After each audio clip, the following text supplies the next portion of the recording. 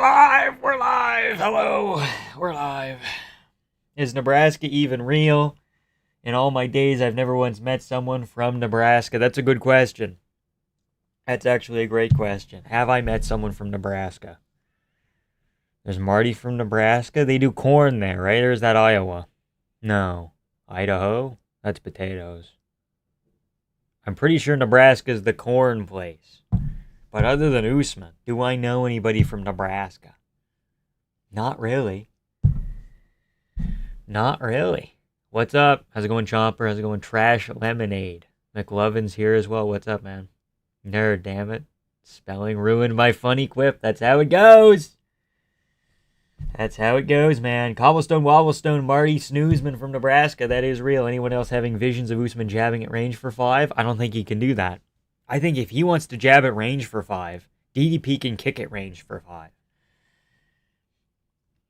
Didn't know Linus Tech tips like the UFC. I don't know, man. That's how it goes. It's crazy.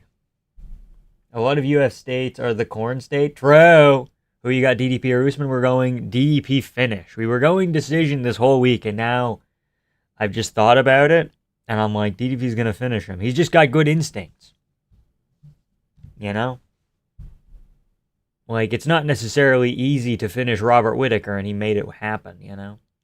Please give a cycle parlay to feed the vampiric streets. What's a cycle parlay? That's my question. How's it going, Joe? Is Nebraska even real? True. That's just top chat. That's not even all the chats. There's probably more I'm missing. Oh, no, I didn't even miss any. We're good. Rooting for his fellow African countrymen. No, we're not. No, we're not. How's it going, Blind Bear? What's up, dude? We got Oklahoma versus Nebraska. I think I'm taking Oklahoma. Did not realize how stacked next week's card is until just now. Mike Davis opening the card. Mike Davis? Legendary prospect Mike Davis? Isn't he a Fresiam victim? Am I getting that wrong? That's the wrong Mike Davis. Mike Davis, UFC. He looks like Bulgarian. I always thought that. Lost to Sadiq Yusuf, lost to Gilbert Burns. What are you going to do? What are you going to do? Natan Levy, Borshev. He did lose to Vereziam, and then he beat Mitch Ramirez. He took 2 years off after the Borshev win. That kind of killed all his momentum. But I guess he is fighting soon. Who else is on this card? Hold on. Nurullo Aliev as well. That's a sick fight. One method each? I don't know, man. People shitting on the card but not realizing we lost some great matchups like Holland, Jacoby Smith. Yes, true. Holland fight is off. Yes. Holland pulled out. And then they couldn't find another opponent for Jacoby Smith. Couldn't even find him a bum. Did you see MMA Che say he's apparently going to spar Patty? Yeah, Patty said that Che has to go to the UK and spar him at his gym now. Like, Patty's not coming to the US. So that's a little rough. Thoughts on Jan Sterling? Oh, it's really rough and it scares me. I think they're going to rob Jan Blachowicz again, but I'm going to still pick Jan. Looked up what Nebraska's famous for. It's known as the Cornhusker State. That should be a slur. That would be a slur for Nebraskan people. Goddamn Cornhuskers. Excited for UFC Cock. I am. DDP by Goofy Magic Powers. A little bit of that. Vamp thoughts on the Holloway Gold Digger allegations? No, because Holloway was also being weird back to her. So it cancels out. They were made for each other. Thoughts on Peyton Talbot having a kid? He's a switch hitter, dude. He is not homosexual. He is simply a switch hitter. I watched Usman Covington, and Usman was getting rocked from Covington's pillow hands. It's over for Usman tonight against a legit middleweight who was also once a welterweight, but we're going to ignore that. Holloway openly admitting to hitting on an at the time engaged woman. I mean, haven't we all? Yours was the best vid on the Connor situation. Well, it was overall incorrect because we found out now that Connor was in fact at the plastic surgeon. So he was, in fact, a bitch getting plastic surgery before his return fight. I'm allowed to call McGregor a bitch now. You're not allowed to get plastic surgery and lie about it. And, I mean, is it really good plastic surgery if you don't lie about getting it? Come on. He had a bad showing against Dion, didn't get fucked up. Dude didn't look himself that night. Or that fight, rather, yeah. Lamau, I've got IRL beef with Mike Davis and Phil Rowe. I knew about Phil Rowe, I didn't know about Mike Davis. Davis's record doesn't tell the story. He's talented, true. Chase Hooper feature fight, man. We're in the trenches today. No, but we also have Fatima Klein, dude. Fatima Klein's the real feature fight. Holland fight is off. Yep, empty the clip. You didn't know it, man. We're sad today. No Ewing. Yeah, he's injured right now. I think he broke his hand or his arm or tore something. I think it was an arm injury of some sort. Patty has never competed against a Taekwondo child prodigy of Jay's level. True. So true. Everyone's scared of Jacoby. I mean, did you see what he did to the last guy? How the fuck did Chase Hooper miss weight? I have no idea. He's gangly. Peyton could be pulling a John Jones. True. Do you pick Ian or Islam? I'm going Islam, but I could see Ian winning a round or two. Wonder what the GFL's response to tonight will be. MMA right now truly is exciting. GFL video tomorrow, by the way. I had to work on it all of yesterday, so I could just stream today. The college football team, their college football team, rather, was the Michael Jordan of the 90s. Now they're washed as fucking terrible. Well, that's how it goes. Islam's just out. Islam's just going to out-muscle string bean Ian for 5, probably. Connor inspired me to lift weights. Excellent. When I hear that, I think someone like Volk, who's just as good for Orthodox. But no, that's not what his witch is. True.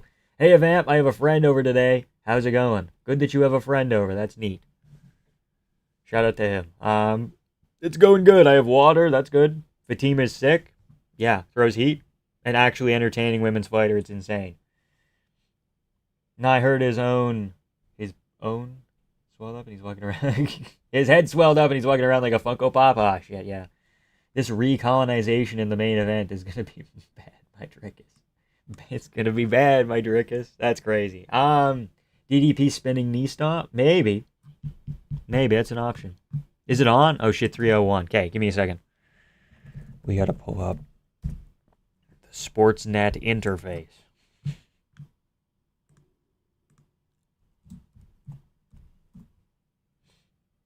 I might be African, but I ain't no brother of yours, son. Yeah, brother of yours. Brother of yours, son. Brother of yours. It's also fucking Johnny Eblin fight day. He's fighting Impa Kasangane again. That's neat, because what's his name pulled out? Van Steenis. 2 seconds. Am I blurry? No, we're not blurry anymore. Okay, we're good.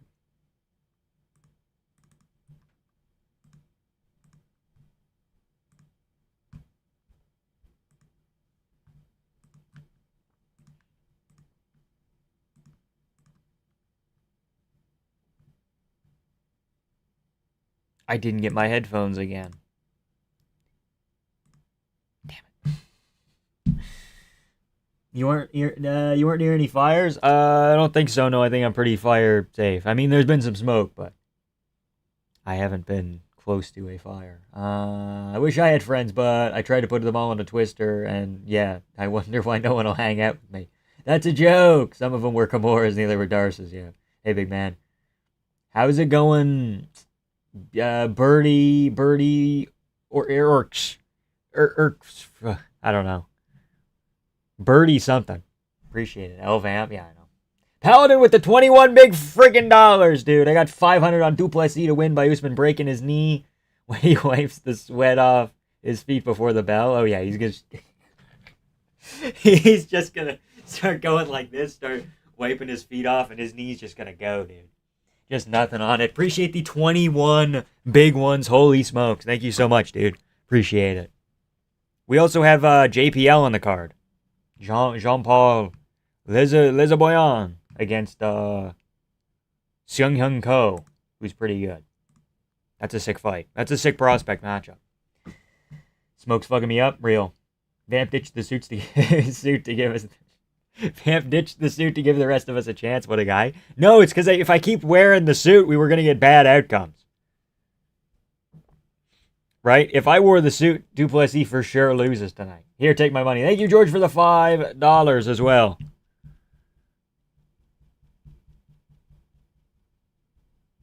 JPL, dude. Look at him go. Okay, I'm gonna grab headphones. I will be right back. The Korean Tyson, real dude, and his wrestling is fucking excellent too. Don't forget it.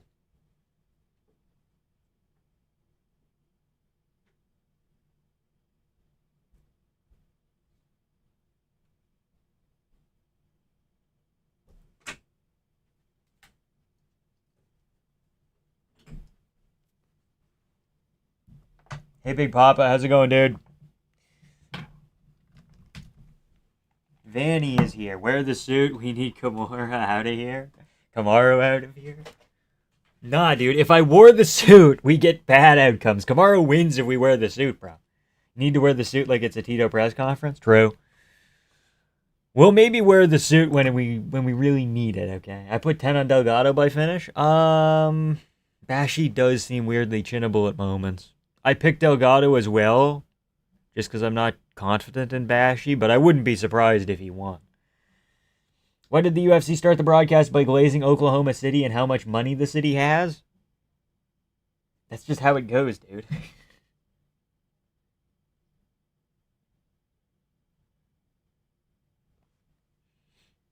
That's how site fees work. Oklahoma City, or what state is Oklahoma City in? Oklahoma City, Missouri. Oklahoma City, Oklahoma. Oklahoma City. Does anyone know? Oklahoma City, Oklahoma. Okay, just checking. Because isn't there like a blank city in something else that's in the wrong state? Isn't there a Missouri in Texas or something? There's something weird like that. Anyway, Oklahoma paid the UFC big bucks to come to their state, so they're going to fucking suck them off. Oklahoma City, Philadelphia. That's how it goes. That's why when they go to Abu Dhabi, they're like, you can jet ski with dolphins, you know? That's how it goes. My favorite book is Not the Perfect Victim by Nikita Hand. Yeah. Yeah. Should we do a book review? Maybe. A little book report. Aren't you guys getting rid of pay-per-views? Yes. This is on TV. This is on Sportsnet, the channel. But in 2027, they are going to Paramount in Canada, which is good, which is objectively good. But I just got to wait it out. I just got to get there. And then I can ditch my cable package. Have you seen The Odyssey yet? No, I haven't. It's on the list of things to do. Spider-Man's also coming out. Isn't Pattinson? Pattinson's in The Odyssey. What a year for him. Coming from, like, the drama to The Odyssey to the Batman to the Chris Hansen movie. That's a crazy run. I'll give you the pass because Kansas City is in Missouri. That's what I meant. I got it mixed up. Was thinking about watching the fights tonight, but SpongeBob's on the TV. Sorry, Boars. Sorry, Boars. Hamzat on the brain. I mean, the motherfucker lives in a pineapple. Come on. Kansas City's in Missouri, yeah. That's where I got beef with Anthony Smith. Oh, yeah, I forgot about that. We're showing all the Usman highlights like it's some kind of crazy accomplishment. Like, I'm sorry. Usman's wins are, like, beating Colby's impressive, but both the Colby fights were, like, life and death. Burns is impressive, but he lost the first round. Masvidal, he had a first performance that was like a shutout, but not great. And then like he found the KO in the second fight. Great. Did Masvidal ever win again? No. Before that, he beat Woodley, who he was basically destined to fucking beat. Because I've been looking into Tyron Woodley, don't you worry. Tyron Woodley's entire game... Who said it online first? I think it might have been Mamron. Mamron? I don't know how you pronounce it. Somebody on Twitter, and they're like, his entire game was built to beat Southpaws, and his entire game was also built to beat people that don't engage. So it's like, yeah, Wonder Boy's off the back foot, and Woodley's gonna beat him. He's gonna outstrike Damian Maia. He's gonna beat Darren Till, and it's just a weird combo. All the style matchups for Tyron Woodley were weirdly preferable during his entire little run there until he got to Usman. And it's like, okay, well, that's Usman's best win. And even on top of that, it's like not the greatest. So then it's like, okay, he beat Tadpole Sean Strickland. Maybe had a draw with Hamzat, if you want to go crazy.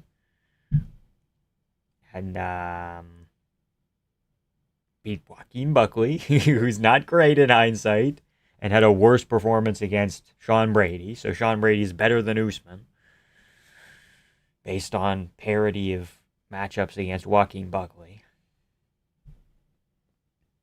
Love you, bro, but your Twitter takes are getting beyond retarded. I seen you downplay DDP in his rematch with Sean like Sean had some claim to win.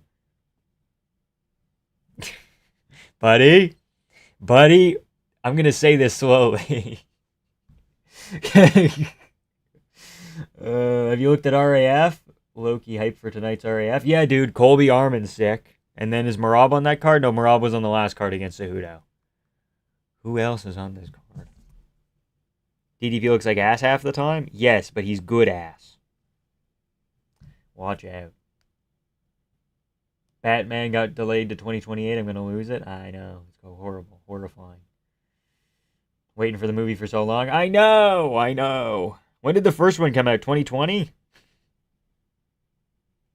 Right? 2022, rather. And then they're like, we're going to have one before 2025. You can wait 3 years between sequels. I'm okay with that. 6 years between sequels. Now we're getting a little bit crazy. Reeves better count his days. True. Has the game started yet? Yeah, the game has not started yet. No, not officially. Talk me through the Montez pick. I don't really know him, and McMillan's really hyped, even though he is sloppy. It was a hate pick. It was a fucking hate pick. It was a hate pick. I think, McMillan very well could win, but Montez wins when he can strike at range and when he can do front chokes. He's probably not doing either to McMillan, but McMillan's so sloppy, and his only win is against an Italian man who's elderly, coming off a hip replacement, and his name is Zucchini. And I just don't find that very impressive. But what are you going to do? Usman's the perfect argument for why quality of wins is the ultimate deciding factor for what makes an impressive resume. Like, deadass, Usman does not have one great win. It's just some alright ones. Okay, Colby's good. Colby's a good win. But Colby didn't fight anybody other than Usman, so it's hard to, test it against. But I think that's for sure his best win, and it's bordering on elite, right? Hate pick, fair enough, yeah.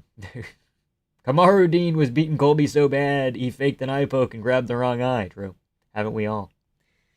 Kamaruddin was beating Colby so bad, he faked a nut shot as well, off a body kick that landed on the belt line. Not even low belt line, high belt line either. High belt line as well, rather. Can't talk.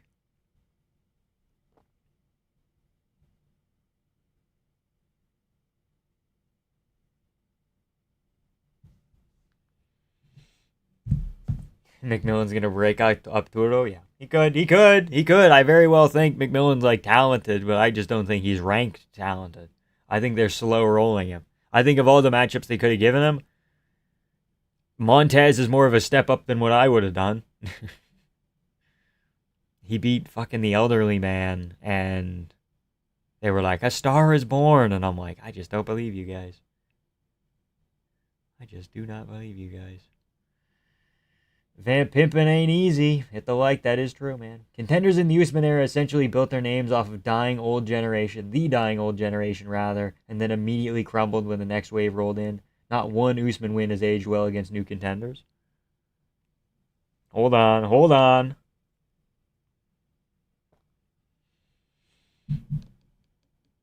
Not even the Usman losses have aged particularly well.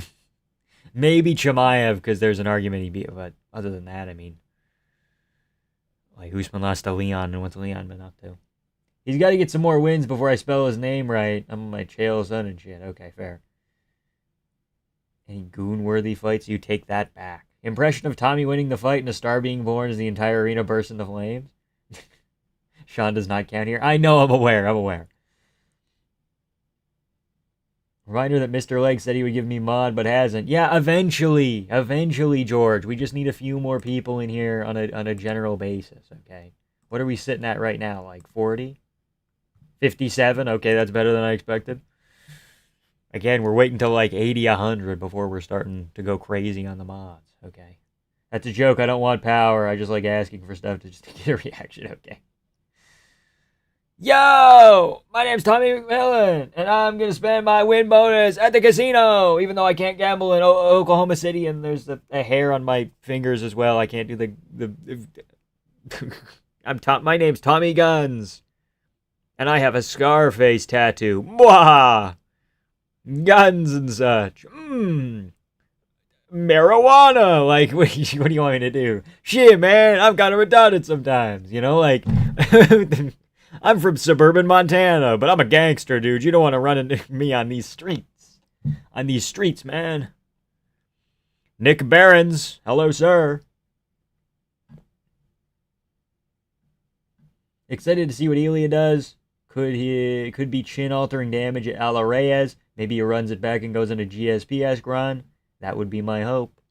I think he could. Here we go. Fights are on now. Here we go. Molisano versus Diana Barboza. Diana Barboza? Diana? I want to say Diana. I picked Diana Barboza. We'll see. Molisano with some kicks. I will take it if you want me to, but Chad is tame and respectful. Usually tame and respectful. Tommy is as annoying as Ryan Garcia. Well, Ryan Garcia pales in comparison to the annoyingness of Conor Benn, so I know who I'm picking. Honestly, the whole welterweight division was in some weird transition period for what felt like a decade. I struggle to find one win from a preeminent contender that has stood the test of time. Yeah.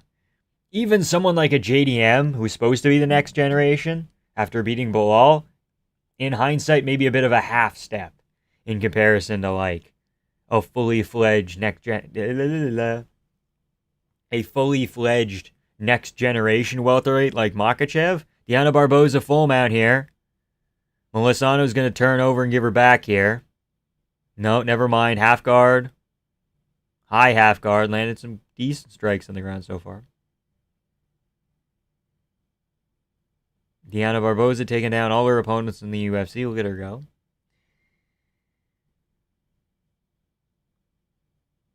Molisano trying to roll for stuff, but she gives up her back in a bad idea. Barboza both hooks in. Is she going to go body triangle or just have both hooks in? I think she's just going both hooks. She's got leverage here. JDM also isn't done. He's still under 30. True, JDM, like, he could develop a bunch more. But just in compared to the guys like Prates and Makhachev, even maybe Marlon Moraes, Michael Morales, close, no cigar. Feels like a half step, generally speaking.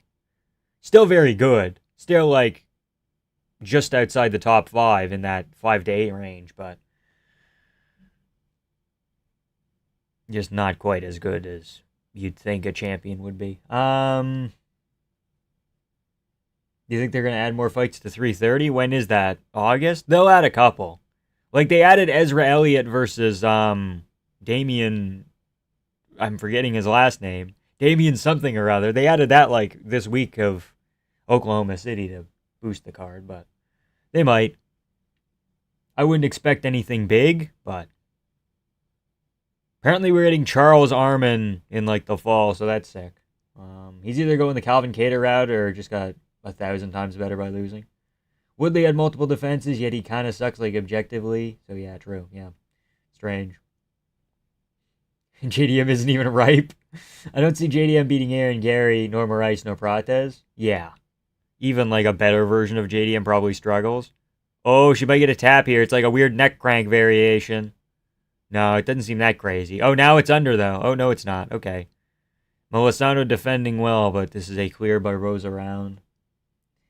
What's good, lads? How's the Floyd boxing go? Diana Barboza's grappling is actually relatively high level. Either that or Molisano's grappling is low level. It could be a little bit of both. Yeah, exactly. JDM looked like a world beater compared to Bilal, who looked like a world beater compared to Leon, and now Prates looks like a world beater next to him. It's like the division playing catch-up, yeah. It's also some styles make fights situations, but Diana Barboza goes for it again. Is it under the chin? Can we get a different camera angle? It's kind of under. It's also kind of on it. You got to walk yourself over to the fence. Now that's in. That's bad. That's going to be it here, I think. Oh, she's punching out of it. She's gonna go out. She's gonna fucking go out on her feet here. Oh no, she's turning her head with it. Tough son of a gun. No, that's it. Barboza wins. Good win, Diana Barboza. First round finish.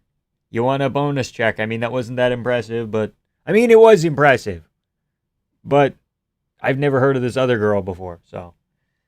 I want to like Usman, but then he starts talking. I want to like Usman, but then he starts a podcast. GG, I need to go get high. All right, George. Okay. I just think JDM won't be able to alter his game significantly enough to beat anyone else in the top 5 to become champ. Yeah, probably not. You don't really see that in established divisions like lightweight and featherweight. You can have an old dog lose and then come back and fucking masterclass a really promising contender who goes on to be great. Yeah. Like, there is points in time where people were, like, comparing on a serious level. They were like, nah, I think Usman's better than Volk, dude. I think Usman should be higher pound for pound than Volk should be. You know, that was a real conversation for a while during the COVID era. And it's like, we've put that firmly to fucking bed. Because there's absolutely no way that Usman loses in, like, a devastating manner, like Topuria, and then fucking comes back and beats another devastating striker like a Diego Lopez. It just does not happen for Kamaru. He just cannot make it work in that way. You know, like, imagine if instead of getting chinned in 5 rounds against Leon, he gets chinned in 1. No immediate rematch. Gets chinned. And then he fights fucking Prates. You know? Imagine if Usman went from, like, losing to Leon to go to Prates. I don't think he makes those adjustments and wins. Well, but then, like, if timing lines up, then that's like a pre-prime Prates before he lost to Ian Gary and got better. Yeah, I don't know. It's different. It's weird. That's a bad scenario to drum up. But just in general, people were comparing Volk to Usman, and it's like, what the fuck are we doing? Like, I'm not... Even then, it was like the quality of wins, because that was before Usman had lost. And it's like, okay, Colby twice, or Max Holloway 3 times. Shit. Should have hit with the Chandler slam? Yeah, she was going to have to walk over to the fence way earlier and, like, break posture. She turns her head and almost breaks the lock, and then just stops.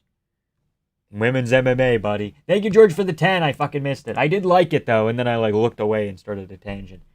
The UFC had a bit of a bad slump period after they brought all the new competition. They had all the talent, but now they lack a way to bring in a lot of new talent. The best prospects in the UFC was an accident, Ewing. Well, Ewing wasn't an accident. Ewing was going to be either on the Contender Series or they were going to sign him because he was an LFA champion. They already had their eyes on him, right? I don't want to say he was an accident per se. And then they brought him in there with Wellmaker, and that was Jason House's idea to do it on short notice. Because Wellmaker needed an opponent, and he said, "Whoa, you guys are both from my management team, so you can't even turn down the fight. It's crazy." And then they ran that shit. But yeah. Ewing was like a little bit of an accident.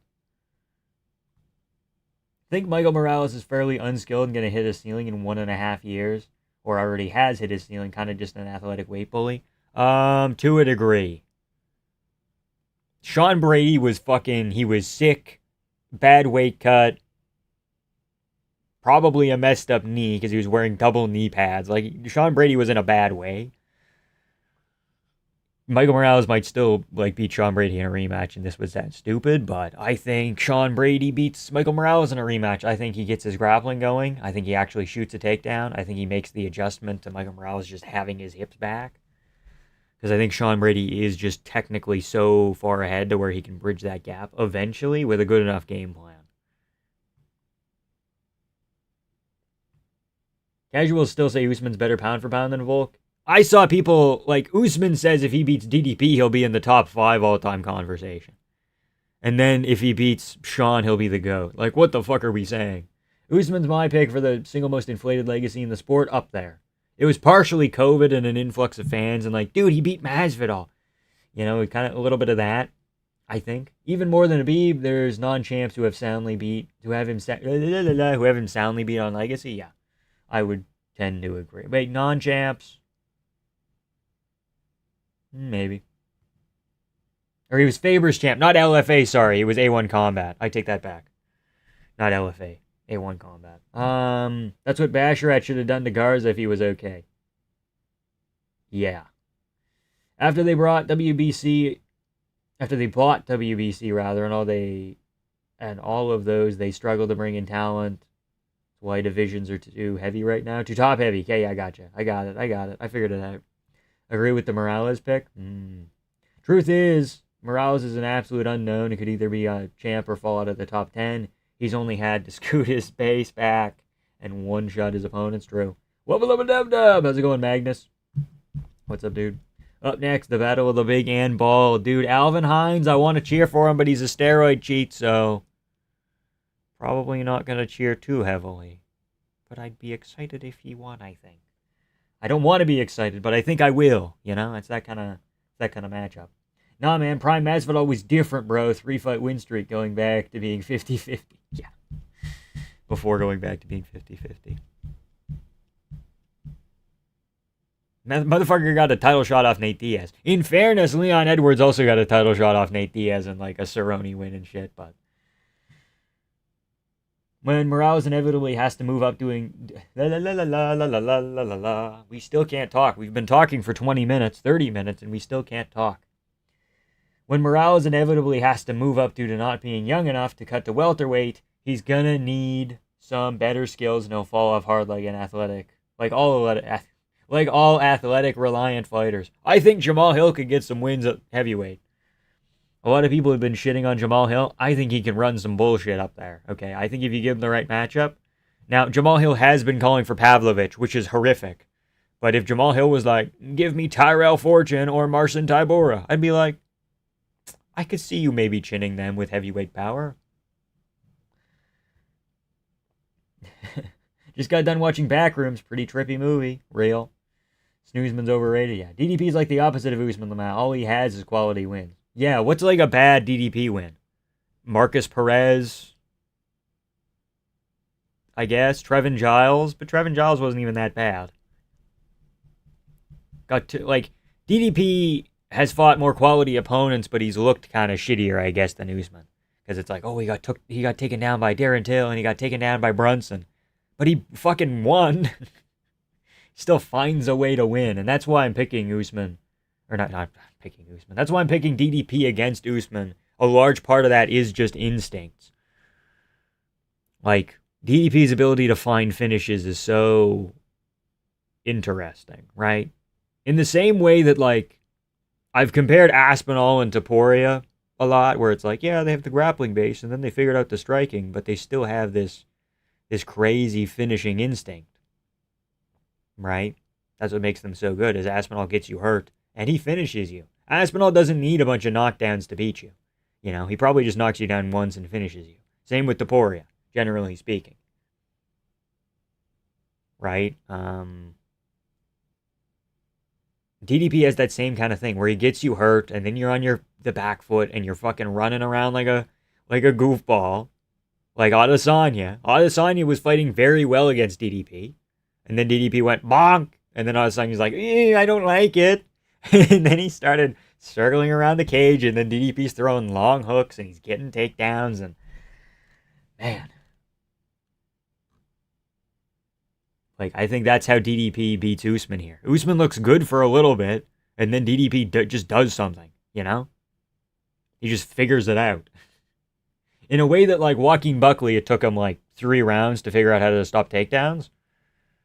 Probably a similar thing for DDP, where it's like a round where it's like he kind of gets taken down for like a minute, but he gets back up and like he's kind of getting out jabbed, and then he just figures it out. It's the most DDP way of winning, but he's just got instincts for it. And even though his striking is like goofy DDP, it's not goofy to him. That's just his style. It looks goofy because we haven't seen it before. But like he understands like mechanically what he's doing. In the same way that like Dominic Cruz, it looks like jibba jabba.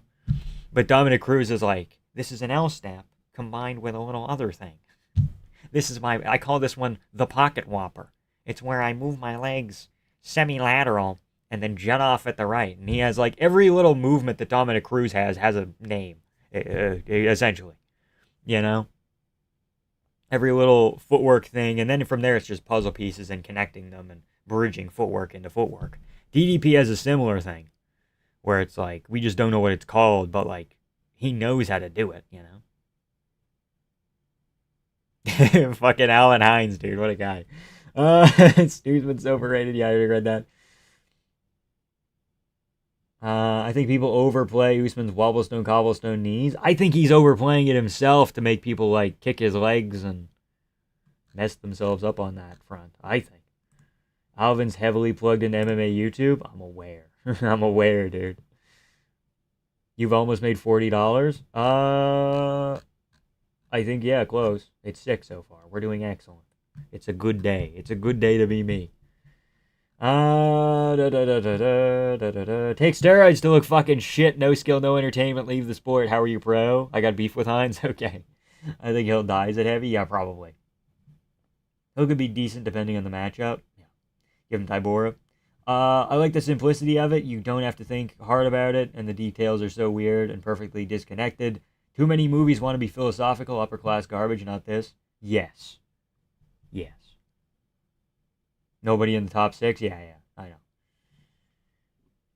Morales hasn't shown any signs of adverse weight cuts or diminished performance. I don't know why everyone assumes he's a god tier weight bully. He could just be a welterweight. Nobody cuts. He's cutting down to welterweight from 210. He's cutting 40 pounds routinely at 170, which is, you can't do that for a long period of time. Even though he hasn't had any signs yet. Hamza Chimaev didn't have any signs for a little bit until he fought Burns, and then we're like, there was some problems with the Burns weight cut. I want to see Fatty Jamal versus Shamil. He'd die. I know Jamal Hill says he doesn't want to fight Sergey Spivak since they train together and they're friends. That might be a little bit winnable. I think I'd still pick Spivak. I keep saying I'm leaving now, but I decided to bring my phone with me. Okay. Lord, please give me Jamal versus Shamil. I didn't even think of that. Any yokes, lad? What the fuck does that mean? Brother, this isn't a movie. Morales was cutting down from a heavyweight build. You'd be able to tell.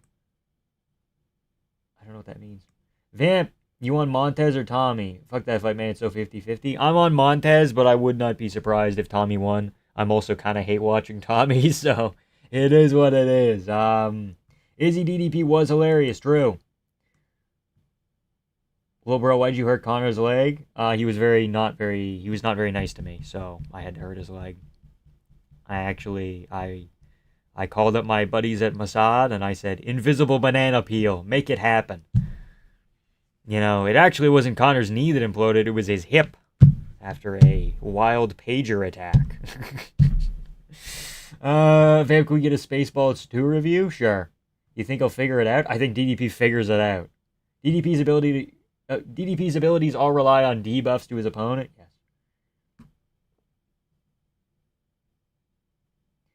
Guys, what do we think about the idea that light heavyweight and heavyweight have regressed skill-wise throughout the whole roster?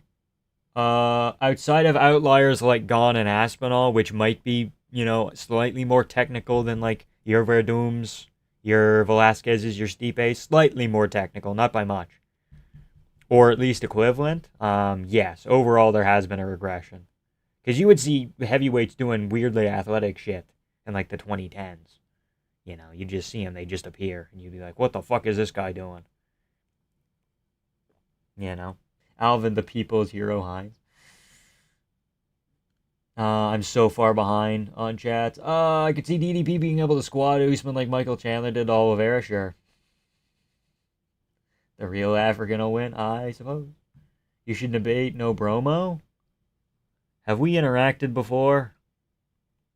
I think we might have interacted on Twitter once. He's chill, I think, usually. Isn't he from the UK? Ooh, UK. Are Usman's knees actually that bad, or is it more of a joke? I think it's mostly a joke, but they're not great. They're another Joe Roganism, yeah. Now, Usman low-key has fucked up knees. You can see it in small moments, like him trying to get off Buckley and almost tripping over. True. But I don't think they're nothing, I don't know why Buckley didn't kick the legs in that fight. Islam just picked DDP because he doesn't think Usman's knees can last for a decision. You think bro walks on crutches? I mean, there is stories of Usman being like, I have to walk on grass. If I don't walk on grass, my knees hurt. Is Morales Prates happening? We're not sure yet. But you know what is happening? Arman versus Oliveira in the fall. I already said that earlier, but it looks sick. He cuts down from 230. Oh, that's worse than 210. DDP's a top 3 middleweight of all time. I personally have him number 1. No piss bottle today? No, just a regular bottle.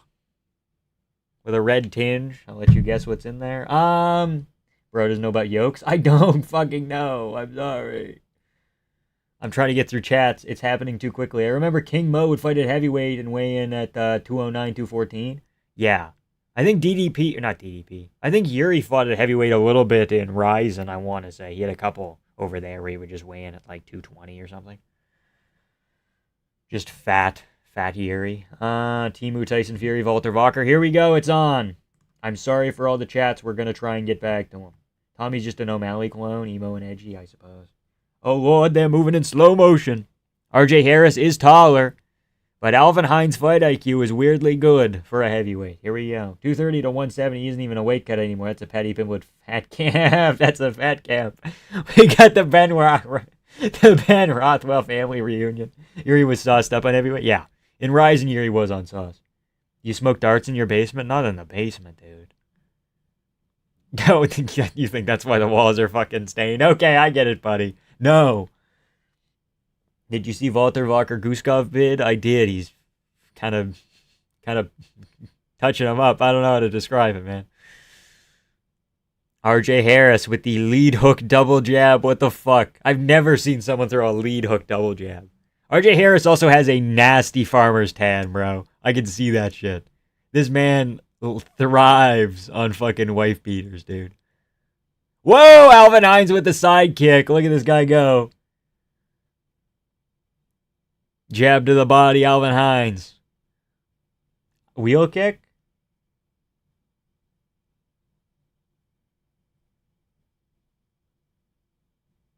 Jab to the body, Alvin Hines. Oh! RJ Harris, decent big right hand. Uppercut. Oh, Alvin Hines on the floor. Oh, no. Steroids, no. What happened to the steroids? Where are the steroids? Big win, RJ Harris. Look at him go. Alvin Hines is weebly wobbly. Okay, well, okay, he wasn't good without steroids. I should not have picked him. Fuck. What are you gonna do? What are you gonna do? My stream's ahead of you? We'll see if we can fix it here. Did the card already start? Yeah, there was just a women's fight in a heavyweight slop fest. Dude, the minute I saw the wife beater power, I said, fuck. I said, oh shit. Oh shit. Of course, heavyweight would regress. Used to be a free agent that could get Southeast Asian bankroll and force Dana to give you a life-changing contract. A life-changing contract. More profitable to just stay in your discipline now. Yeah. Apparently, Rug is out of his one championship contract. So I would like to see him come to the UFC. Because apparently, even though he's in one championship, he's one of the few guys who is actually doing drug tests over there. Because he cares about it, apparently. So I think him coming to the UFC or PFL would be a fucking steal. Unless Ryzen wants to go nuts. But first I thought he was Butterbean. Turns out he was melted butter. My picks. No! Didn't Alvin Hines do some goofy shit last time? Or was that a meme? He came in and his nickname was Goozy. And he had like decent fight IQ. But he lost a decision, I believe, to Jonata Denise. But he took a round off him. And I was like, huh, interesting. And then he did steroids, and I went, ah, boo. At one point, RJ Harris was plus 500. Interesting. Really wasn't good with steroids either. Yeah, but he was better. We used to be a Hines household. True, we did. Vamp guess, am I shitting or pissing? Pissing. Rothwell and Rothwell violence, always hard to see. Yeah, Rug looked shit fighting the Russian dude. Yeah, but that's Malkinen, though. Malkinen's one of the greatest outside the UFC people ever. Also, he was on steroids 100% if Rug wasn't. I can't remember any of the one championship guys' names. Malkinen, Anatoly Malkinen, who also has wins over RDR. And somebody else at light heavyweight who's decent. Crispy Bacon. My nerves shudder beat. I would say I'd like Rug at Ryzen because it'd be a cool spectacle, but Ryzen's heavyweight roster is basically non-existent. Yes, true. True. But I think it'd be funny. If he wants to stay in Asia, that would be the move. But then PFL is doing like PFL Africa stuff, and Rugerug is from. Oh, Rugerug is from a country in Africa.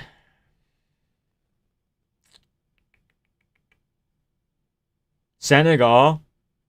He's Senegalese and French. Where's Senegal? Senegal's in Africa, right?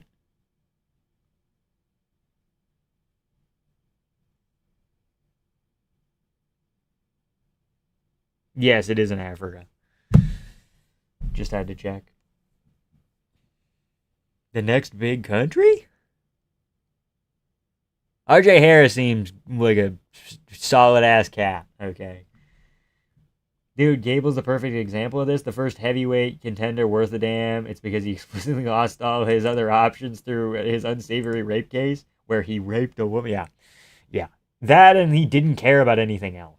Like, he was late for football practice. He didn't show up to the WWE Performance Center as much as he should have, which is like a free resource to go there.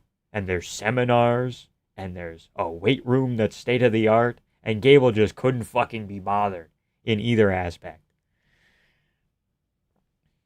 That's the more like telling thing for me about Gable. It's not him training at Jackson Wink. It's not his wrestling career ending a little bit goofily.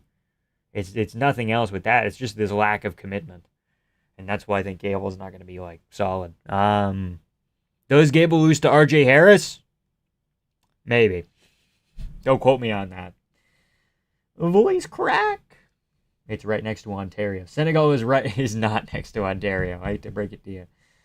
I worked with a chick at Tim Hortons, and her name was Gaggin Deep. Does not surprise me. It's a very Tim Hortons name. I got to be honest. Drickus is African, true. We have specific athletes like Aspinall, who we can all agree is at least on par with past heavyweights. But gone are the days that many talented heavyweights are in our sport. There isn't enough capital. And if there are, they're kind of spread around, you know. Like, again, you could make an argument that Francis Ngannou is pretty decent. But then you look at someone like Robelis de Spain, who's a legit, like, 7'8", 6'8" rather, athletic, Olympic, and he's still just not very good. Taekwondo guy. And it's like, oh, he can beat Junior Dos Santos. Cool. You know? RJ Harris just lifted a grown man an inch off the ground with an uppercut. He beats Gable. Dog shit card kicking off with a bang. It's not a dog shit card. Did you guys see Sabatel absolutely slamming out his opponent and keeping his rise in contract last night? I did, and then he tried to go for a double stomp, dude. The double stomp was sick. 330 is an ass card. It could be worse. It could be worse. You got Patty or Che? Che by Gogo Plata. Sakuraba. Sorry, not Sakuraba. Sakakibara. Threatened to cut him if he kept wrestle fucking guys? I know. I saw. I've been a Sabatello fan since Bellator, dude. Don't at me. He's at least 9'13", yeah. Gable looked like shit, by the way. He looked on par with a regional nobody, and in my opinion, won't see him in the top 5 without some ranking fuckery. Yeah. That's what I said originally. I said they're going to give Gable a bum in his debut on the White House card. They're going to give him Derek Lewis, and then they're going to give him Cyril Gahn because he can out-wrestle him. That was going to be my pathway to get Gable to a championship opportunity. And then he just gets beat by Aspinall. But I don't think you can do that because I think Cyril Gahn has improved his wrestling. And I don't think they're going to do Gable Derek Lewis anymore. Maybe. Do you give Cannonier much of a chance? I mean, CLD's wild, and that leaves openings. And Cannonier still has enough power to put away G-Rod. Have we seen CLD get TKO'd in the UFC yet? He took a bunch of big shots from Tulio, right? CLD UFC. Lost the decision to Armin Petrosian. And he's been on this weird KO streak. But he couldn't finish Roman Dolidze. I think CLD wins a decision. I think if Jared wins, he gets a finish. I think he has to get knockdowns. He has to clip him to win this fight. I knew 5 dudes look like Harris. True. At minus 8,000, Gable legit could have lost. That's almost unthinkable. Yeah. If what's-his-name knew how to throw a straight punch, it would be a fucking miracle. But see, the thing is, Gable kept ducking down, and the guy kept going. If he just would have fucking popped him with the jab, dude. Well, straight punch from Alicia Ellison. We'd be looking at a different situation. Gable was salty. WWE didn't let him compete in the NCAA and Olympics as if he wasn't the person that signed the contract to become a pro wrestler. True.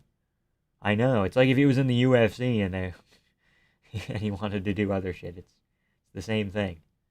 But even before that, he was non-committal entirely. If Almeida was still in the UFC, I would love to see him against Gable. That would be so fucking silly. Oh, it'd be so silly. They were going to cut Sabatello if he didn't get a finish. Isn't he their champ? They don't give a fuck, man. Well, they're an entertainment value promotion. They don't care. They brought Sabatello in to lose. They had one fight where they were going to give him a layup. And then they had the next fight where they were going to try and feed him to their champion. And then he won. And they went, oh, shit. Oh, no. So then they had to adjust. I'm sad about Roundtree pulling out. I was actually excited to see how he might pressure Hank. Roundtree wasn't going to pressure Hank, though. Roundtree doesn't fight well moving forward. Not really. Look at him fight Jamal Hill. He just hangs out in neutral. He wasn't going to put enough pressure on to beat Hank alive. I think Guskov has a better chance at beating Hank than Roundtree does. Sabatello looks like he trains at Cobra Kai. He does, dude. I mean, technically he trains an American Top Team with Horiguchi, but... A baby with cancer could out-wrestle Cyril Gahn? No, I think Cyril's wrestling has gotten better. Harris looks like an American, true. I think 30 needs some male ranked fights, and then it'll be a good card, yeah. It's so weird that none of it has been announced yet. Yeah, we do need more of it. Harris looks like he drinks 4 monsters a day and does HVAC. Dude, he makes $100K a year doing HVAC. You cannot stop that man. CLD did get dropped by Roman Dolidze. Oh, he did, didn't he? He didn't lose that round, because he still dropped Roman also in that round, but, like, that is kind of a weird look. Dude, Roundtree Hank would have been so much more exciting. I hope you're joking. You're the Unk. Jan and Cannonier are going to go on championship runs, trust. Dude, there's a non-zero chance we get Blachowicz Whitaker, and I think that's kind of neat. Remember when Gable ducked Craig Jones only to do MMA debut 2 weeks after? Yes. I remember. Because it was funky. Because Gable's like, I have plantar fasciitis. And then it's like, really? It's cleared up in 2 weeks? Did he pee? That's a good question. Good for RJ Harris, but damn, just saw his wife on IG. Yikes! Hey, that's not very nice. Okay, he could beat your ass, so you better be nice. Prime Alvin Hines versus Current Whitaker. Who wins? Current Whitaker. Whitaker fucking knee stomps him, hangs out at range. Cannonier about to put on a generational performance. He could. If he can turn back Gregory Rodriguez, I think Gregory Rodriguez is better than CLD. I just think it's an age thing at this point. Low-key, I like the 330 card. I recognize a lot of the names. It's just the fights themselves aren't very relevant for each division. I'll look into 330. Hold on. Hold on now. Wait a goddamn minute. UFC 330. That's 30-40. What the fuck? That is not what I wanted. That's 100 years from now. Topology. Cyril Gahn would heel hook the fuck out of that baby? Yeah. As much as Cyril Gahn's wrestling is bad, I don't think Gable Stevenson's submission defense is great. I remember that MMA Guru said that Nickel looks like a product of Don Fry's. That's not very nice to say either. I haven't even been a hater, but RJ Harris' girl is like 300 pounds, red hair, bad teeth. Yeah, well, he can lift her because he's a marauder, so. Good, fuck France. France is getting smoked. England 4-0! That's crazy. As far as the loser bracket goes, I knew England was going to win. I knew it, man. I knew it. Makachev Gary's such a good fight, though, to where it's, like, worth it. Also, Jillian Roberts and Mackenzie Dern, not as bad as a lot of people have said. Blanchfield Jazz Davicius should not be a feature fight. Fuck. Oh, God. There needs to be one good fight. There needs to be one solid male. Could we not put Prates Morales right there? If there was Prates Morales instead of Aaron Blanchfield Jazz Davicius, or you move that down, rather. Bang. Cards saved. Cards fixed. Then you have your backup fighter in place, effectively. But no. Those guys don't want to fight each other. Just how good's Argentina? Pretty good. When are we getting the vampiric strip stream? One day. CLD depends on flashy movement. He struggles against fundamentally sound fighters. That is kind of true. Vicente Luque Trayshawn Gore is neat, I guess, but not high level. Barboza Ribovic is just a way to set up Ribovic. Mansour Abdul Malik, Dustin Soltzvis is just a layup for Malik, I think. Jeremiah Wells, Mickelbeck, Oralby, that's good. Jeff Neal, Chidi and Jaquani. Neil Magny, Ramiz Brahamaj. Cal Fernandez making his return against Jalen Turner. Cal Fernandez, one of the breast. Cal Fernandez, one of the best lightweight prospects, I think, on the roster right now against Jalen Turner. That's an excellent fight. Charles Johnson Ochoa, Rafael Tobias versus Lucas Fernando. I haven't heard about Lucas Fernando. Is he new? Hold on. This is his UFC debut. He's on a run in LFA. Lost to Bakoyev. Cesar Almeida. Those aren't bad losses. That could be it. This is a weirdly good card. No name value. Nothing really relevant. But fucking hell, there's some decent fights in that. Charles Johnson, Jose Ochoa is sick. Like Jalen Cow a lot. Yeah, it's great. Do you think they'll throw BSD on the Paris card since he's still fresh? I mean, he didn't take any damage. It depends on how long the medical suspension is. Don't they get 3 months if you got cold from a choke? Fuck, it might be 3. I think it's only 1 month if you tap, but it's 3 if not. Ah, shit, he could have fought on it. They could have given him, like, Fiziev or something. Awful news in the MMA world. Chris Moutinho sadly took his life. I have a bunch of buddies in his hometown, and they told me. I'm not sure about that. I'm not going to corroborate that on my end.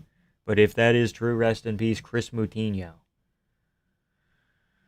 CT is a hell of a drug. It's not even a drug. Stopping into more on the tragic loss of the Alvinator. Dude, he did steroids. He lost all goodwill. I'm sorry. If he was just a fat goofball and he didn't do steroids, I can work with that.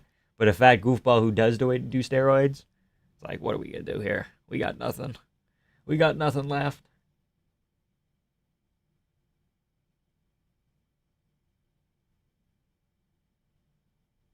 They should put Whitaker on 330, make a quick turnaround. Against who, though? Ozdemir can't fight anymore because he's suspended for 16 months because he did steroids accidentally. Because somebody came to him with a briefcase and said, it'll help your recovery. And he said, oh, sure. Sure. Cool. Yeah, sure. And then the guy was like, actually, it's EPO. And Ozdemir went, oh, shit, now I got to tell the commission. The commish, if you will. He apologized. That's neat, but still sucks that Ozdemir did that. There's some name value, but not for casuals. No. A casual is not going to see Neil Magny or Ramiz Brahamaj and be like, jumping for joy. Or Jeff Neal, Chidi, and Jaquani is like a sick fight as well. Those are fucking gunslingers, dude. Maybe not recently for Jeff Neal, but he could make it work.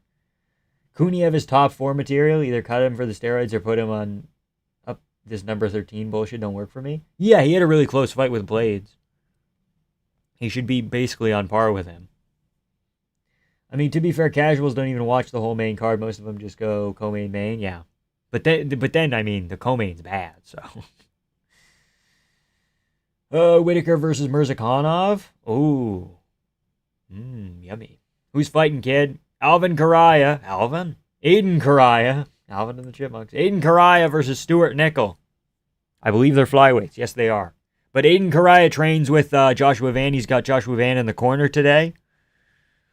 I think Aiden's pretty good, and I picked him to win. So we'll see here. Where'd they find these fighters? At California High School? Well, again, Aiden Karaya had a sick KO win in a first-round finish. At flyweight again is kind of nutty in his debut last fight.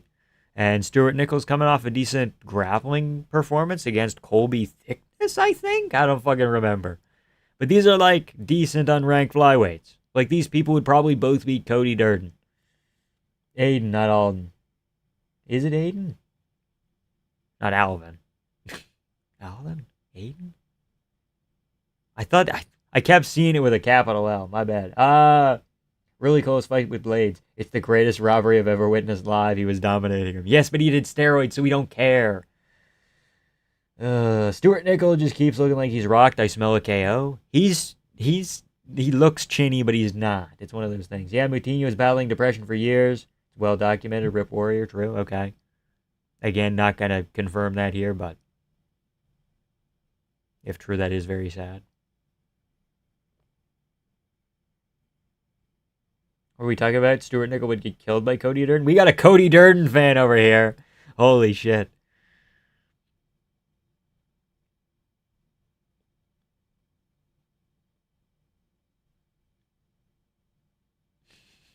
He's got goofy striking, dude. He runs in with a jab overhand every time. Animals don't have rights, so how could exploring their bodies be a crime? Okay. Hold on. Let's calm down here. Let's not call it exploring their bodies either.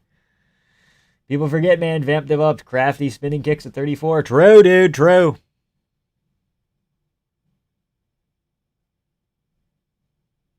My spin kicks to the body sound like gunshots. If you're in my basement when I'm landing my spin kicks on the heavy bag, bro, it sounds like O-Block. Cody Build-A-Bear Durden.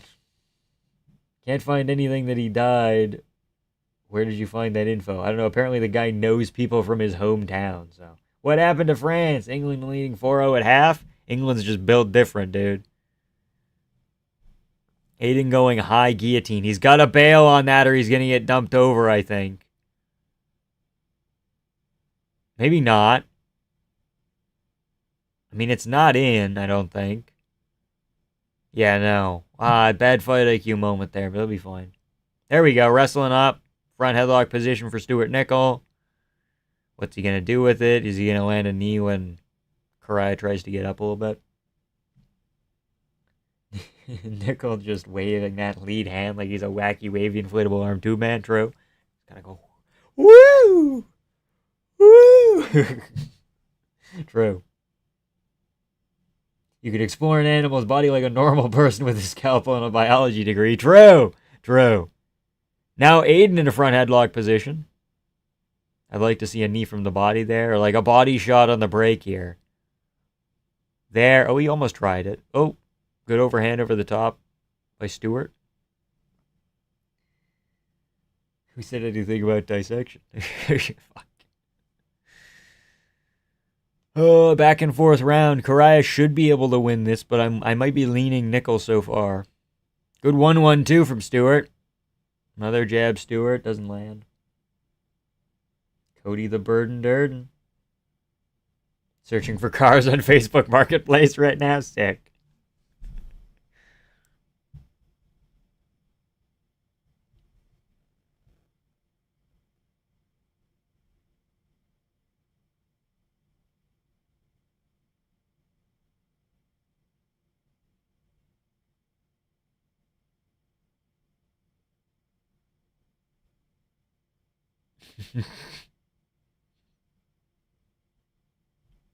Canadians were the original AI.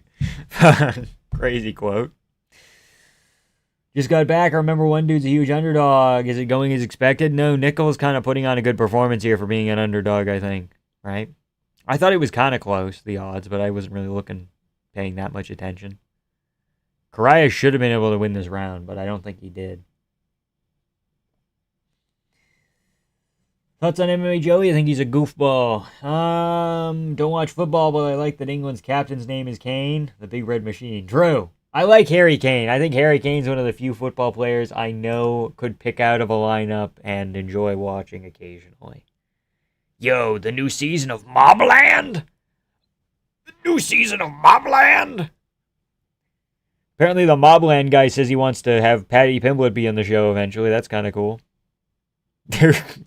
Kind of cool if you're 50 years old, but yeah, he is not sprawling like a normal person. That is true. Thoughts on the black people? No thoughts. I don't think about them. Aiden pulling guillotine on takedown attempts. Yeah, it's not been great so far for him, especially since I picked him. You stupid son of a bitch! Come on, let's get our brain working. Let's get that hamster wheel rolling. Aiden, come on. Let's get her going.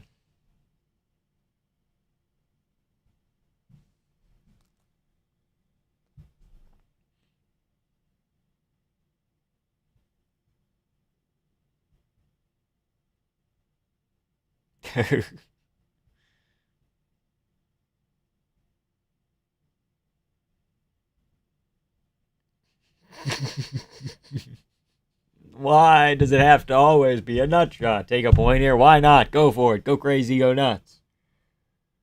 Why is he were farming? No idea. Hey! Hey! It hurts. Vam, give me $20 and redraw your channel graphics. Why am I giving you $20 and redrawing my own channel graphics? Where's the clock? Uh-oh. Uh-oh. We're back. Here we go. I'm behind, I think. I gotta reset my stuff. Probably at the end of this round here. Isn't it crazy that Mbappe had a trans girlfriend? I don't think he did.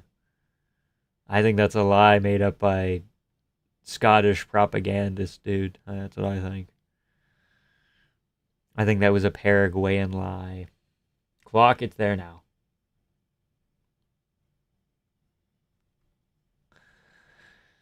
Karaya moving forward. Trying to jab here.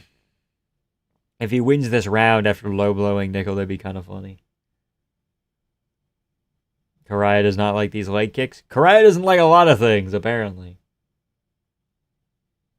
Hey, we don't know if Emmanuel Macron... Oh, that's a bad leg kick. We don't know if Emmanuel Macron's wife was a man before. We just know it was his school teacher when he was a 13-year-old boy. Mbappe would never, true. Creating a 50-50 with overhand calf kick would be good with Nickel's posture. I think he has been, right? He has his hands focused by his chin, not his temple, and he's reacted badly to calf kicks before, yeah.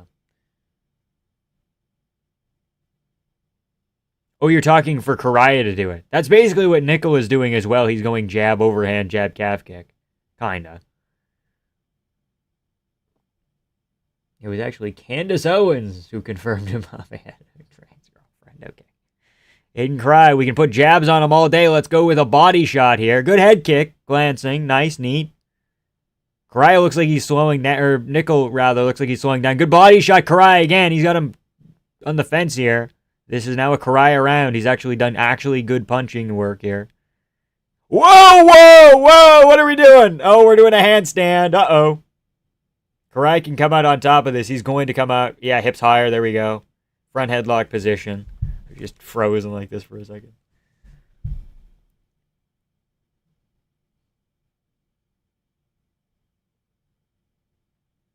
Both men need to utilize the Mbappe special.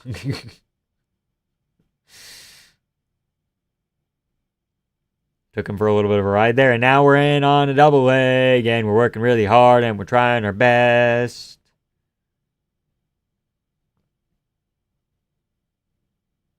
Stewart's going to carry him around. That's good to grab that leg. If I'm Karaya, I'm going to attempt to elevate his ankle that I almost have there, so he can't post off it, and then use that as a method to get a sweep, or we're going to let go of that. Never mind.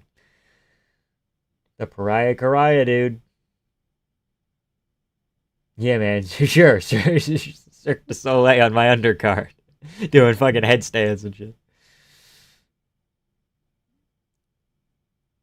Is Stewart trying the Amosov Neil Magny Darce? Maybe. Potentially.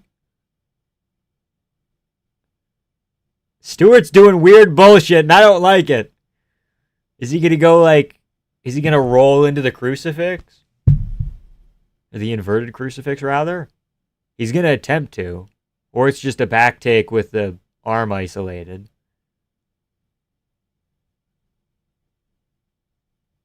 Which begs the question. There, rolls out of it. Karaya builds a base. He's gonna get out of this. Oh shit, Darce almost. Karaya bails. Whoa, what a little scramble from him. Sick.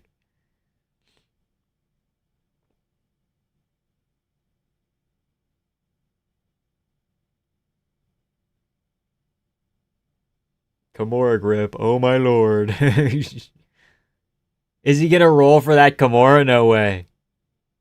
Oh, why would you jump that like Cyril Gahn, you goofball?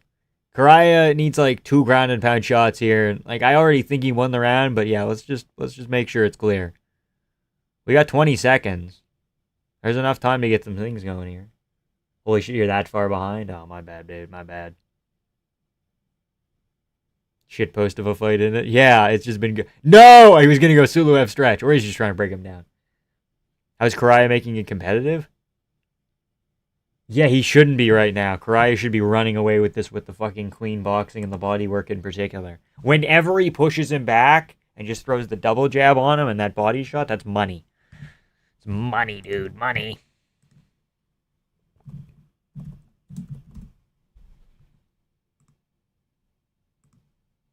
Okay, we're going to try and reset our stuff quickly here.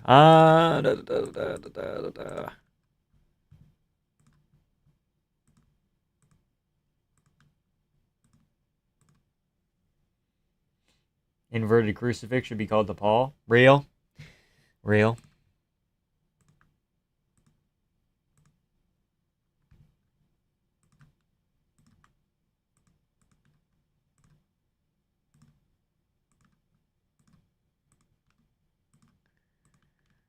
Why did the fuckers over at Sportsnet make me jump through hoops, huh?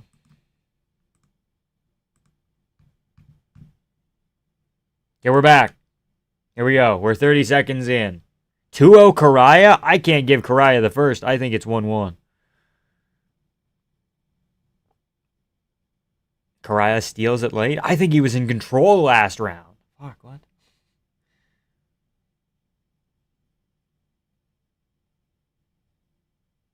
Fight of the night right here? I mean, the other two have been finishes, so yeah. It's been pretty fun. I don't know if it's been the greatest, but the grappling exchanges have been fun. It's been high level, too. Relatively. There's been some fight IQ blunders, but... Good body shot, Karaya! He needs another one of those. Off a jab, preferably. Or a 2, rather. Let's extend a combo here with a 1-2 lead body hook now. Stuart Nickel just gets to his hips very easily, but I don't think he's going to be able to do anything.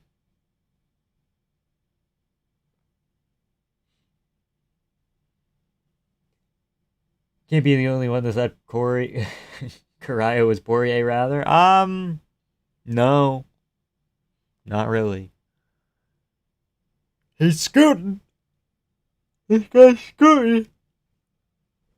Oh, Lord, he's scooting. All the way to the fence. That's good. And a little scramble from there. Oh, but he puts himself on bottom in a weird position. Stewart might be able to go inverted triangle. No. Sneaks out Karaya. Tries to go with a front choke variation here.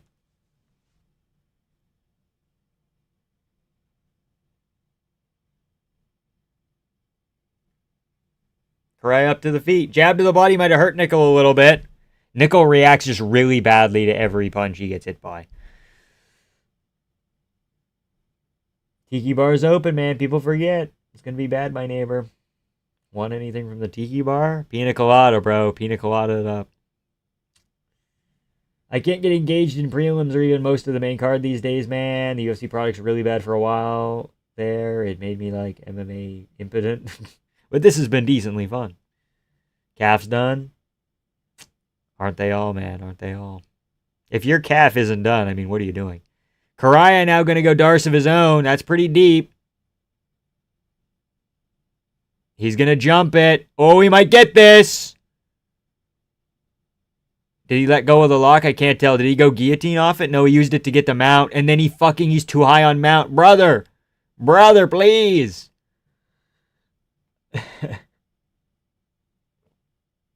Why are they showing tweets from channels with like 200 subs? Who cares what Aaron Bronstetter thinks?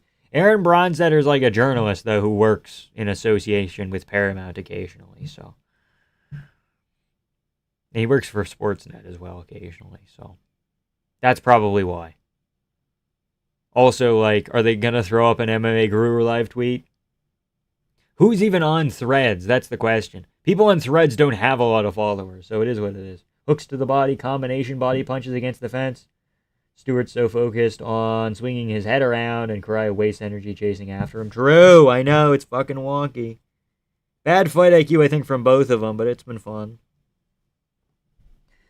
No, yeah, the UFC product's been getting really good in the past 6 months, but it was shit for like a year and a half before that. Some of the Apex cards were insane, true. Or just a step-in knee, that could work as well. Or a calf kick, based on Karaya's like weird posture. Threads is AI bots, it's a lot of it. Karai gonna go guillotine here. He's gonna jump it. Stewart almost rolls out. Karai keeps his hips higher. If I'm him, I don't want to wrestle anymore. I want to get off the fucking fence. God damn it, we're gonna go guillotine again.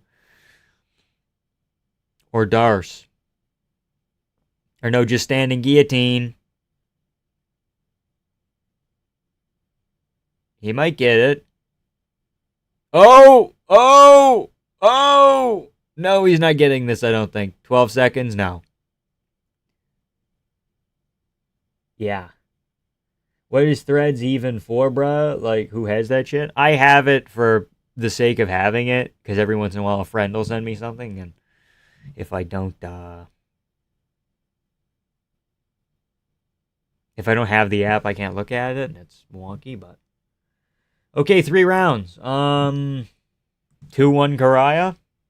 He lost the first, I think, or maybe he won the first, but Twitter is literally all AI. Yeah, well, Threads is just like, it's just gay AI, you know. Twitter's like, it's also gay AI. It's all gay AI. Fucking frustrating seeing Nickel flop around on the fence and Karai just not tagging him. I know. I'm having a stroke. What's the name of the cards that aren't pay-per-views? Like this card? Fight Nights? Fight Night events? The others aren't pay-per-views anymore. They're numbered cards. Man, Karai just does not look that good. No, not really. He doesn't have good IQ. He has, like, tools, and he seems like he's kind of Joshua Vanny in the way that he puts his combos together on the feet with the boxing, but he doesn't have the IQ to make it work. Non-pay-per-view cards are UFC Fight Night X versus Y, except sometimes they're UFC Vegas, random number. True. You could probably get featured on the broadcast if everyone here followed you on Threads. I suppose, but I just do not care. I am not creating a Threads account. You would have to pay me. Not seriously, what's the name of the cards in between pay-per-views? They just said it, dude. They just said it. I'm dying of a hematoma. That's crazy. Vamp. It's all gay AI. Circa 2026. Yeah. I say that now, but when the robots are kicking down my door, then we'll have a problem. Yeah, what are you gonna do? What are you gonna do? You know, oftentimes you will try your best, but oftentimes, what are you gonna do?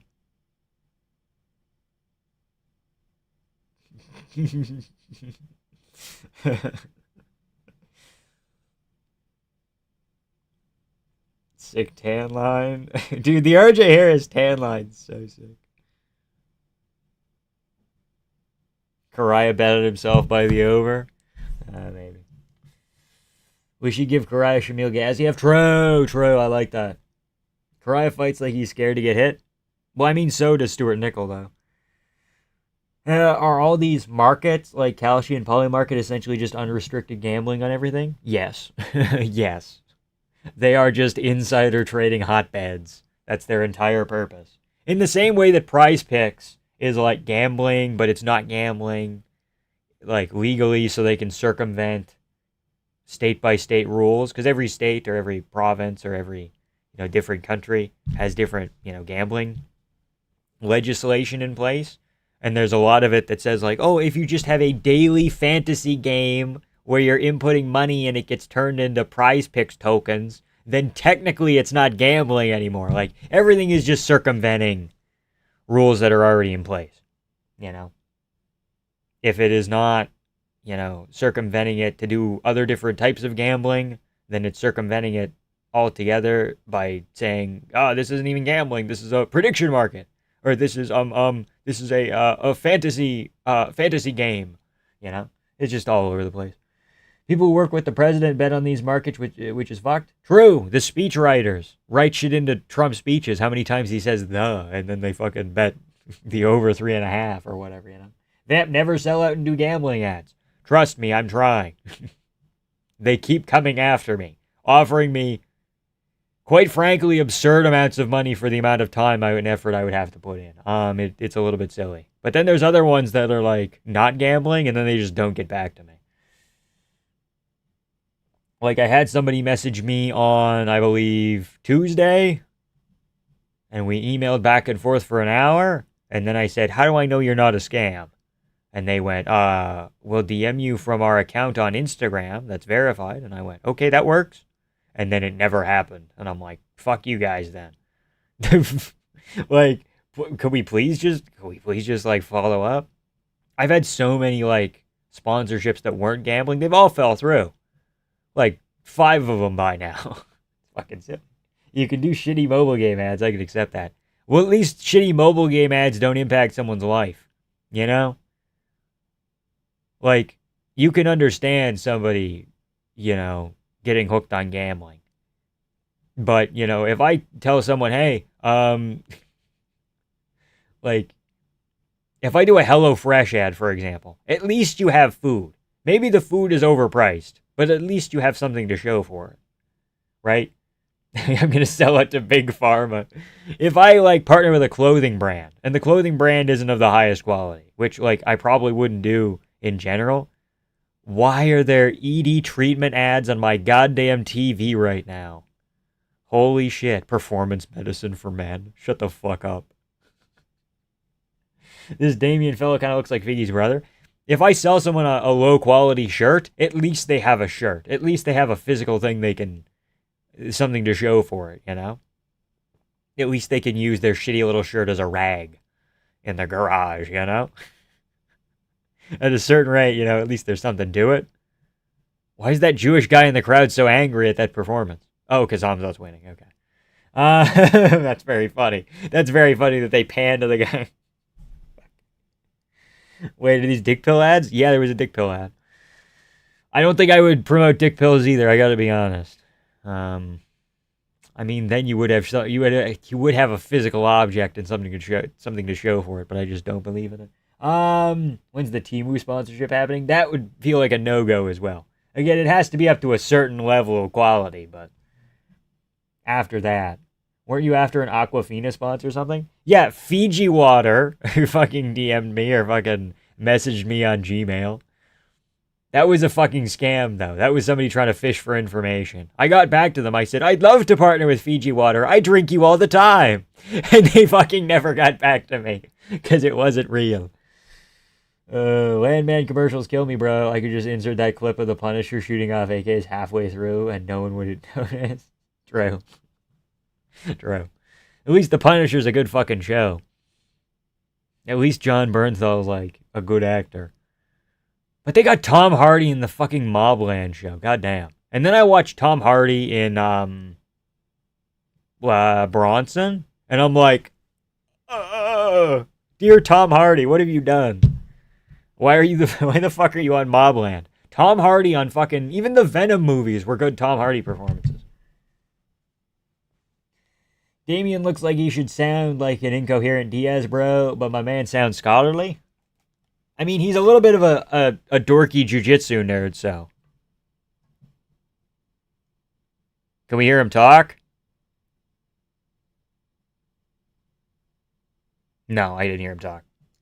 This is a sick fight, dude. Palantir sponsorship? Yeah, maybe not Palantir either. Best you can get would be Dasani, kid. Bronson's such a good movie. I know, and I'm like, oh my god, Tom Hardy, why are you in Mobland? Who needs to win tonight for a hot tub stream? I don't know.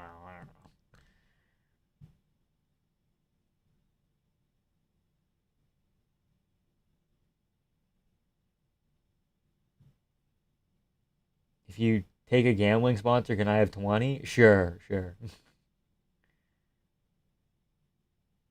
Direct sponsor if you win. Okay. Vam needs to get contacted by Raid Shadow Legends. Unironically, I would be open to it if they gave me my own guy in the game. Or if they put Taporia in the game and they wanted me to promote that shit, dude, I would suck them off big time. Okay, let me tell you.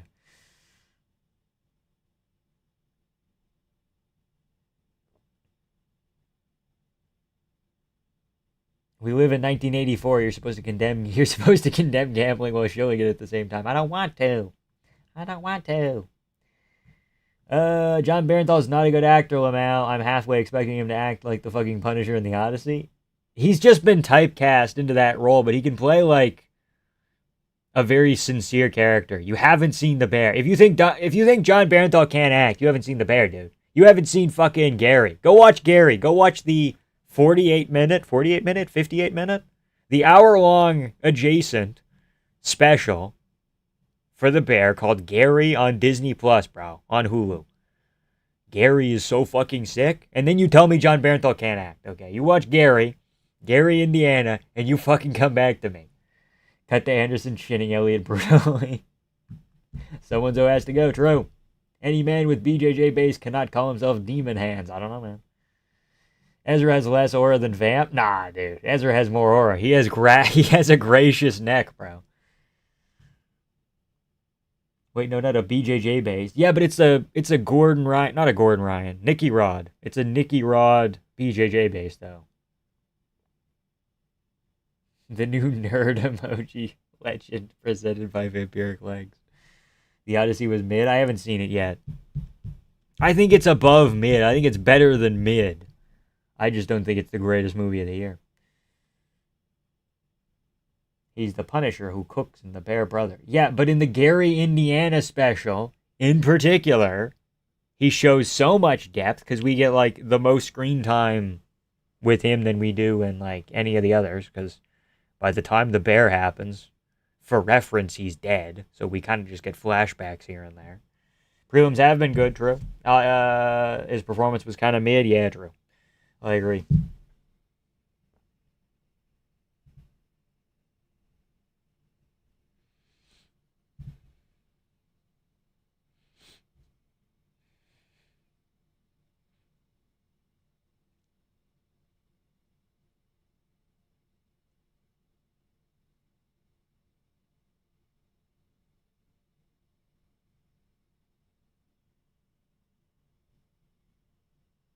Oh, film buff vamp over here?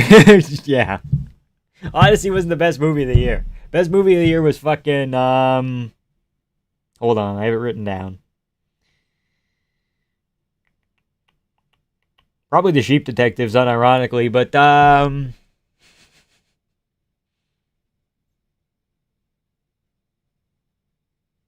Chippendale Rescue Rangers wins for the 4th consecutive year. No, fuck. I thought Train Dreams was honestly one of the best movies last year. I think it should have won more awards. That was last year, though. I thought Train Dreams was better than Marty Supreme.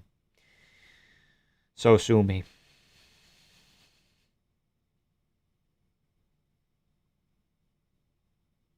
Begonia was decent.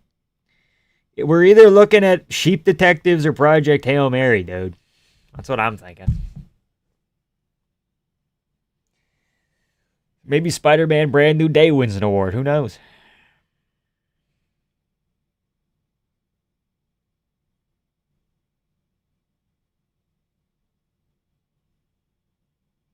Haven't seen Project Hail Mary or Obsession, buddy?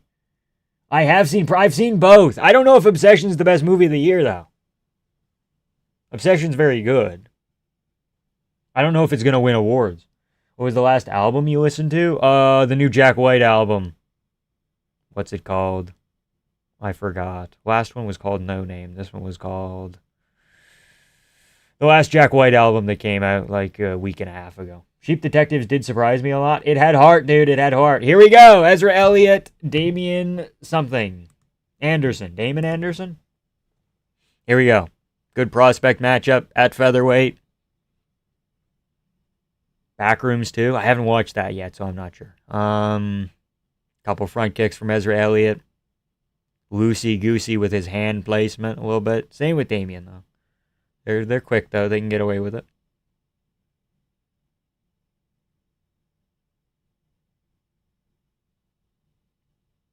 Ezra on the pressure early.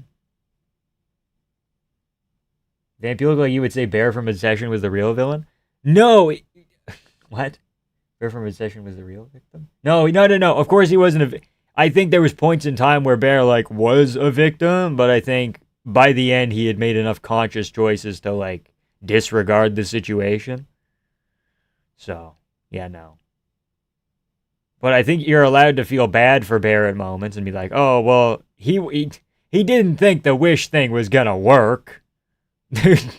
You know, I saw people online be like, Bear was doing this from the start, and he knew it was gonna work, and like, what? The whole point of the movie. Ezra Elliott in on a nasty little single. Damien pounding away though. Ezra not reacting great to getting punched here. Anderson still punching. Ezra trying to treetop him over. He gets him down for a second.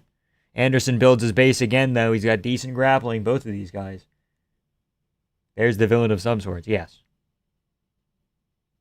I don't think Nikki was never the villain. Nikki was for sure the victim. Although there was moments where she, did things that were less than ideal. Was there a head clash in there? Oh, maybe. Ezra with a back take. Anderson up now. 2-on-1, that's good. What was Vigilante?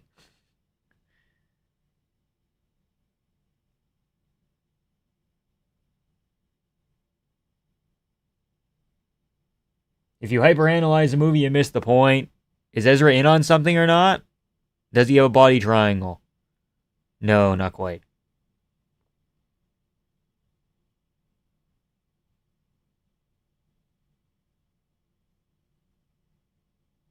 Oh, it's kind of under the leg. He could circle around and end up in like half guard here. He's going to, I think. If he just turns his body the right way. There he does. Oh, not quite.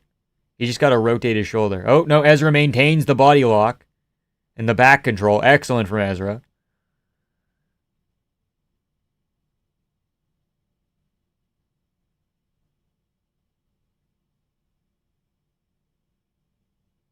If you hyperanalyze a movie and you miss the point of it being good or not, and turning your brain off and escaping.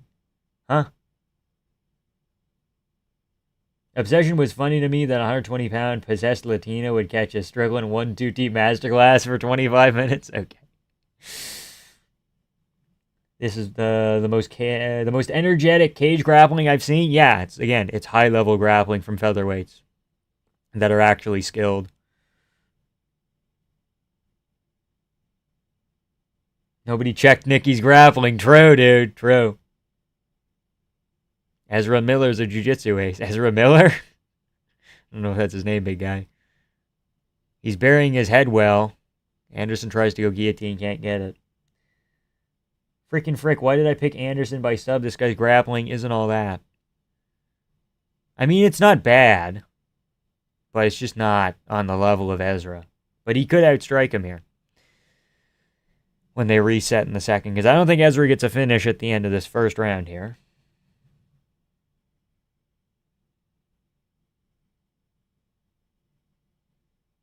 Ezra with a tactical weight miss. I'm coping heavy. Yeah, it was probably a maybe a little bit.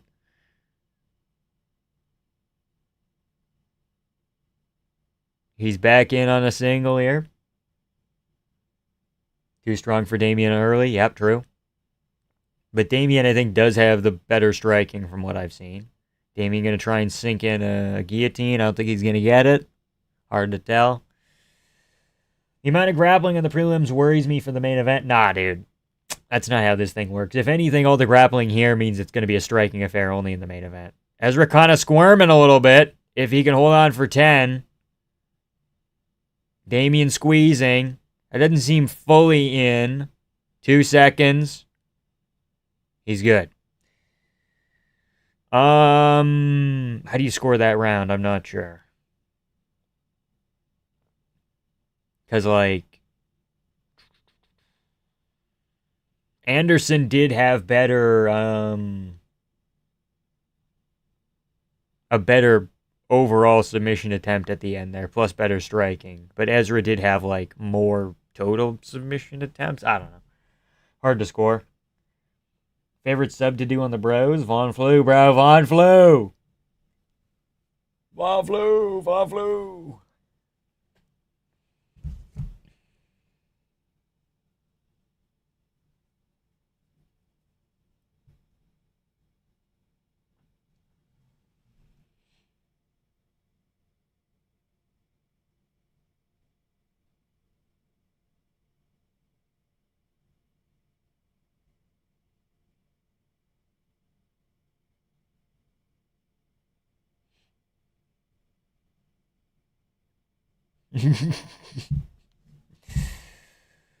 Headbutt did most of the damage. Still a close Anderson round, though. Yeah. 10-8 Strickland. Fuck it. Yeah, probably a split round. Maybe. Dropped him hard on his head, landed quite a bit of those short hammers. Yeah. I'm not convinced either way entirely. Here we go, round 2. Fuck, I didn't put the clock up. No, we're good. Here we go. Constant pressure from Ezra Elliott. That doesn't win you around, buddy. Okay, nice fucking attempt.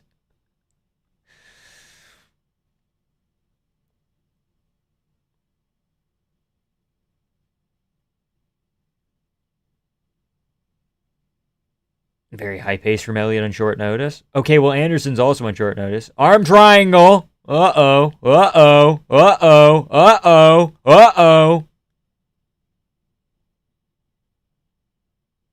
That shit's pretty locked in if he can just break down Anderson's base.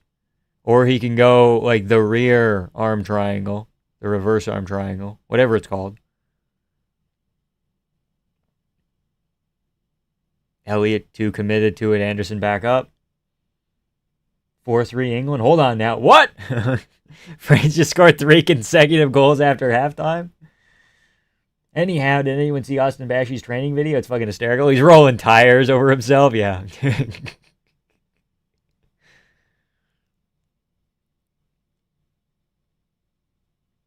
Oh, they're showing a little short elbow from Anderson. It's a shame that the judges probably didn't see that.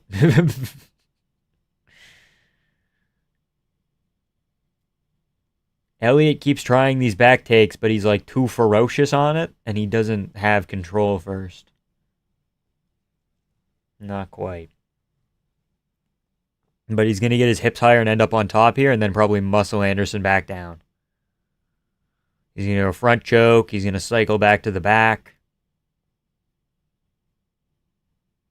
Why is Messi about to win 2 World Cups in a row at the late stage of his career? Kind of weird. Because he's the greatest football player of all time, dude. He's the greatest soccer player ever. What are you going to do? Damn, that's one of the only good elbows to the head I've seen from a body lock. True. Him having what looked like a 9-year-old holding his kick pads had me dying. True.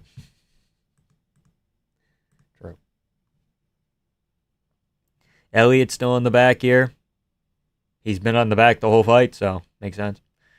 He's going to go down to the hips now and change to a double, seemingly. Or a single, rather.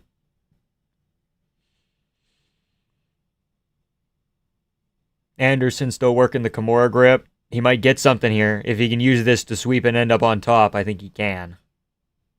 If he just moves his hips higher. Elliott has to bail on that, and then he can still get higher, and he can go front choke cycle here. And if this doesn't work, then he goes to the back. Just tenacious grappling from both of these guys.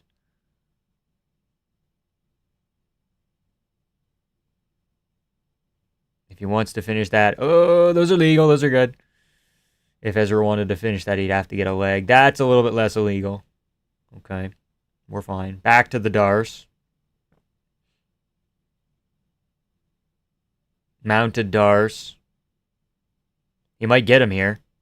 If not, he's in mount. Anderson struggling. He might tap here. No, not quite.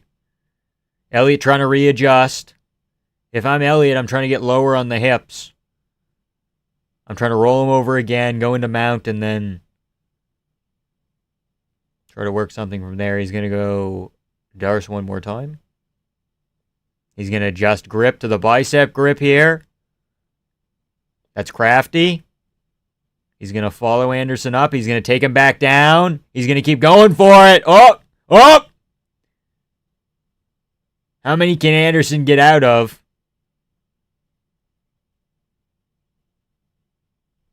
He might tap here. Oh, he's like...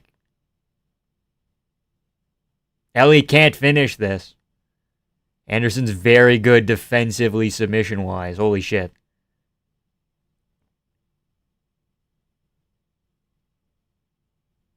He's just got to keep elevating his hips.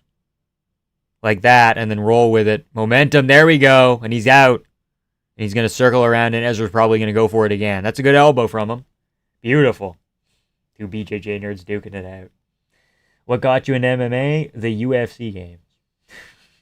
On PlayStation.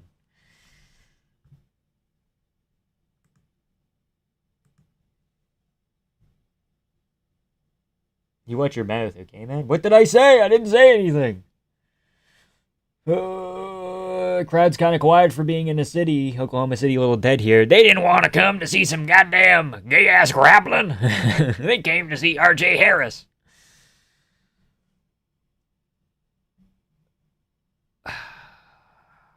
It's an excellent fight, too, grappling-wise.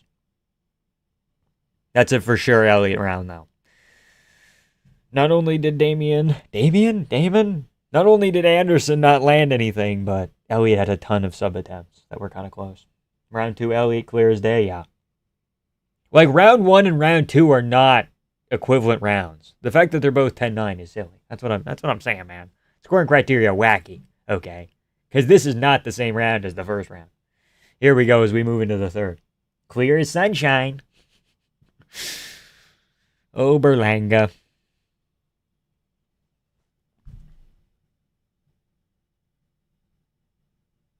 Back on. Here we go. Damien looks kind of worn out. Wouldn't you? Send Ezra Elliott to the Cousin Mountains. He ain't a part of the Boys and Co. I mean, he kept trying to do the tricep bicep grip on the Darce, but he just never fully got it. And that's kind of the way the Makachev finishes it. Instead of finishing it here, he goes kind of through. We're striking on the feet, and Anderson's moving forward. That's a good idea. Elliott shoots from way out, but gets the single leg, and Elliott is just very strong for 145. You just cannot get him off of you. Seems like.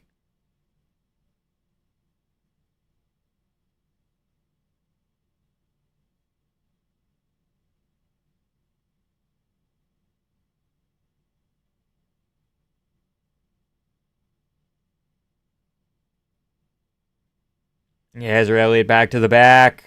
Anderson trying to Granby roll out of it. Ends up in guard. Going to play arm triangle here.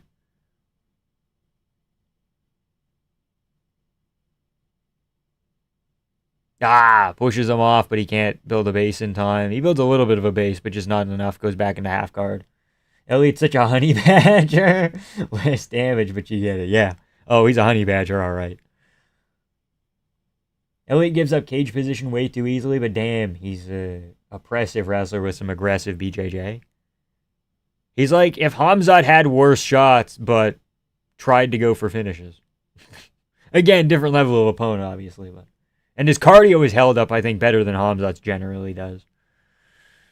Especially since there's been a ton of resistance from Anderson.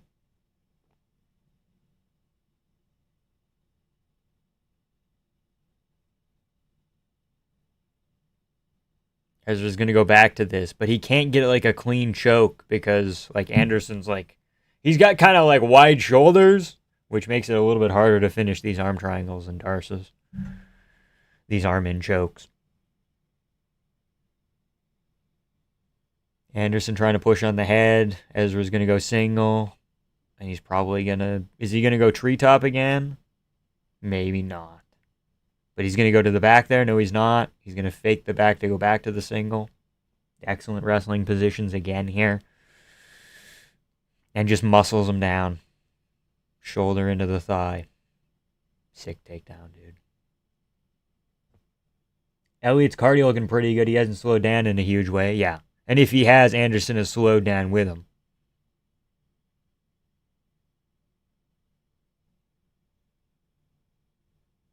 Yeah, too much cage position on the feet for sure, but you can that's something you can work on. There's nothing like bad so far intangibly about Elliott. It's not like, oh, Ezra Elliott's like chinny. Ezra Elliott's got horrible cardio. Ezra Elliott, you know. So far there's no downside there. It's just technique and game plan, and that shit he can work on. And just cage sense. Again, this is a guy who's only had 7 fights. I would expect him to have a couple flaws as far as fight IQ goes. Look at the shimmy when he tries to manipulate the feet. I know, dude. I know.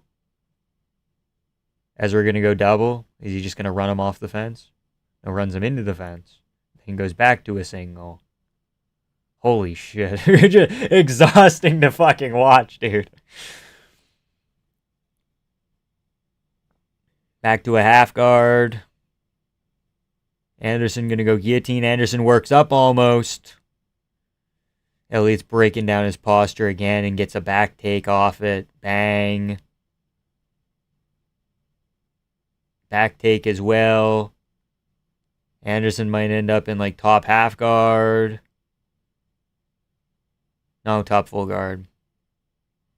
Okay, let's see how Ezra does again off his back. That's interesting. This fight superly belongs in the regionals. No, it fucking doesn't. Are you seeing the level of grappling? No, it fucking doesn't. Damien's winning? Not this round. I think Damien won the first and lost the second. He could win this round. There's 30 seconds left, and I think Ezra already kind of banked it. But if Anderson lands elbows here, he could steal it. Isn't this Anderson dude named Demon Hands or something? It's to throw people off. Entertaining wrestling. Why the fuck are they booing? Yeah, why the fuck are people saying this is a regional fight? I have no idea.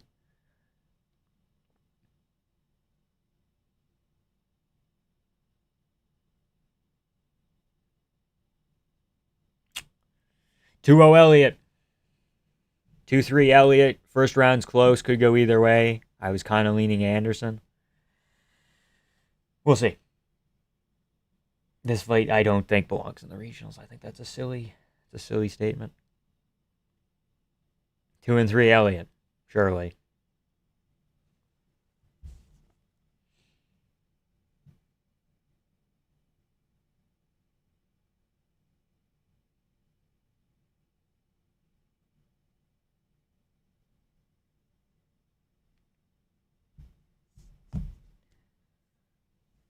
They came to watch Rock'em Sock'em. Last round was weird, 29-28 either way. I don't think the last round was weird. I don't think Damien really did anything. He ended up on top and he landed like 2 punches, but he also got put in like 3 submission attempts. So, I don't know, hard to tell. Reminds me of Burns Brady where they both collapse at the end. Yeah, a little bit, where they have this wacky grappling performance where it's like, oh, their cardio's holding up, and then they get to it and they're like, they'll just fuck it. Yeah, for sure. Great fight, though. Super entertaining. I'm not going to say that it's up there with Gamrot Armin or anything, but maybe it's inching up there, yeah. Highest level BJJ guys can't help being dominated by good wrestlers. I mean, Ezra's also a good BJJ guy. Also, I don't think this was a domination necessarily. Like, Anderson was in it.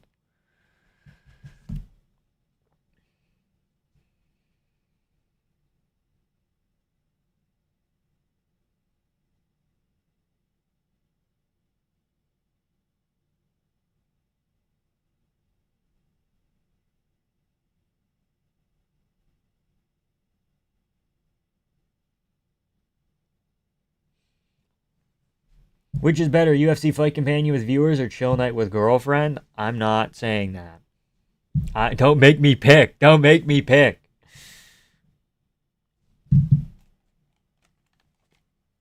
Unanimous? Probably Ezra. Ezra, yeah. Good win. What's he going to say in the post-fight speech, if he gets one?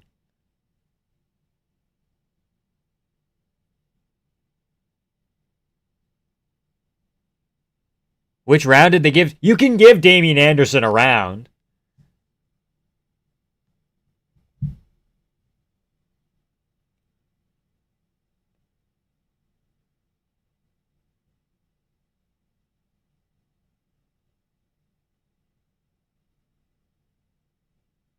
You can give round 1 to Anderson. Jackson Glass is 18, just dominated a full-grown man in the PFL. Cool fight. I'm not watching PFL right now. This was not a PFL fight. You take that back. I think you can give Anderson the first. Sorry for missing weight. If you miss weight, you should start with a point deduction. If we want to go real crazy. Chill night with the boyfriend? Okay. Commentary's riding Anderson's dick. Something is wild. No, they're not. What do you mean by dick riding? Because they're saying that Anderson shouldn't have won a round. I think you can give Anderson the first and it's fine.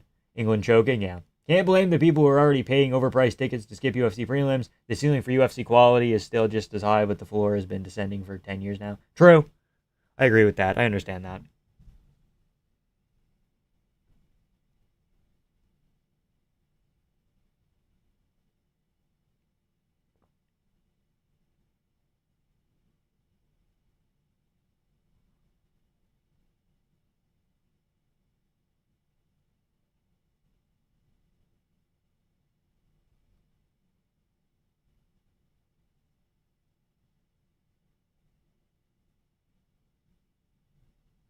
Dana White sits down with somebody else. A guy who does insurance, I think. I don't know.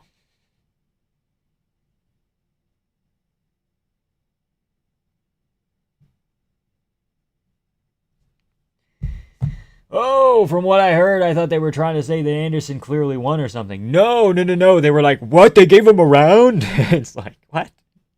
Which round did they give him? They gave him the third because he landed one punch? Oh, no, they gave him the first where he landed one punch. I mean, it was kind of a good punch. Demon Hands lands 7 strikes in UFC debut. I mean, Ezra Elliott was fucking on him like stink on monkey. I mean, come on. Vamp knows who his real love is, his loyal viewers. Armin Gamrot Dariush or peak MMA wrestling? True. Again, this is under that by a couple of tiers, but it's still impressive. I must have just put my earbud in at the wrong time, yeah. Whitaker should walk out with the Holloway theme for his next fight. It fits him? Maybe. But Rob's been walking out to the Roy Jones Jr. song for a while, I think, right? It's kind of his thing. France choking after? No! Still think that belonged on the regionals? Why? Tell me why. Because of their records? Gable Steveson has 3 fights.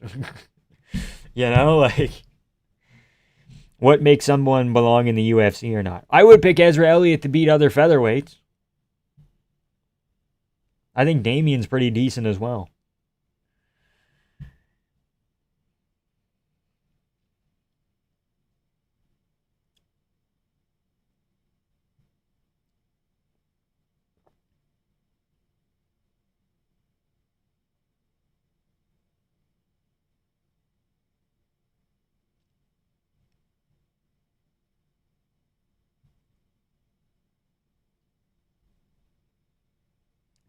What the fuck? That's fucking crazy. People are coming after Max Holloway still. That's crazy.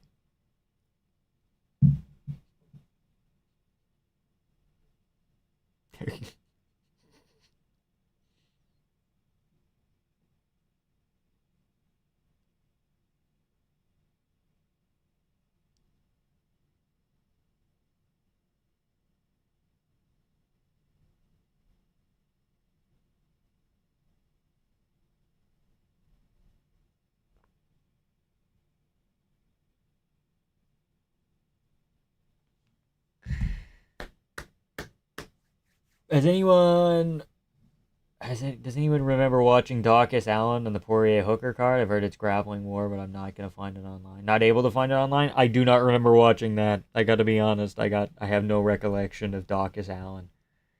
I know it's a fight that happened, and I know Brendan Allen won, but I have no fucking idea. There are 2 paths. One of celebrity and one of merit. Gable at least has professional fights. MMA has professional leagues, but they have bitten off too early by UFC's monopoly.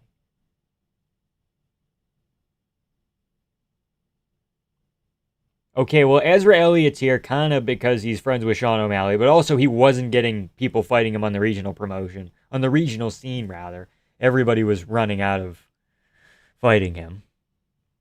And Damian Anderson was legit. They were signing him anyway. They needed something for this Oklahoma City card. Like, I don't know. For what his wife said in the podcast, yeah, people are still fucking very angry at him. France is horrendous. Franco is horrendous. He gets brutally slapped. Who the fuck is Franco? Who the fuck is Franco? Dave Franco. Vamp, I need help. Do I get chili cheese fries or cheese curds as a side on my burger? Cheese curds on fries? Like half poutine? You don't want just cheese curds as a side.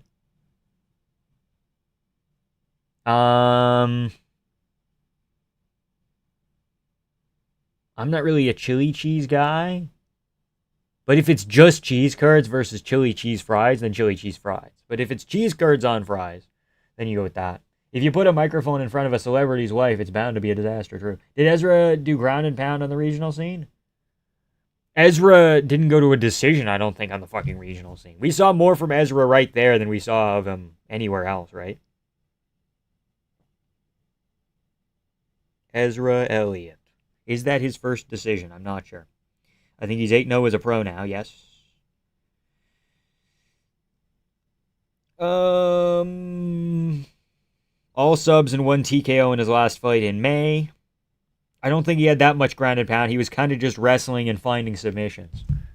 But because of Anderson's submission defense, he had to strike a little bit more to open up positions. I don't think he has the greatest ground and pound. But he didn't really get to show it off here or there, so we'll see. It's a side of chili cheese fries or a side of fried cheese curds. Oh, fried cheese curds. Oh, then that. Then fried cheese curds. I just saw a post saying that Elliott broke the takedown record in the UFC. Okay, well, did he, or was it just a lot of mat returns? Maybe it's the record in a 3-round fight. He broke the Khabib Abel Trujillo record. If you get finished by Freddie Vidal, you need to be prohibited from participating in an MMA bout ever again. I don't know who you're talking about. Who is Franco and who is Freddie Vidal? I'm not sure who this is. Why is Levi Rodriguez on the ground? Has he hurt himself? Has he torn his knee on a wire? Okay, no, we're fine. He's back up. Brazilian light heavyweight, and he looks like Javier Mendez. And what does his headband say? 100% Jesus? That's sick. Ezra won his last fight via ground and pound, yeah. In fairness, the Khabib record was mostly mat returns, wasn't it? Yes. They shouldn't be counted as takedowns. It should be the mat return record. It should be different. The featherweight takedown record, not overall. That makes sense. It kind of looks like Trayshawn Gore. A little bit. A little bit. Ezra's striking is underwhelming, but his grappling is very obviously legit and high level, even for UFC standards. True. Very impressive. And he can work on his striking. He can get way better, you know. He doesn't even need to really offensively strike. He just needs to stay safe and work his takedowns. Brr. Chilly down here, which is weird because it's like 20-something degrees out, but it's always cold in the basement.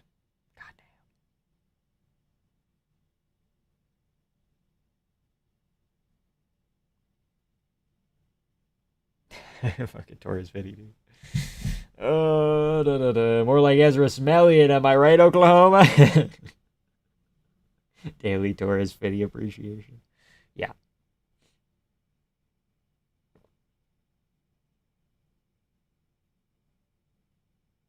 Oh, Anderson's also a, oh shit, Anderson's a bantamweight. That adds extra context as well. Holy shit, that's an overperformance then.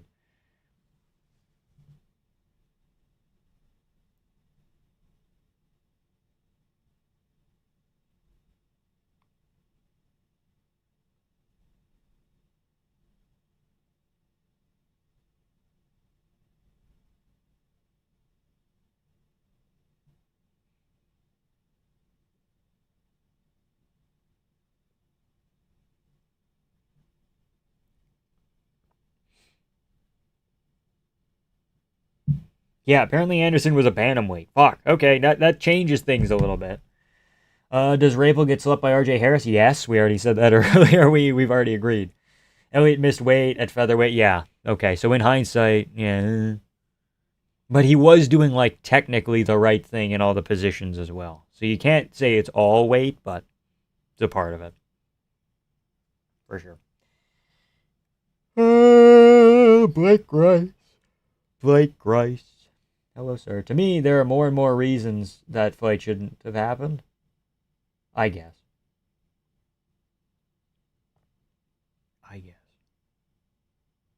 Why is Rodriguez high-fiving Franco's corner? Because he's about to take a dive. We're kidding. Here we go. I don't know who I picked on this one. I do not remember. I saw two, like, big African-American Brazilian boys. I said, interesting. I think I picked Franco, but don't quote me on that. Mitch or Hooper? I went with Chase Hooper, but I'm not confident. That's not a pick you want to make. That's not something you want to bet on. You do not want to bet on Mitch or Chase Hooper because you will look silly. With a great MMA strategy against a professional grappler that'll wrestle his face off. Yeah, don't give him any time to think. The problem is Ezra is in the featherweight division, and what happens if he doesn't improve his striking enough and fight someone who can sprawl and defend his telegraphed reaching shots? True. You picked Junior, I believe? Okay! That wasn't impressive. Anderson's way smaller. Okay, I didn't think Anderson was a bantamweight. I didn't know that. I thought, Ezra missed by 2 pounds, but still. I mean, African-American Brazilians? They are, dude. There's different types of Brazilians. There's Lyoto Machida, who's like Japanese Brazilian. There are Vicente Luque French Brazilians. And then there's like an Anderson Silva, like black Brazilian. Norm MacDonald rule of thumb is pick the bigger, blacker guy, true. Runs them all the way to the fence. Japanese American Germans. It's different. We ain't never picking a BJJ prospect in the year of our Lord, even if we are wrong. Okay. Chased by Argentinian Twister, or Mitch by left hook. Yeah. Chase Hooper by Argentinian inverted reverse twister after a Gucci Gatami. It's Mitch hooked by jabbing his fucking head off.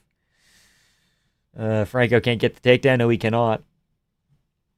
Very interesting. Very interesting.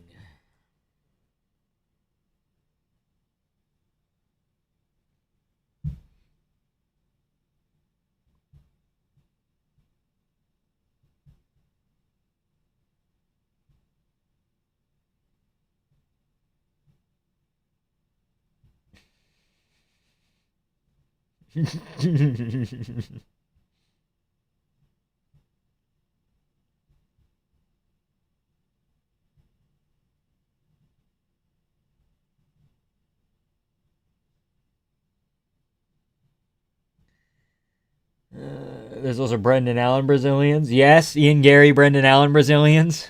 Brazilian by choice. Rodriguez is swinging now. He's throwing big right hands. Franco tries to go fucking flying knee. Okay, we're both wobbly. I've never seen either of these people compete before. Are they both new signings? They have to be. I have never in my life heard of either of these guys before today when I was making picks. Brendan Allen's a Canadian and Brazilian American. Yes, exactly. Franco doesn't seem wobbled or necessarily gassed, but his balance is all over the place. Yeah, it's bad optics. Yeah. Yeah. Uh-huh, yeah. Yeah. Well, yeah. Uh-huh, yeah. Oh, yeah. Yeah. Okay. Well, yeah. Yeah. Yeah. Okay. Sorry, too much. We started freaking out there. Fuck. We got caught in a loop, okay. It was bad. Why is Instagram showing me Rocket League mechanics? That's sick. Who the fuck is that? Fan making his picks for this fight. They both look like the same person.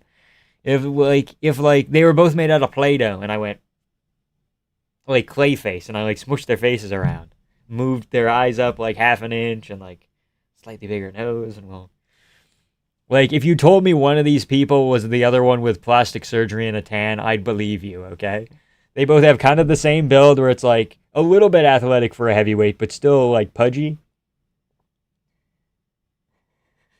These guys fucking brothers or something? Yeah.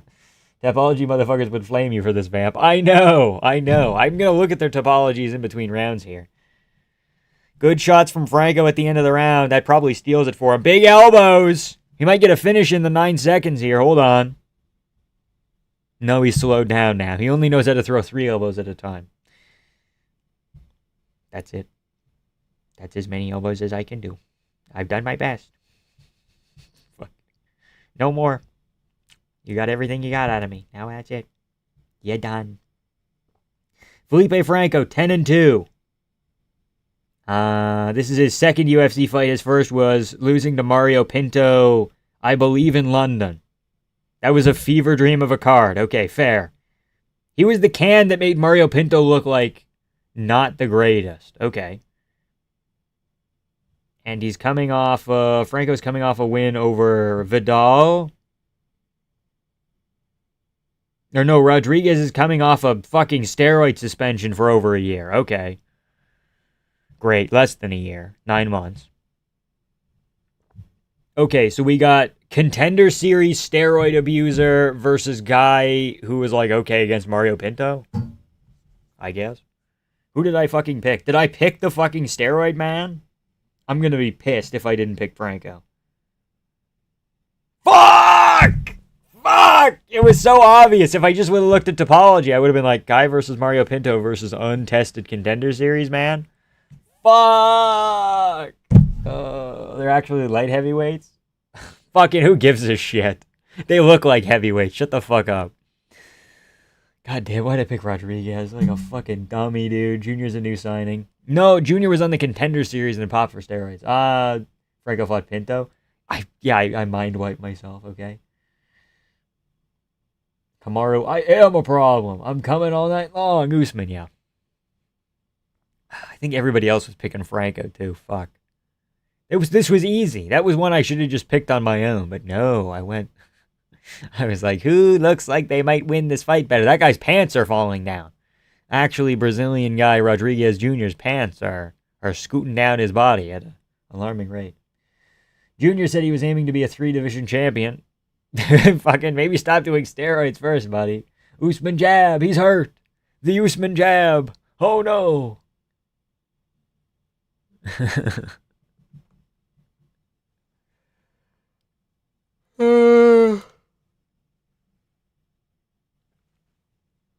What are we watching tonight? We're watching the rest of mid-90s. I think that's it. I think we might go for a walk, too. Rod Jr. with the looking at the ref method of anti-grappling. Are you gonna stand us up? Are you gonna stand us up? Fucking hell. As he gets fucking elbowed into oblivion. He's quitting! He's choosing to go cold! No! Surely Franco finishes this right here. I mean, a lot of these aren't landing. Holy shit. None of these are landing. They're all in the arms! What the fuck? That's so shit as well. I mean, the guy's a little bit legit, I guess, if you could take Mario Pinto to a decision, but Mario's fucking shit. This guy's irate. He thought he was going to be a triple champ after coming off a steroid suspension. He mad. Widow's Bay is good. Is that on Apple? I think I'm going to switch over to Apple. Because right now I'm running Disney, and I can't only run one subscription per month and then go through everything, and ref, he's dead. No, he wasn't dead, though. Like, his arms were kind of in the way for a lot of shots there. I don't know. Obviously, I think he should have lost because he's a steroid cheat, and I don't really care about it. I got my pick. Finished round 2, right, Sick? He was fighting the cold and winning, but the ref thought otherwise. You can only fight the cold for so long before the... What a right hand! Did you fucking see that shit? You fucking...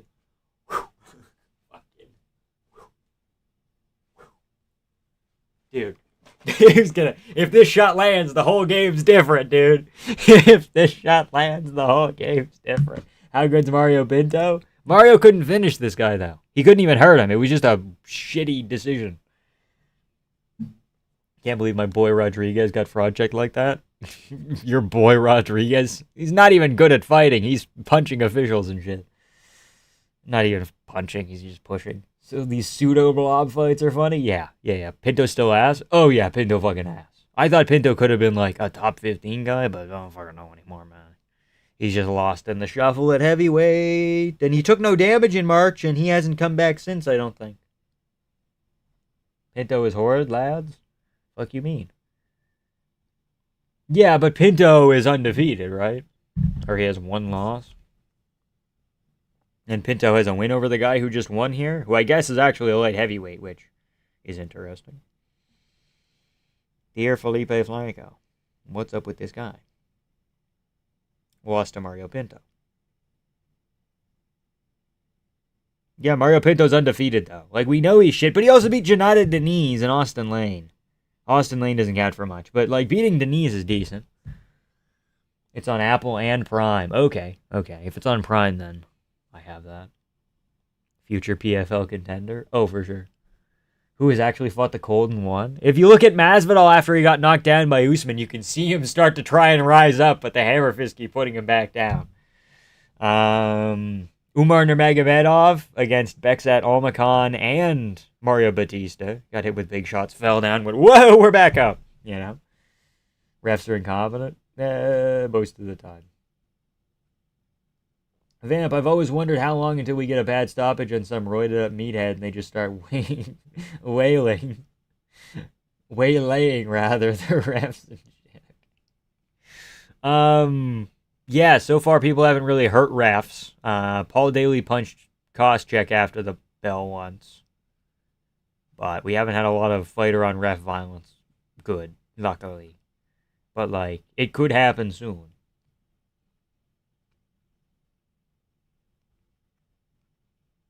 What do you think of Holloway saying he took someone else's wife? I think if the guy couldn't lock down that surfer lady, what are you going to do?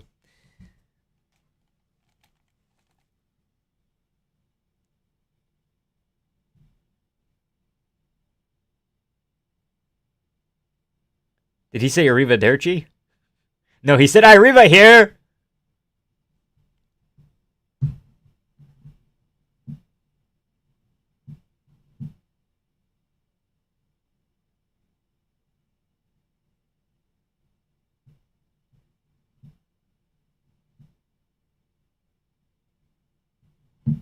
I would have liked him to make a silly call out. I would have liked him to say, Yablanovic, your ass is mine. Like, something like that. Come on. Dominic Reyes, I'm going to retire you. Come on, man. 4-1, crazy. I knew I should have picked Franco. Ferguson, Lando, Venata. Tony legit got dropped 5 times in like 25 seconds, which is the kind of guy to beat the cold by Darce. I know, dude, I know. True. Come on now, Austin Lane beat the karate heavyweight champion, I know. Karate combat heavyweight champion, rather. Who the fuck is rolling on the ground? Is that JSP? Not JSP. JPL, rather. JSP. Jonathan Pierce? Look at him fucking rolling around on the ground down there. That's fucking funny. Dude, I'm going to start trying that. That shit's probably fun as hell. Sterling Yan is insane true. Thank you, Mick my Maynard. The people pay us. Yeah, real.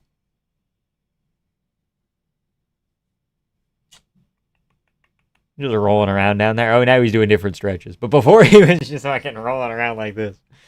In like crisscross applesauce. That was funny.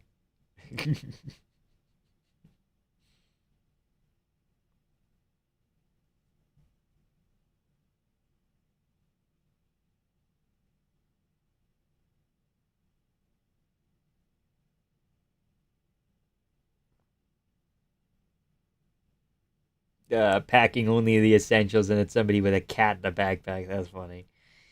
That's funny. I'm sending that to my friend. I don't like that. Funny. With a beverage cart. That's funny.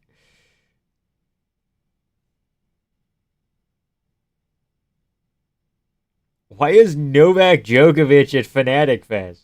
Wait, hold on. It was actually him. What the fuck? Why the fuck is he here? What the fuck is Novak Djokovic at Fnatic Fest? That's crazy.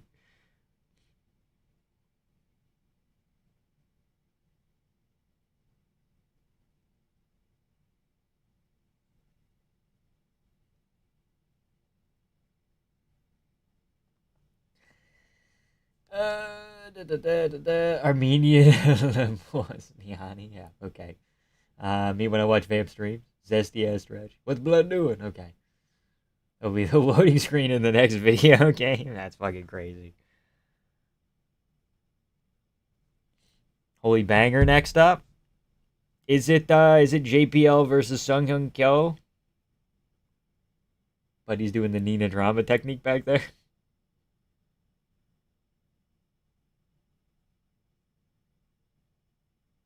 Oh shit, Mario Pinto's booked against Ryan Spann in September 5th. I didn't know that.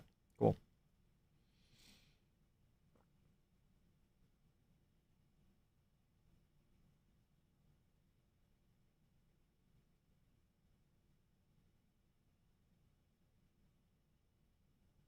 Yeah, it's a sick fight up next. I got Ko. Imagine the joy it would bring me if Tommy Gunn, the porn star, gets knocked out. Okay.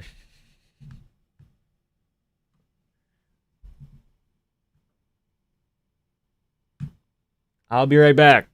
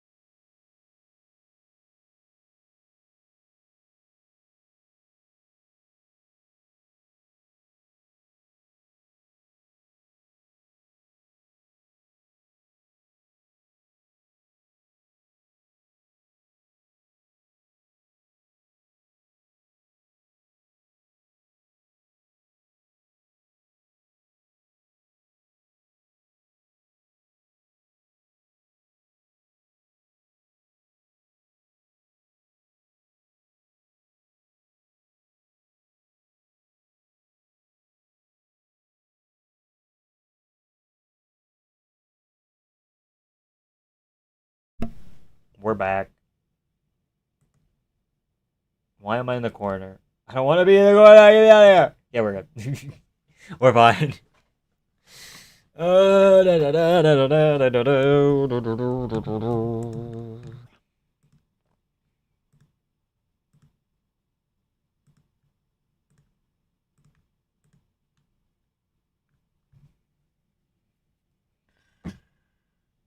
Korean Tyson will dominate the grappling, probably in the 3 rounds of top control. I would tend to agree.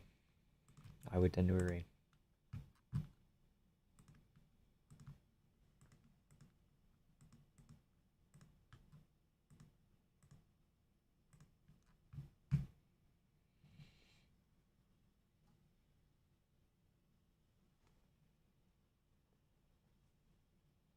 My UFC crush, Anna Lozano, got swiped. No! The schmo's also at Fanatic Fest. Armin started acting all weird after Helen Yee told him. Yeah, because now Armin can't fucking hit on Helen Yee. Machida hydration break. Drew. All the day's work. Yep. Real. Korean Tyson has that shit eaten grin permanently engraved in his face. Yeah. Insane fan base in Korea. I don't doubt it. He does permanently have kind of the what's it called? The little smirk. It's not even like I don't not an emoji, but like not even quite the Taporia smirk, but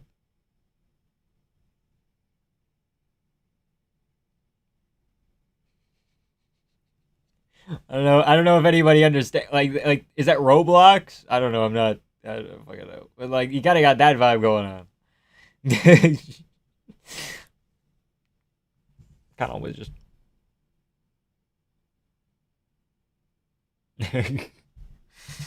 Guys, do we think Les Boys Noyan? I don't know how to pronounce it. Is a semi-industry plant with the UFC media? Just because he hangs out with Jaden Cale doesn't mean he's a industry plant. He hasn't got any like crazy ranking jump matchup, any bullshit like that.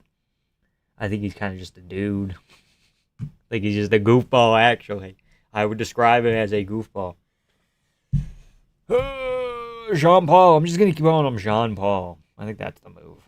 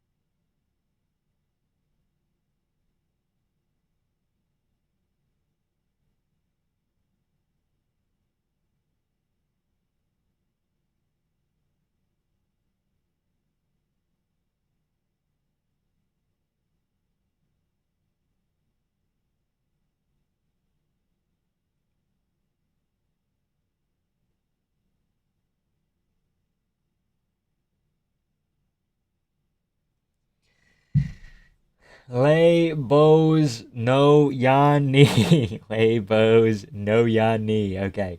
Lay bows no yani. Lay bows no yani. Lay bows no yani. Lay bows no yani. Jean Paul Lay bows no yani. Okay, we'll lock it in. We're just gonna call him Jean Paul though. Vamp, my Uber driver is doing 2 stops along the way, and now my food will be soggy. Do we square up when we get there? I think you got to start eating a little bit in the car. You got to say, even if there's a no eating policy, you've made it cold. So just made some perfect popcorn chicken from scratch. Sick, dude. So much better than the ordering out. I would assume so. You gonna put Wade Plem in a leg lock? No. He doesn't deserve it, dude. He doesn't deserve the vamp rub, bro. He doesn't deserve the rub. I would change his bum life. Quite frankly, I would change his bum life. Can't wait for the Tommy Montez fight. That is relatively soon here. Just got a Farmer's AI toy ad, and I want to commit a crime. Cool. Cool.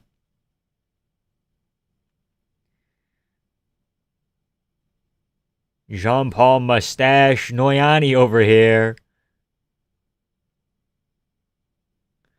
That's funny. Here we go. He's entering the cage. Does he have purple shorts? He does. He went, yippee! He did the... He did the Tuscan Raiders little thing. Fuck. You'd chase his hot wife? His hot wife? I would never chase his hot wife, dude. That's not very nice.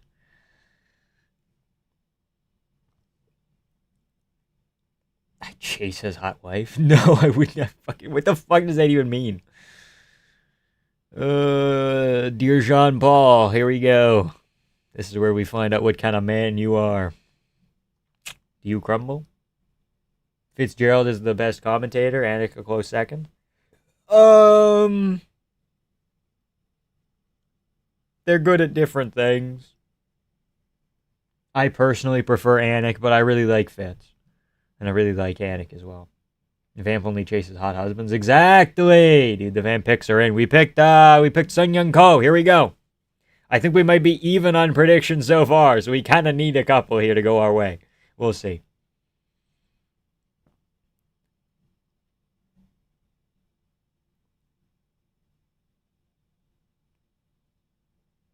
I keep thinking of the Habib meme where he's yelling, he's going, ah!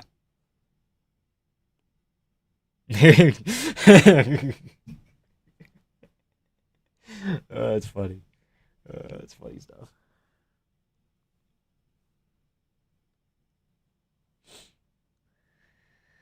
Oklahoma City. Hello, sir. Herb Dean. Oh, my ideal task is Hardy, Gooden, Felder, Fitzgerald. Yeah, but those aren't the right people. Dan Hardy is color, but Gooden and Fitz are both play-by-play. You can't have both. In the same way that Fitz and Anik are both play-by-play. Thoughts on Tommy McMillan being minus 385 now? JK, he's minus 200. I still think there's a little bit of value on Montez, but I'm not going to tell you that convincingly. Here we go, we're on. They booed Herb? Did they boo Herb? The fans know. Oh! I thought he pull away left hooked him immediately. I went, oh! Maybe throw Sanko in there sometimes, yeah.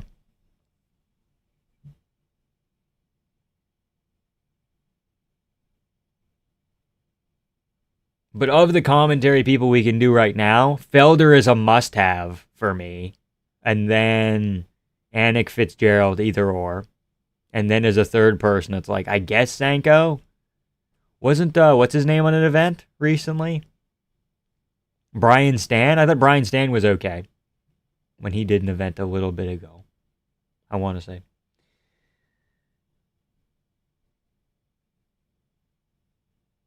Jean-Paul in top position here. Gonna go arm triangle. Oh, mounted arm triangle. Sung Hyun Ko reverses him here. Up against the fence. See, this is like a short color contrast I can get behind. The red and purple is kind of sick. Brian was on the Wayne show? No, Brian did color commentary for an event. I don't know which one it was. But I think they were short-staffed because somebody got sick. And they're like, we're putting in Brian's stand. That was kind of cool. I want to say that happened. Maybe it wasn't Brian's stand. Maybe I'm tweaking. But it was somewhat unusual. Was it Dean Thomas on an event? Dean Thomas in the Contender Series is usually okay.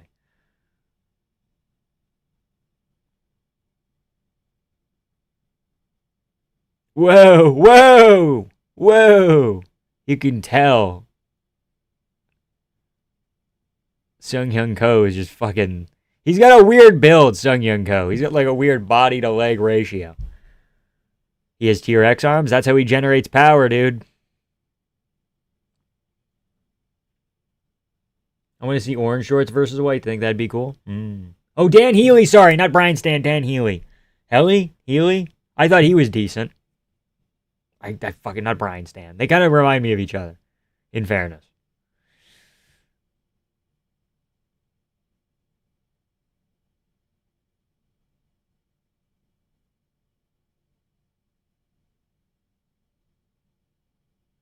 Sung Hyun Ko beckons him on.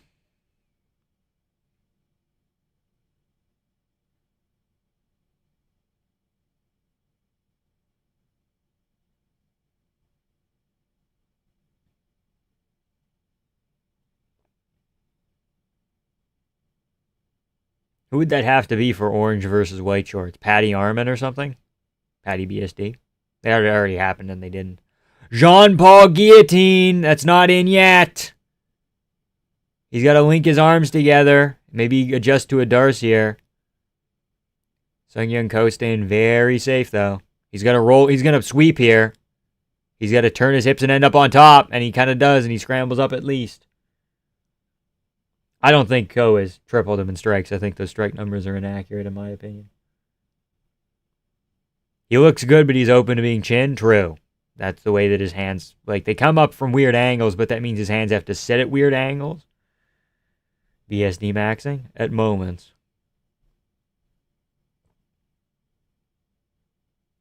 He's kind of slowing down towards the end of this round as well.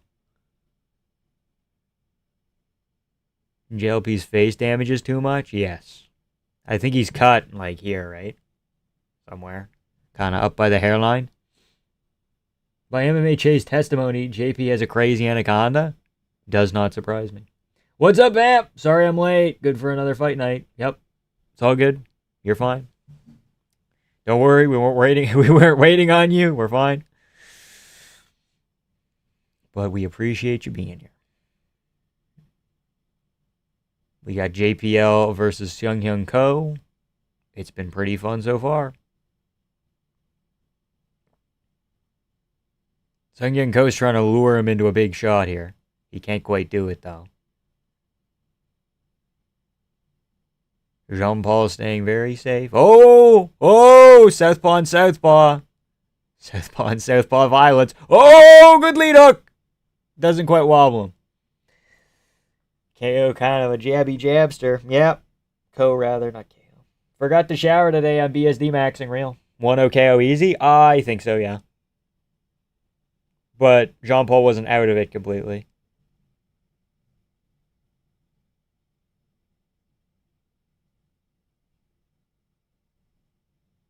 When's the main card? 2 more fights? Hold on. Main card is in this fight and 1 more fight, so main card at 6. Main card in like 40 minutes-ish, give or take. They might start it earlier or later, I don't know. I would come back in half an hour if you're waiting to come back for the start of the main card. Korean Tyson stands off balance a lot? Yeah, it's kind of tripping me up. Doesn't matter how good your chin is when you're off balance. I mean, Kind of, yeah. Almost got a stubby toe into the eye. Yep. Co's just kind of popping him with these itty bitty shots that add up. True. Is it a bad week for the Jaden Cable family? If BSD loses, if JPL loses, yes. Since Cedric Dumas got cut, and then on Instagram he said, "I didn't get cut," and it's like, we're pretty sure you fucking got cut, buddy.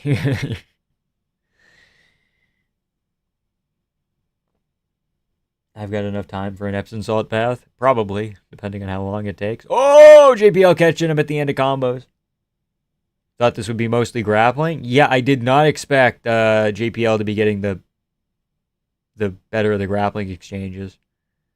Sung Hyun Ko now kind of landing a bunch of consecutive power shots. But Jean-Paul eats him.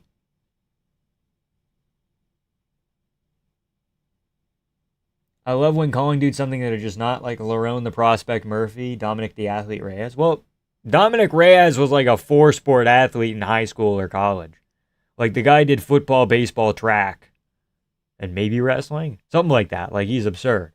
So, yeah, that makes sense. But yeah, the Prospect, Lerone the Prospect Murphy, Nathaniel the Prospect Wood, Korean Tyson for a guy that like does have good boxing but is mostly a wrestler. JPL with a fucking nasty jump guillotine. Holy fucking shit. That might be it. I can't tell. He hasn't locked it up yet entirely. Sung Hyun Ko is safe so far. But that is a big moment. I repeat, big moment incoming. He's got to rotate him over. It's an arm-in guillotine.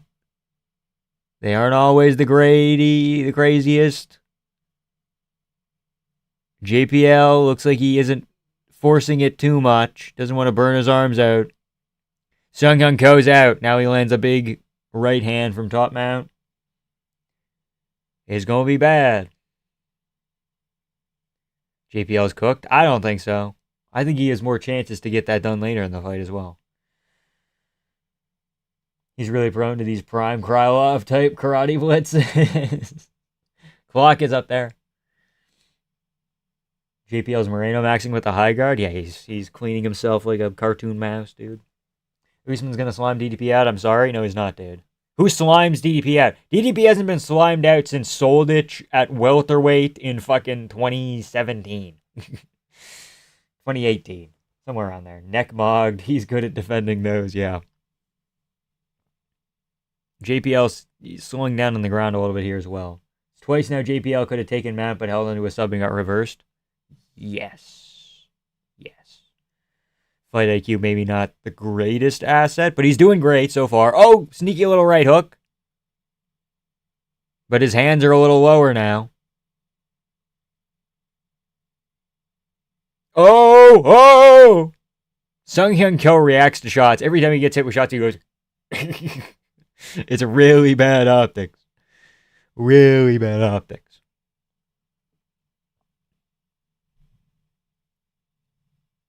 Good 2 from Ko. Who with really good hands has fought DDP? Sean Strickland. No one besides Rob, and he's past his prime. Izzy's kick heavy. Sean is like an aggressive striker. Did you watch the first fight?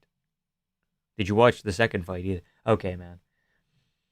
We're gonna say that Usman has good hands as well. That's fucking crazy. That's maybe a bit of a stretch.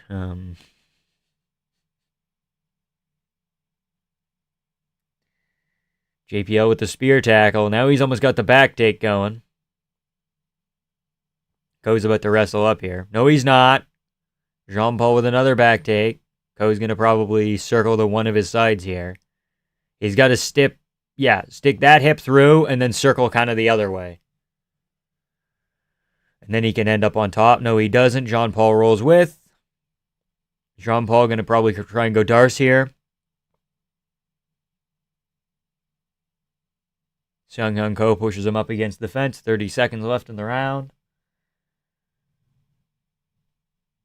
Cannot be having bad takes every stream, okay. JPL via guillotine in round 3. I think he's down 2 rounds, so he's going to need it. He goes for that fuck-ass guillotine. Cool it, young blood. Usman's a problem.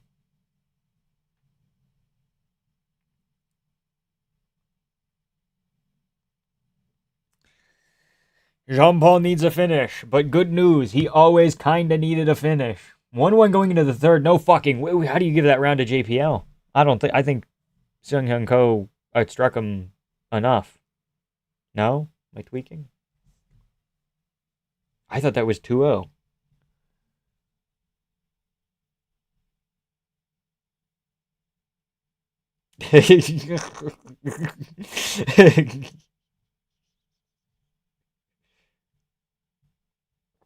Look at this smiley gentleman.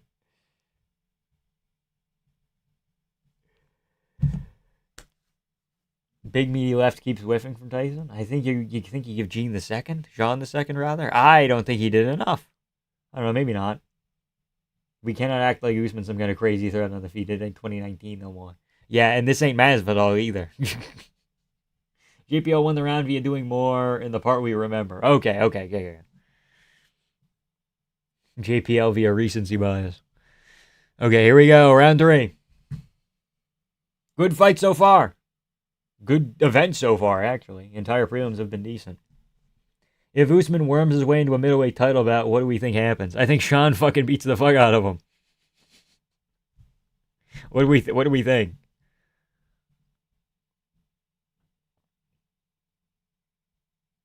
Looking forward to Drickus losing. Okay. I say what I said. I can't stand the Unkman. I can't stand but Unkman. Okay.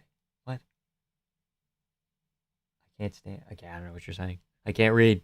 We're at ranged and we're tagging each other up and we're going nutty in the pocket, dude. Watch out. We're going nutty in the pocket. Hold on now. You do not want to go nutty in the pocket with this guy. Good jab from Ko. 1-2 Ko misses. JPL, couple of shots miss. Jab Ko misses, glances. High kick. JPL misses again. He's got to bail on those high kicks. He's telegraphing him too much because he did a little Fred Flintstone. Yabba dabba doo sputter and then a head kick. Good 2 from Jean Paul. Another 2, kind of rear hooky, lands behind the ear. Jab Sung Hyun Ko. I think he needs to try and throw an elbow again or something. Catch Jean Paul kind of leading with his head running in.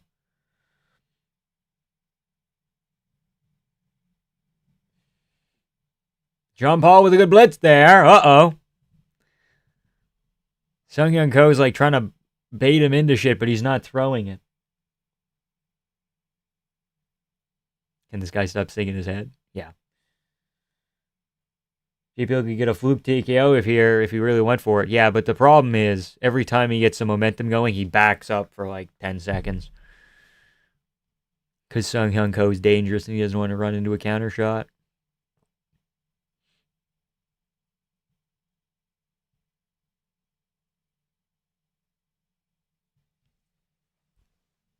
JPL needs a surprise elbow. Yeah, maybe. Good body kick, JPL. He needs more of those. Because then Sung Hyun Ko can't, like, fucking duck back off the head kick. You know? So just throw him to the body. I do not think we're even in strikes. I think JPL's ahead in this round. And I do not think JPL was up on strikes in the second either. What the fuck? I don't think the first was as dramatic as they have it either. I think all the strike numbers are fucked this fight. Like, straight up, that jab from JPL just did not land right there, and they will count it as significant.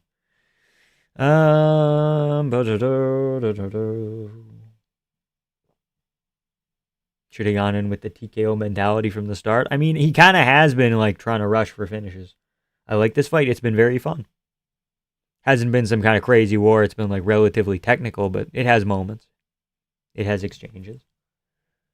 Shades of Roe, JPL, yeah. Now, Sung Hyun Ko finding his timing with the backhand a little bit more. But JPL rolling with shots well. High guard, JPL.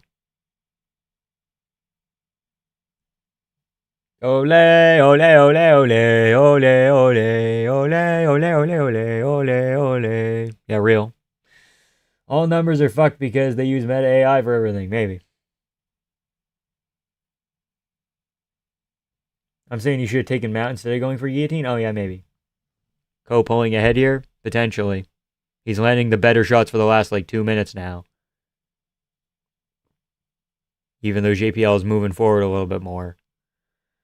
Tyson Ora maxing all over Armenian Labos. Okay.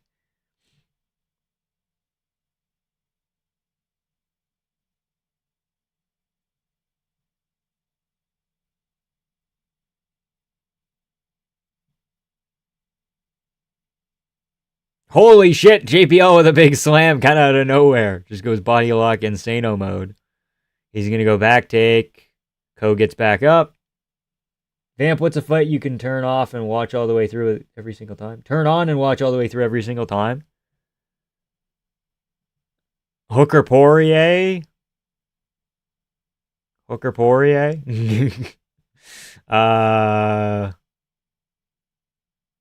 Sandhagen Marab? Those two immediately come to mind. What's the point of being bouncy with your stance if you're not even fast with your striking? I don't know. That round could go either way. I don't know. You could argue 3-0 fucking what's his name or 2-0, 2-1 the other guy. I don't fucking know. Score it whatever the fuck you want. JP massively up on Paulie Market. I don't think he was that good in this fight. But I was at a rugby event last night and all the Irishmen were singing ole, ole, ole, ole as the All Blacks fucking dominated them. I mean, they gotta do something. Ngannou. I watch it the whole way through and then I fall asleep. Really close fight. KO, round 1. Libaswani. Fucking JPL, round 2. Round 3 close, but I think JPL won. I don't know. I thought you give it to Ko 1, 2, and 3, but I don't know. I don't know what everybody else is seeing in that second round. Not really robbery yet. Close fight can go either way here. We'll see.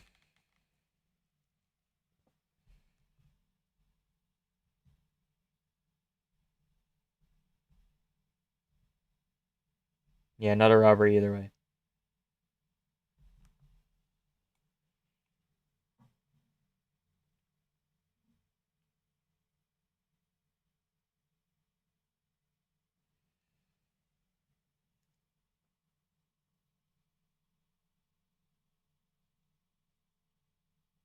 All three 29-28. Jean Paul. Not even a split. Okay. I guess you just do get points for moving forward in MMA now. Crazy. What a win. I guess. Didn't seem the crazy, just impressive, I guess. But, I mean, out grappling Sung Young Ko is impressive. Yeah. Okay. There's bits and pieces. Dan Dustin seems like a lot of people's new age version of Don Fred Takayama. At moments, yeah. JPL via industry plantage. Why are we showing ballet at the Oklahoma City thing? What's up with that?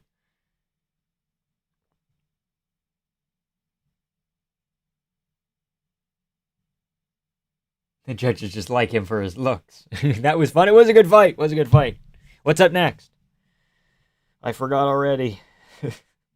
Oh shit, Austin Bashi, Jose Delgado. Fuck, that's sick. And then McMillan Montez. And then we get Fatima Klein. And then we go down a little bit with Chase Hooper. And then it's Jared Cannonier CLD. And then it's fucking DDP Usman, which is one of the best main events of the year. I'm so excited. Holy fucking shit. Robbery? It's a close fight that could have gone either way. It's not a robbery. Kind of leaves you with the taste of, man, JLP's cool. Or JPL is cool, but he doesn't get much further than this? Yeah. I don't think he's ranked welterweight quality. Grappling wasn't there for him? No. Can fucking Delgado cold Bashi, please? Nah, dude. I almost picked Bashi. We picked Delgado, but we're not confident. Bring back Peyton Talbot. He's having a kid. He's busy. Yeah, not a robbery at all. No, I disagree with robbery. Cannonier's my dog lock. Okay, we'll see. Is McMillan even top 15 material? No. I can think of 5 people that McMillan loses to. His name starts with ooh and ends in Arian Douglas. Yo, Fatima Klein.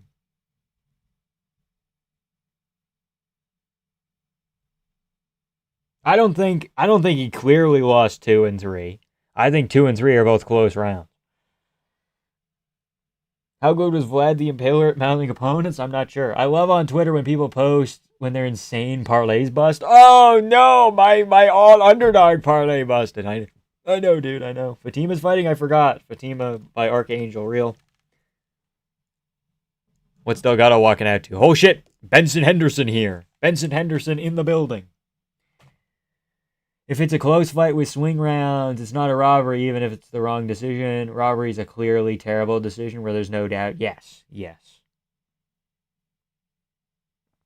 Again, a lot of people just need to understand the difference between like a close fight that could have gone either way, where they disagree with it, versus an actual robbery. You know,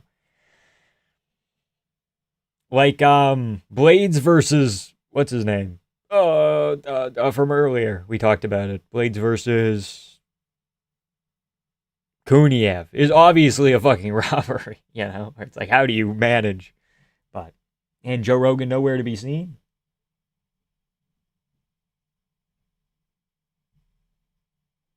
McMillan loses to anybody with a good pullback counter. Anyone who can really counter strike at a high level.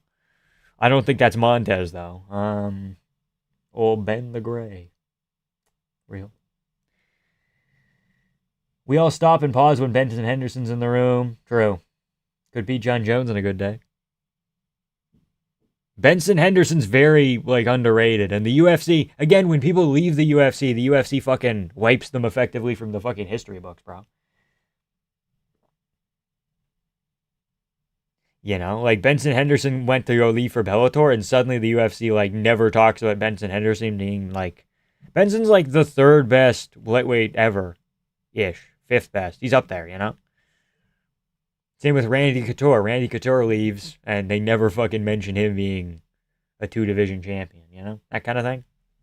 Happens with a bunch of other guys as well. But Benson's one of the biggest cases, in my opinion. Range and calf kick merchant? Okay. If you could get any UFC fighter in an actual bout one-time event, if you could fight any UFC fighter in an actual bout one-time event, who would it be? Ryan Hall. I would fight Ryan Hall. Benson split decisions, everybody. It is true. Sucks that if you get a hair transplant, you still have to do finasteride. Okay. How's it going, the Obi Kobe? What's up? I got to take Delgado decision. Me too. He might get a finish. No, we're going decision, I think. Usman beats DDP. Is the 4th best middleweight ever. Fuck no. Fuck no. The UFC's like a hot blonde. If you ever break up with them, they will talk about you like you're absolute trash, and they never did anything wrong. Okay, speaking from experience, or seeing Benson get slimed out by a Belgian prospect broke my heart. True. True. True.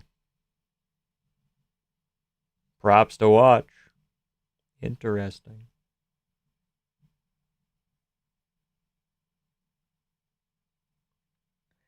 Turkey hair transplant parlay. Jean Paul KO. Jean Paul did not get a. Oh, we're just talking about people with good hair, I guess. Sorry, it is not. Oh, fucking.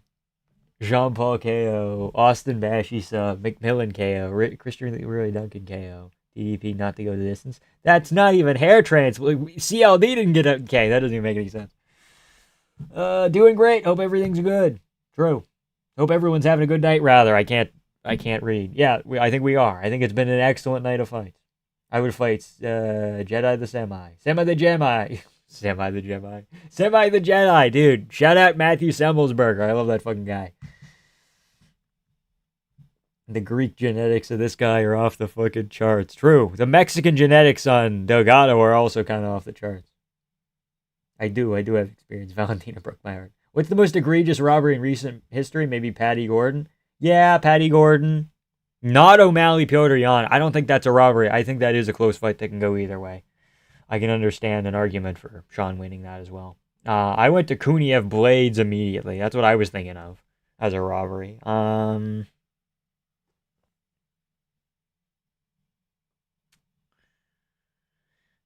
Vittori Dolidze too. Bashy looks like a Chase Hooper, if he got put in the Super Soldier program, yeah. And detwinkification. For sure.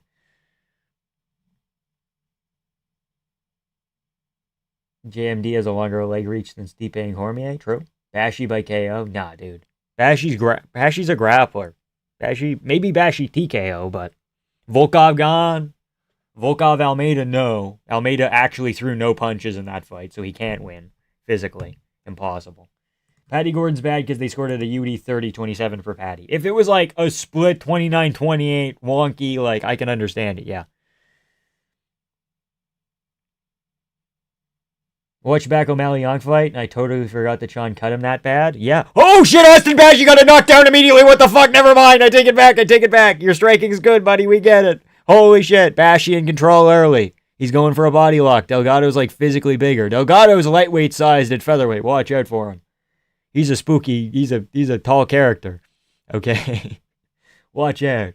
Bashy dropped him. Right as I'm like, I don't think Austin Bashy's ever going to get like a KO or anything. He's a grappler and he fucking wallops Delgado.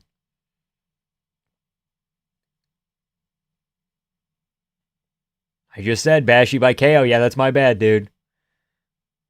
Swear Delgado gets dropped by everybody. He needs to get dropped first and then he gains abilities, okay? He's staying up here against Bashy. He's physically strong enough to make the grappling work for now. Johnny Eblin fights today against Impa Katsangane. I'm pretty excited for that. I think the PFL timed out their main event to where it happens right as the UFC card ends, I think. So we might stay on for that. We might go crazy. Jones Reyes, Corey Marab. Oh, Corey Marab. How could we forget? Corey Marab robbery. Exactly. He hit the Fiziev high kick dodge. He did, dude. He did. Austin Bashy left for a little bit, and now he's got aura. Holy shit. Bashy looks like Askren. Okay, not everybody with curly hair looks like Ben Askren. Although he is kind of like, his back is muscular like him too.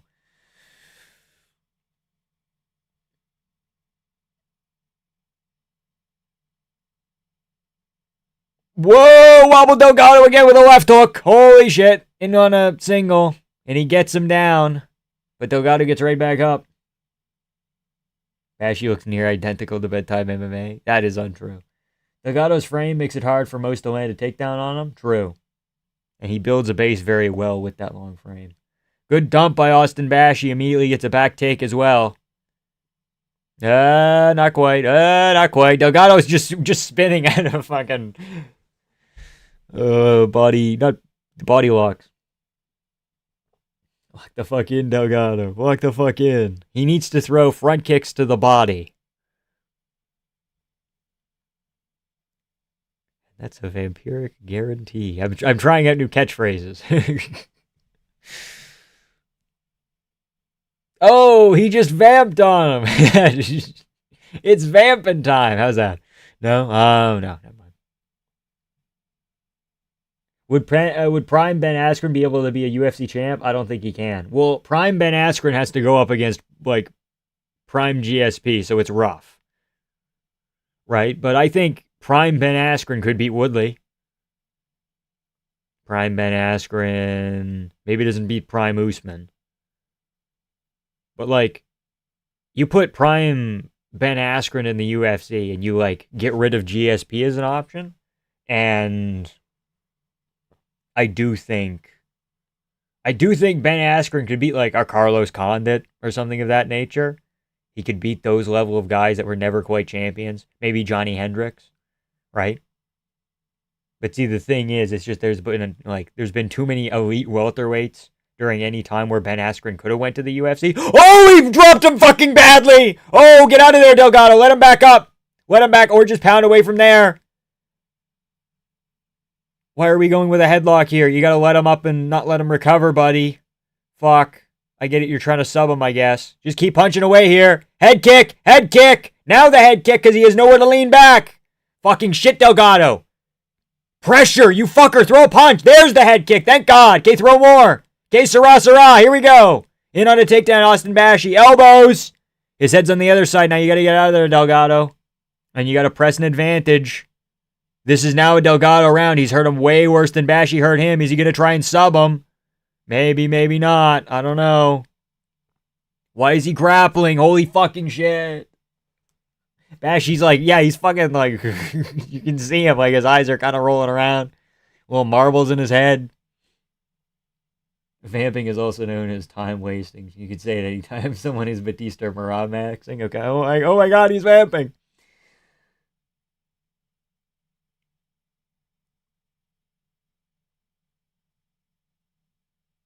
Delgado's so frustrating to watch. Same with the Nathaniel Wood fight. Like, now Bashy gets a fucking minute to recover, and now you get to lose the fight, dude. Like, he stole the round. Delgado objectively won the round there. He did way more. Oh, we're gonna raise our arms! We're gonna raise our arms! We're gonna optics max! Because the judges are because the judges are so shit. They're so shit. To where you can, like, get dropped in a round badly after dropping someone, like, kind of wonkily. And you can fucking lose the round. And you can fucking raise your arms like Bashy. I guarantee you a judge is going to give Bashy the round because he raised his arms fucking a little higher than Delgado did, dude. Come on. Vampiric by day, all legs by night, all day. Delgado's going to knee KO him in the second, I'm calling it. I mean, if he hurts him on the feet and then Austin Bashy kind of leans in with his head and does a little Aaron Pico crab walk, I could see it. I could see Delgado throwing a fucking 1-2 knee. Like what Royval hit on, what's his name? Mateus Nicolau. Royval went like 1-2 fucking and threw up a knee behind it instead of a 1-2 head kick. Like a 1-2 and then almost an uppercut like knee kind of. Whatever. The knee was huge. The Marab meta, dude. Delgado gonna knee. I already read that. Emote maxing is the peak of MMA. True. Bashy still kind of looks out of it. Yeah, a minute's not a long time to recover, but it would have been easier if Delgado would have let him up. Finish the round with authority. True. Look at him go. Now Bashy just tries to get his wrestling game going. Delgado's just a fucking big featherweight, though. Delgado spinning KO. He could spin in the clinch. Oh no, he's hiking his shorts up. Delgado's just got to kind of gunsling in the pocket here if he wants to win. Victim weight striking looks on point. Thank you, Jackson. Appreciate it. Bro got wedgied. True.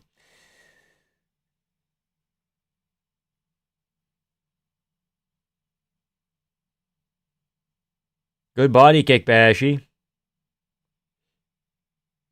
Bashy bullying him. Fucking bullying.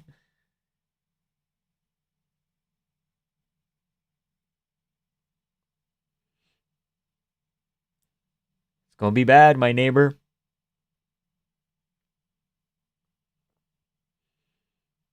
I wish Delgado would fucking throw more. Holy shit, he just walks at you throwing feints. There's a front kick. Cool, buddy. Let's put that to the body next time. Ugh! Eek! Yikes! Don't let him bully you, son. Real, dude, real. Austin Bashy, third round head kick as he throws one.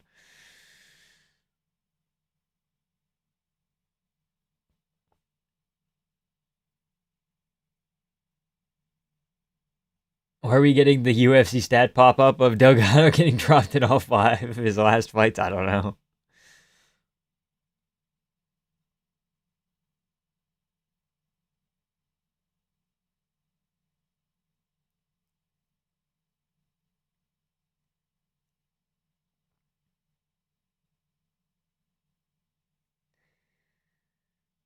Patient Bashy, patient bud. Oh dear, Jose Delgado. Let's land something, buddy.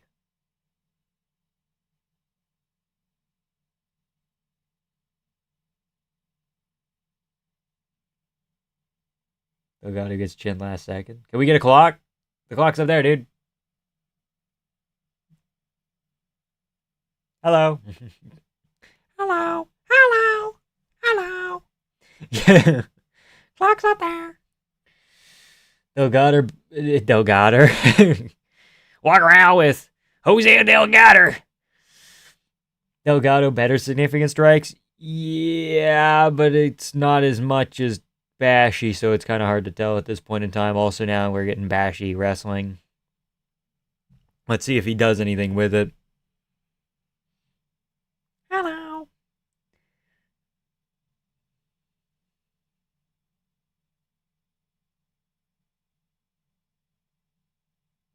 Breaking locks. We're breaking locks and we're circling around. The Jose Delgado special. Might have got hurt with the shot there. Not quite.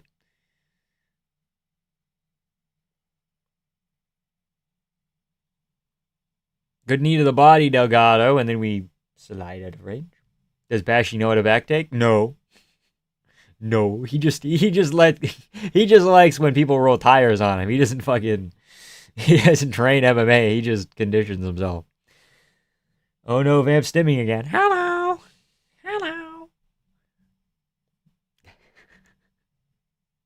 Big Mario Batista, exactly. Big, slightly sillier. My bad, Ed. Picture in picture. All good, dude. All good. Oh! Might have hurt him with that rear hand there off the body kick. Commentators glazing the fact that Delgado is choosing not to chase a finish. Is he doing it on purpose? Is that what they're saying? Well, obviously he's doing it on purpose, but they're saying it's a good strategy. Bashy going to try and dunk him here. Delgado going to try and counter with a Kimura. You're going to sit out a little bit. Going to keep turning. Whoa! Okay, good slam from Bashy. Does he land anything on the ground in the last 5 seconds here? Does he posture up and land a strike? Not really. I think that's a Delgado round. I don't know. It's close, though. Delgado's just letting him get these takedowns by not presenting a threat on the feet? I know. I called Delgado a former champion, okay? I'm fucking 0-2 on calling fucking people I see one fight of and calling them former champions, okay? It was fucking Hand to God Danny Barlow and fucking Jose Delgado, and I said, these guys are former champions, and it just never goes well. I guess no knee KO. But he's punishing him. He is punishing him. They're saying, he's so patient. He's such a sniper. He's letting the fight be closer than it needs to be. Yeah, 2-0 Delgado in my book. 1-1 max. You cannot go 2-0 Bashy. I would still win this round if I was Delgado for the sake of not losing a round to an encumbered Austin Bashy, but holy shit. He very well might.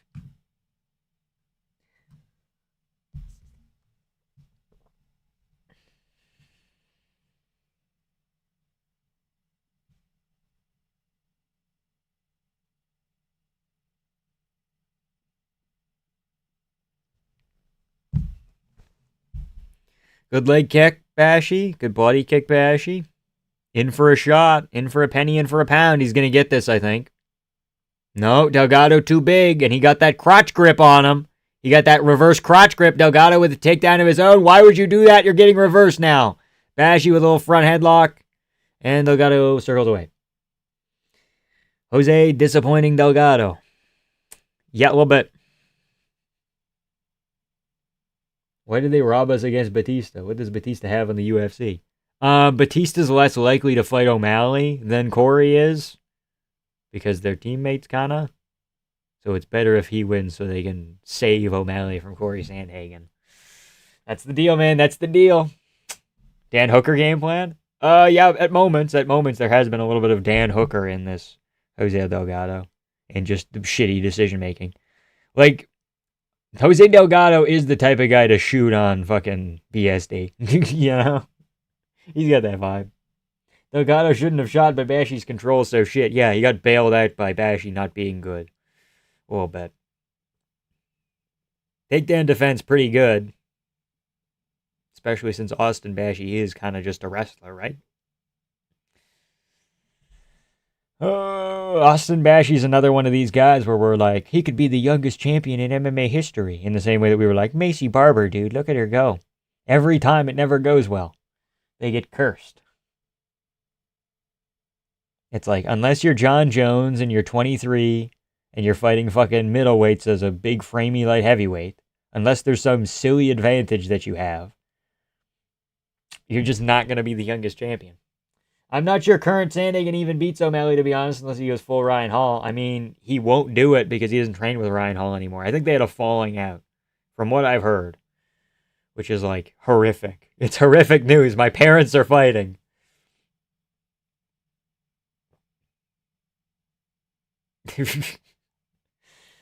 Bashy has that Michael Chandler striking.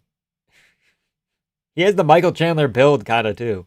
He does kind of like walk around like this and fucking wow, wow, wow, wow.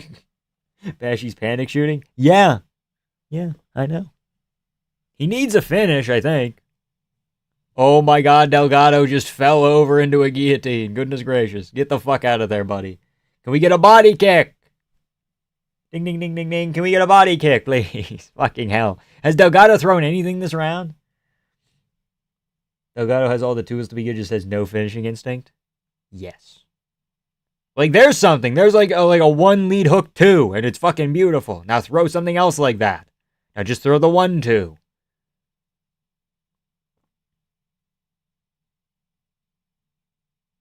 Throw the body kick. You're in fucking open stance when Bashy goes southpaw. Bashy isn't a southpaw.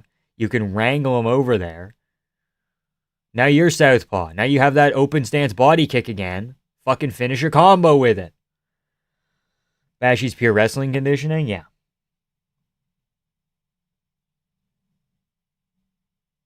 How is Bashy damn near 3 times as thick as Delgado, but at the same time not stronger than him at all? Yeah, Delgado's fought at lightweight before, I think, too. Did he just put his head in a guillotine and fucking throw this fight? He fucking might have! He fucking might have! Keep scrambling, Delgado. Keep scrambling, buddy. Okay, we're good. Now just sit here for a minute and you're fine. Dustin the fake Hubble guy's calling BSD shit for some reason. He didn't call him shit. He just said he's at his ceiling. He didn't call him shit. He said he's like, that's as good as he'll get, or he'll not improve, or he said something like that. Why did he go for a leg? I have no idea. I was like, oh, he's getting fucking subbed, isn't he? You have 45 seconds to not get arm triangle, Delgado. You should be able to make this work. Can't arm triangle you if your arm isn't by your head, buddy. If not, if Austin Bashy does work for this arm triangle, your ass better answer this fucking phone like your life depends on it, buddy. Come on, let's stall out the round. No, I was bad. Yeah, I have no idea, dude. I have no fucking idea. Negative IQ. Dude, if Delgado ends up losing 2-1, I'm gonna fucking lose my mind. Oh, we're going heel hook. Oh, Bashy with the counter heel hook. 6 seconds. Nothing happening.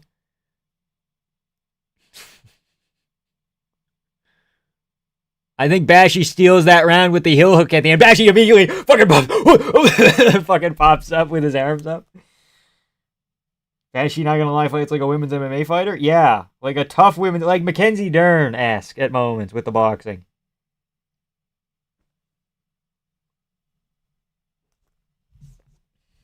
Bashy is men's Ricci. There's an argument for Bashy. I know. Fuck.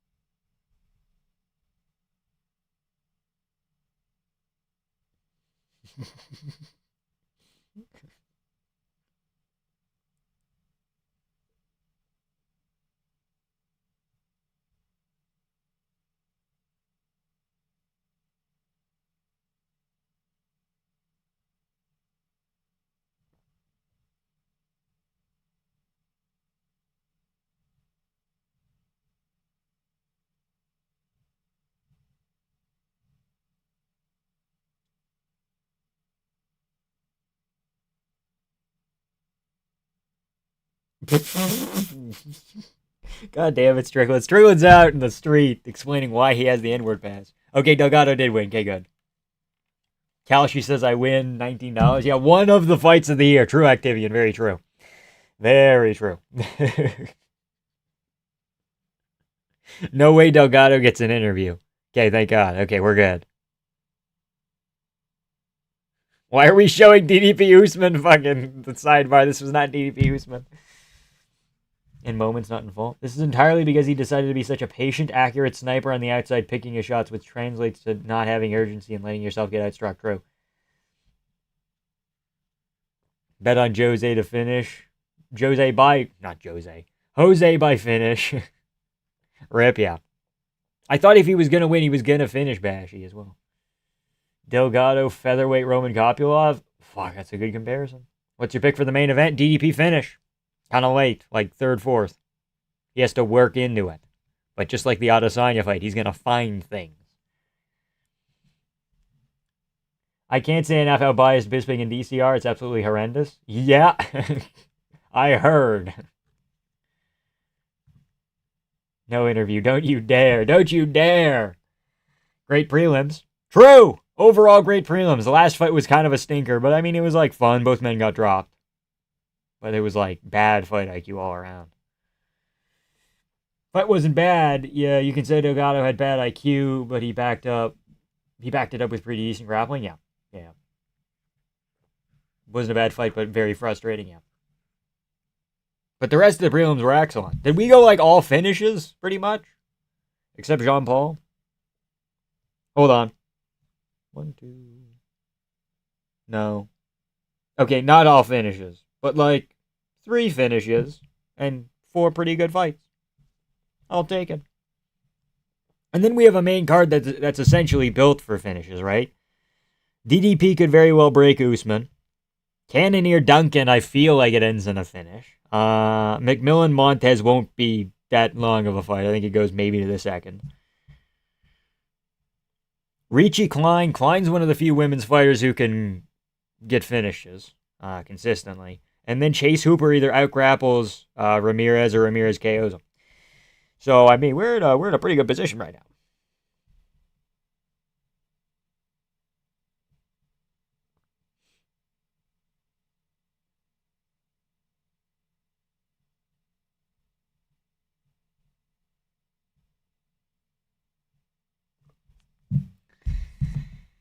Damn, did you see DDP's arm candy? More than an arm candy, it's his wife that he's very committed to, which is even better.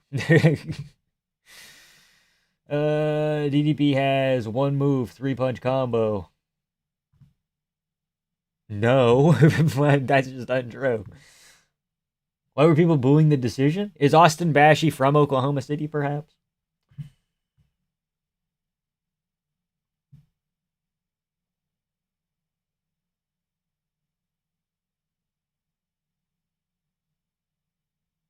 Feel like everyone's soul took a loss from that 329 main event? To a degree, some people. I don't know. We have the real fans main event coming up. McMillan Montez is not a main event.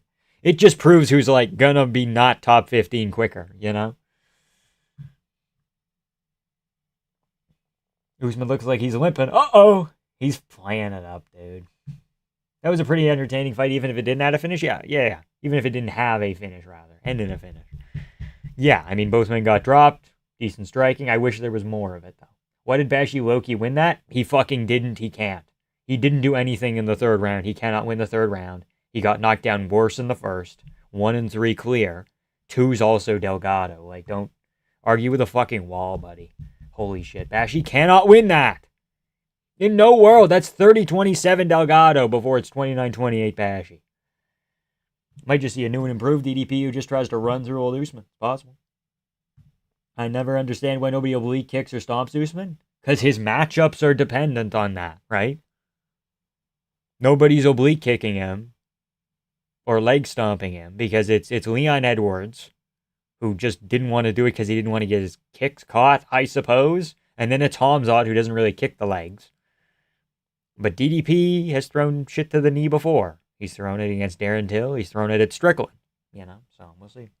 It's not a limp. It's called swagger. This is why we are picking Mitch Ramirez. Yeah, just 8 punches and didn't land anything. You goofy bud. Real. Wait, you see a new... I read that. I'm taking Hooper. Me too, but I'm not confused. Or I'm not confused. I'm not sure. I'm not confident, rather. Usman has the worst sense of style. Yeah, the motherfucker will just dress up as a fucking green M&M. It's the deal.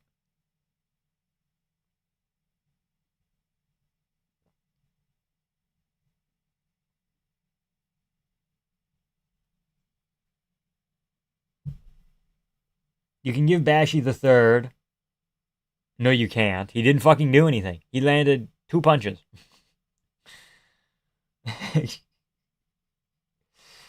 DDP straight like the ancient Greeks were. Coach doesn't count. True. We can make exceptions.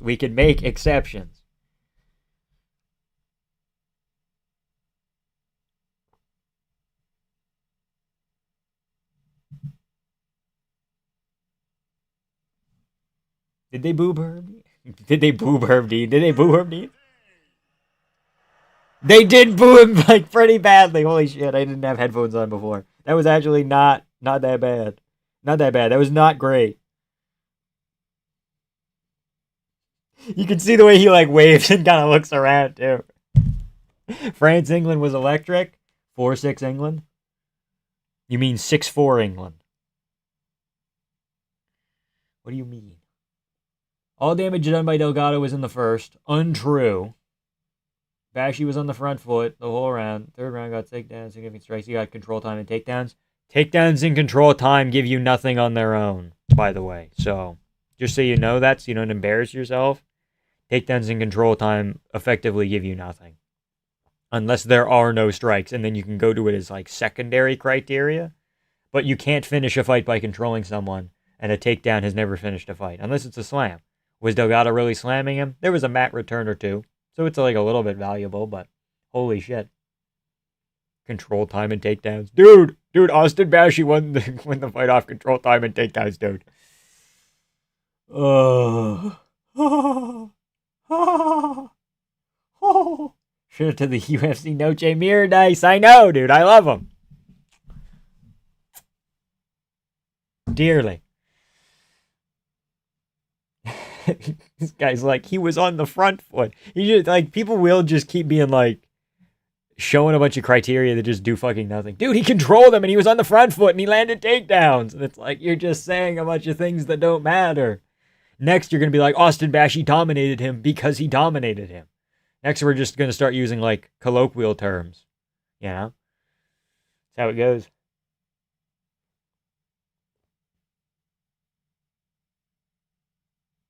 Middleweight DC wrestled Cale Sanderson, one of the best wrestlers to step foot in college mats. That is true. That did happen. I was there. You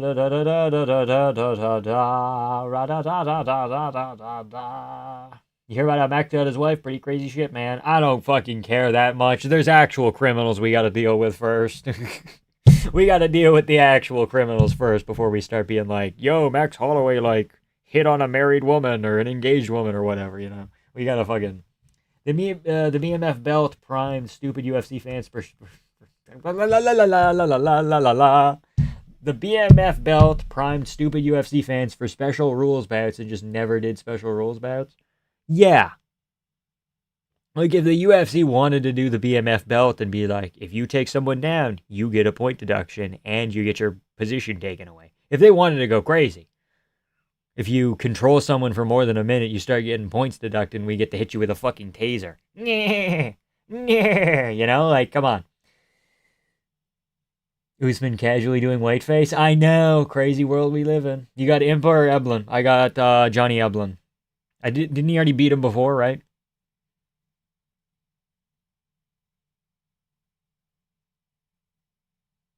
Browse /heme? What do you mean by /heme?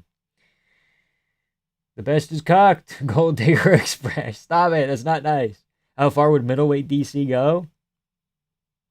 DC did well because he was fighting bums. So I don't know. At a certain point, middleweight DC would run into like Rich Franklin and shit.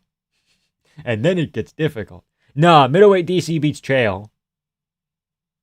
I don't know how. Does he beat Anderson Silva if he's like not big? I don't know.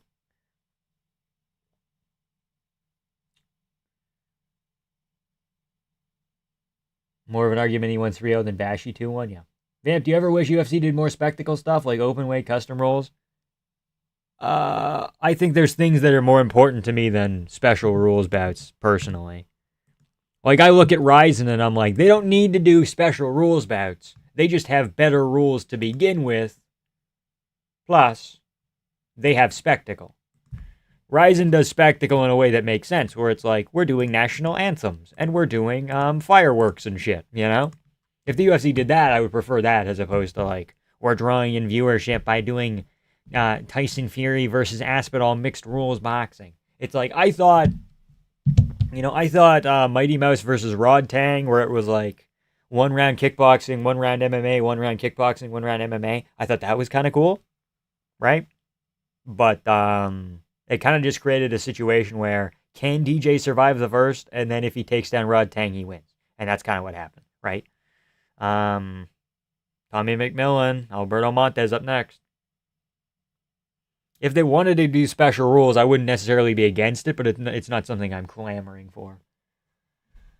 Look how thick that boy is. Damn, boy, that's thick. That boy's thick. Okay. The solution to grappling in BMF fights is to allow oil checks? Yeah. Special rule, if you're Cyril Gane, you start the fight in the Darce choke position. Gane is in the sub position. Predictions say DDP Usman won't go the distance. I don't think so. He did beat Silva on short notice. Yeah, but that was Silva at the end of his run coming up to light heavyweight. That's an Armin holding his laugh badly when Colby called Bilal's wife a gargoyle. I did see that.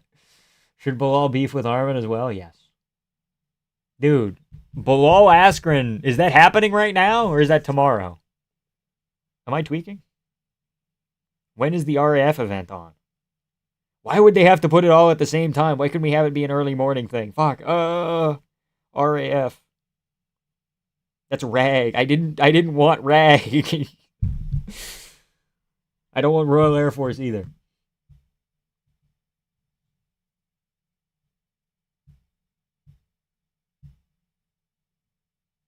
How far do you think McMillan can go if he can even win this? I don't think he gets ranked. I think Larry and Douglas puts him in a fucking casket, quite frankly.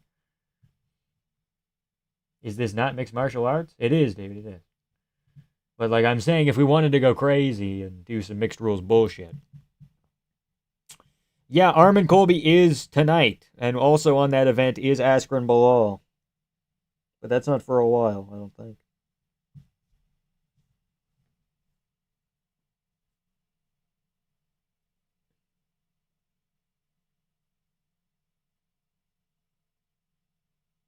Surely Ben Askren doesn't beat Bilal, right? But Ben Askren's 42 and Bilal's 38. I mean, 4-year difference isn't too crazy. Y'all better watch out, Bilal and RAF. Bilal and RAF. Remember the name. Real, dude, real. Tournaments are based, true.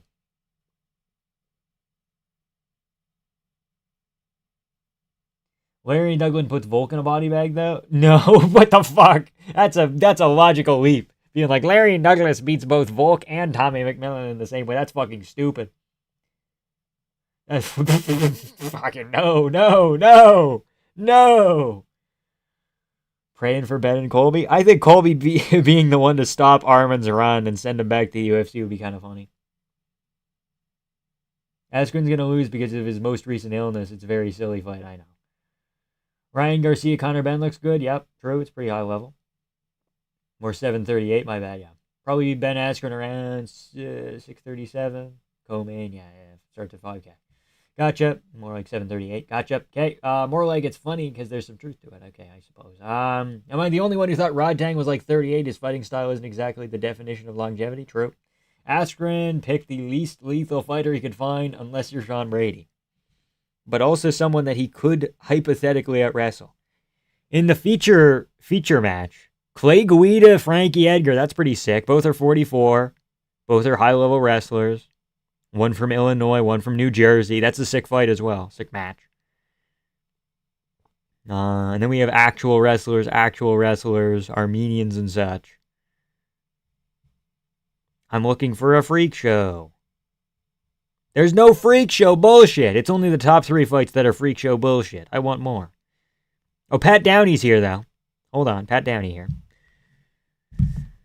Larry Douglas decapitates Volk, not currently. I think I'm very high on Larry Douglas. I just don't think he's there yet because I think he's a little too young.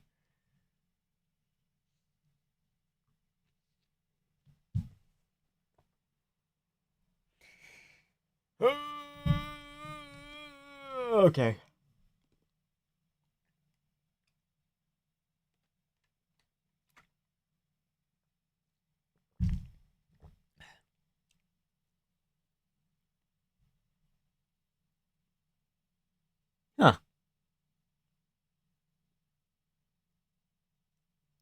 Interesting.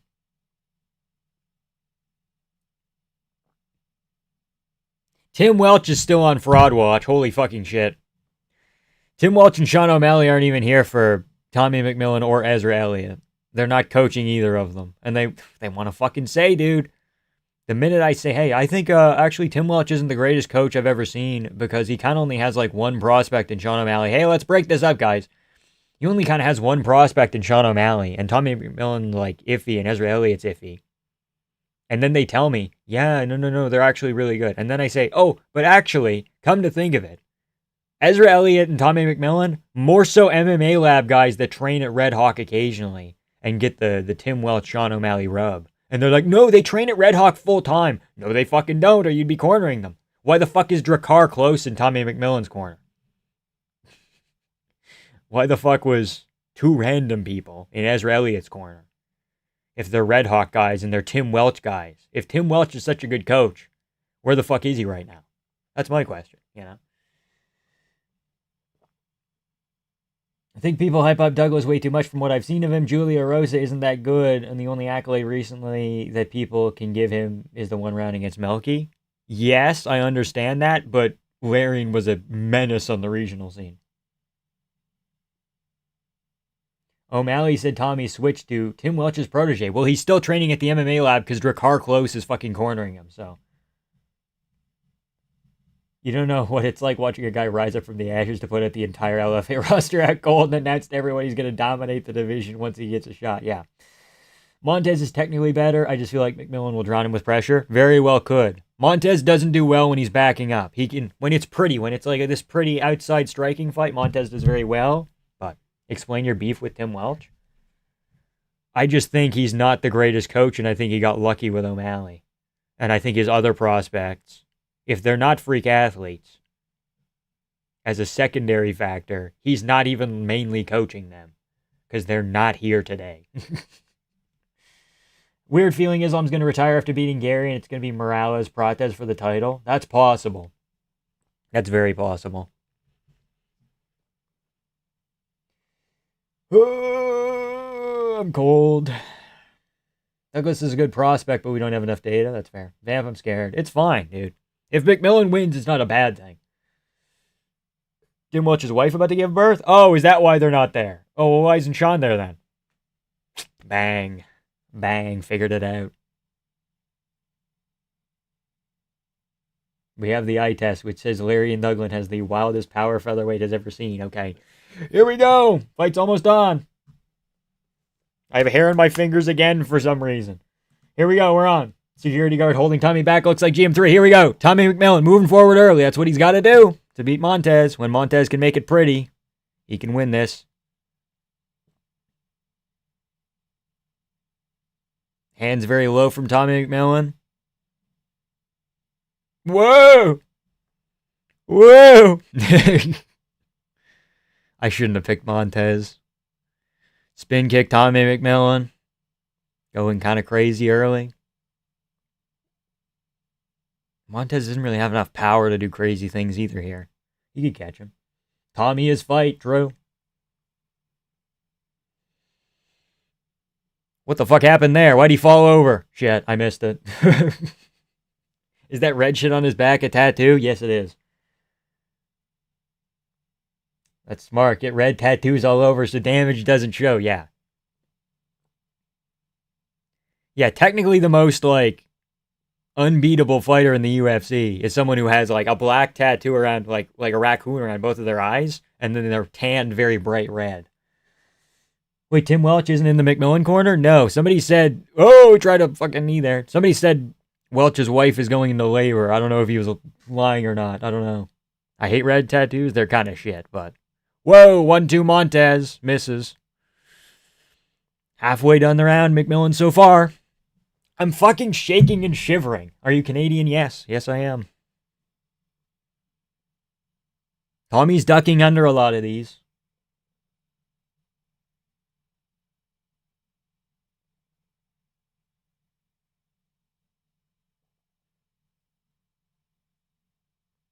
Montez catches him off a leg kick. How many versions of Taturo are there? Infinite. They never end. That's a good 2 from Montez. I just don't know if he has enough power. Good elbow in there. Are you Madagascarian? Yes. I am, in fact, a lemur. I'm actually 15 lemurs in a trench coat right now, in a skin suit. I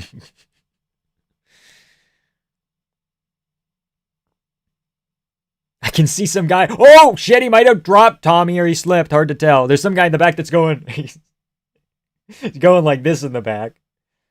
McMillan a little more controlled and technical this time. Yeah, he seems like a better prospect in this fight. Not that that's a very high bar, but yeah, still, he's showing improvements, which is good. What the fuck just happened? It looked like Tommy slipped, but I don't know.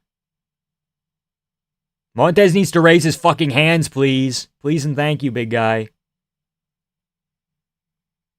Kind of look and sound like King Julian, the lemur. The lemur king from Madagascar. Okay. Who's Tommy's main coach? Well, Tim McMillan. Tim Welch will claim that it's him, and I thought it was, but now Drakkar Klose is in the corner, and I'm like all sorts of confused.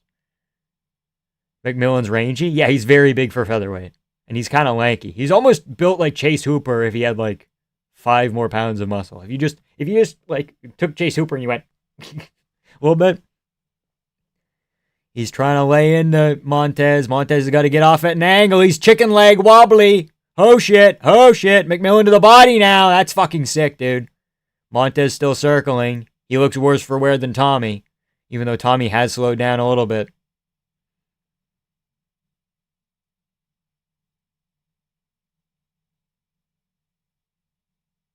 Good body kick. Another head kick, Montez. Oh! McMillan dropped him. He dropped him bad. Montez has got to cut an angle here. He can't put himself on the fence. He's recovering not horribly, but I feel like McMillan's just going to clip him with one more big one here. Good body shots. McMillan's shot selection's okay this fight. Holy shit.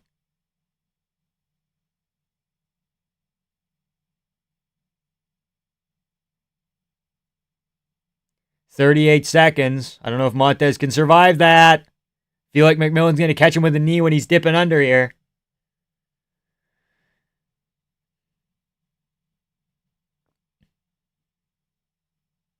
Damage to the body going hard. True. Maybe McMillan shoots a panic takedown. Oh, he fucking dropped him with a left hook. Oh, shit. Montez firing back now.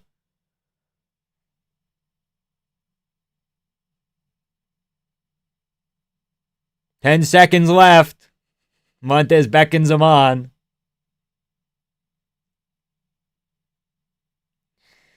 McMillan round 10-9. Montez really got to drop down to bantamweight. He looks small. I mean, McMillan's also very big for featherweight. 10-8? That's not quite a 10-8. Because McMillan, I think, also got dropped. I need to see it again, though.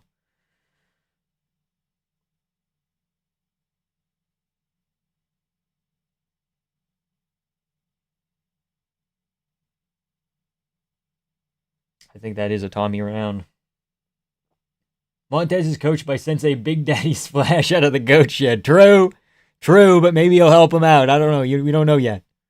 Maybe it's better than Drakkar Klose. I don't know. Already fight of the night? Well, you didn't watch the fucking prelims, buddy. Holy shit. Of course, the ref lets him eye poke. I didn't see that. Hold on.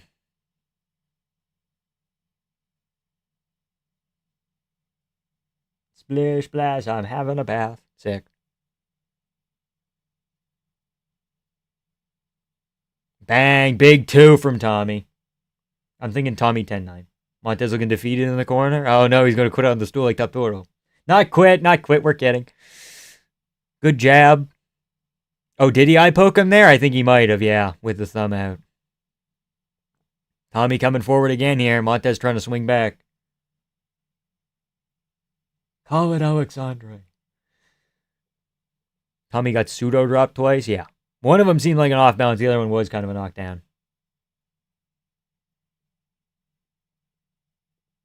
I think Tommy's good, but why are the UFC fucking sucking him off? I have no idea, dude.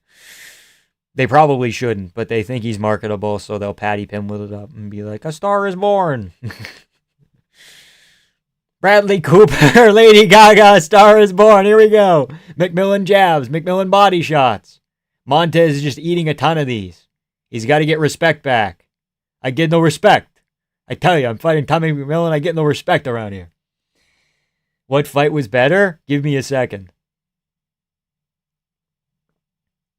I don't have the clock up. Tommy 10-9's a good nickname. Tommy 10-9. Tommy Two-Tone. Why would he throw a spinning back kick to the body? Oh, geez, Montez.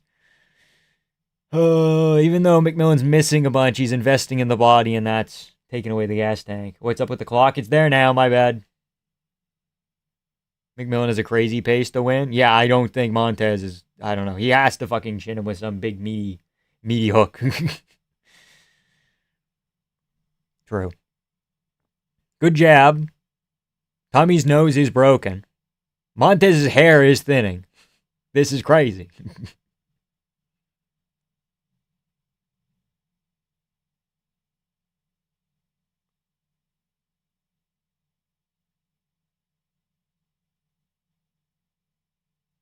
Holy volume, Batman.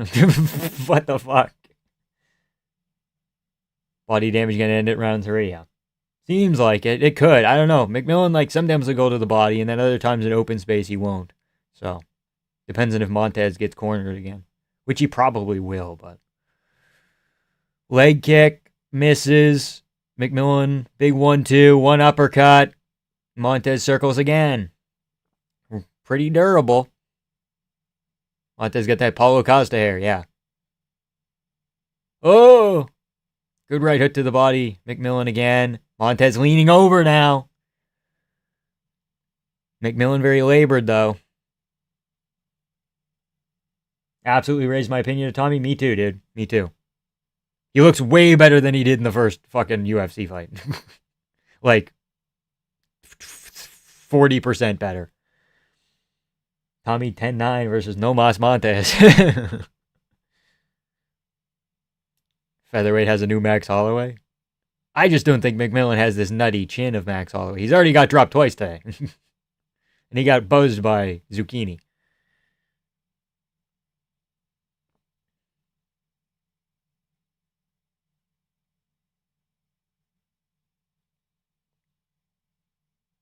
Montez has solid defense. Yeah, he's been relatively responsible. Even though he's getting hit, he's avoiding like the big shot at the end of the combo. Like he'll get hit with the 2 and he'll back himself up, and then McMillan will go for an uppercut and he'll duck that. But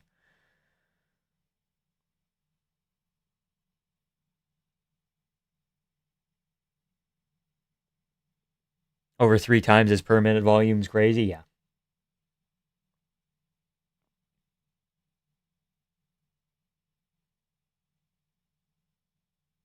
Tommy keeps leading with his fingers now. That's rough. Okay. Pretty easy to have solid defense when you aren't throwing back, true. Volume of Max, chin of Yair. Yeah, occasionally chinny, but usually it holds up, I suppose. Montez is becoming a punching bag. He needs to throw counters. Yeah, he's trying. I'm sure he's trying.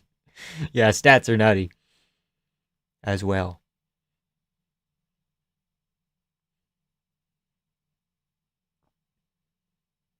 Good uppercut. Good body shot McMillan as well afterwards. Oh, spin kick to the body.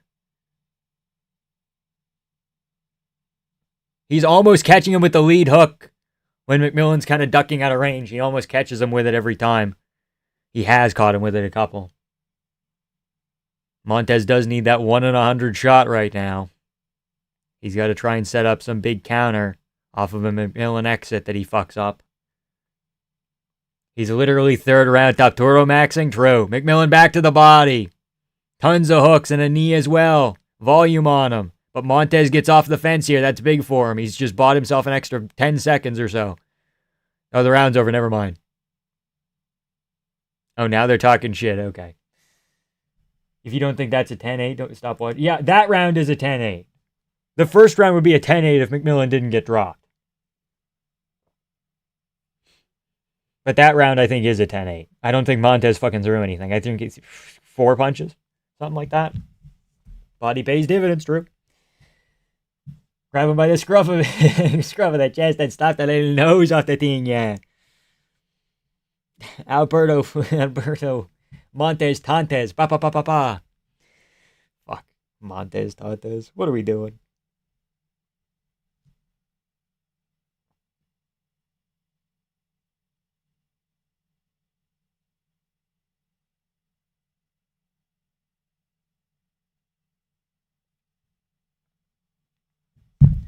How is this even featherweight? He looks like a welterweight. He is massive.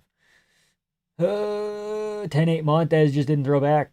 I honestly say 10-8 Montez just didn't throw back. Yeah, I said 10-8 as well. Not the first round though. First round 10-9. Even though McMillan's whiffing most of them, great visuals. Yeah, many are on the arms. Montez rolls with them. Some of them are landing on the body and the chest, which is like not crazy valuable, but it's something.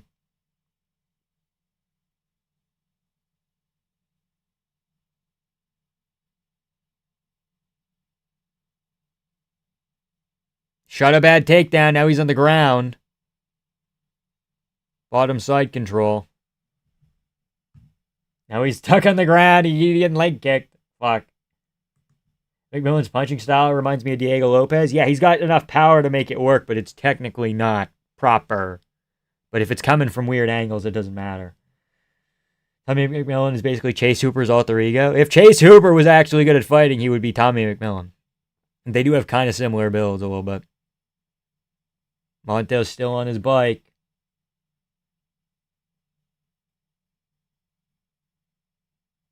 My internet is horrific, apparently. Holy shit.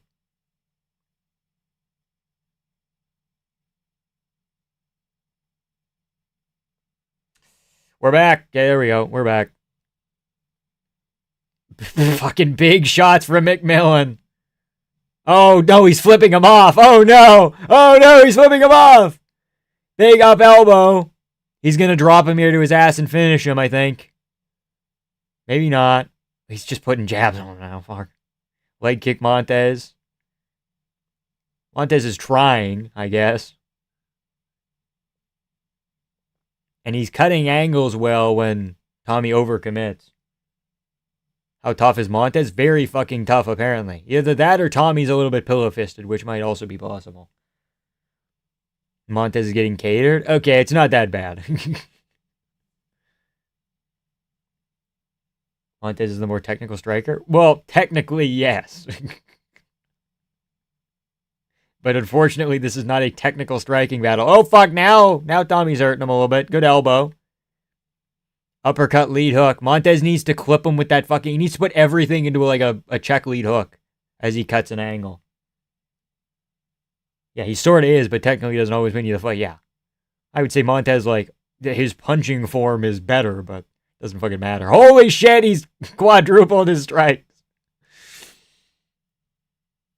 What technicality is he showing? Well, he's not showing it right now, because but his punch form is just objectively better.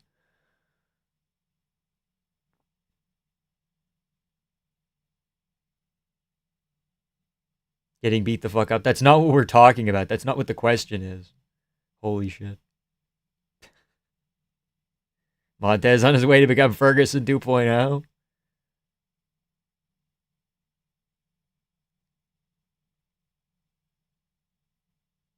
Montez still wobbly. Oh, he's weebly wobbly. He's got to cut an angle here. Oh, they're going to stop it, aren't they? Get off the fence, Montez. Cut another angle. There we go. Bang. Off to the right. Now off to the left.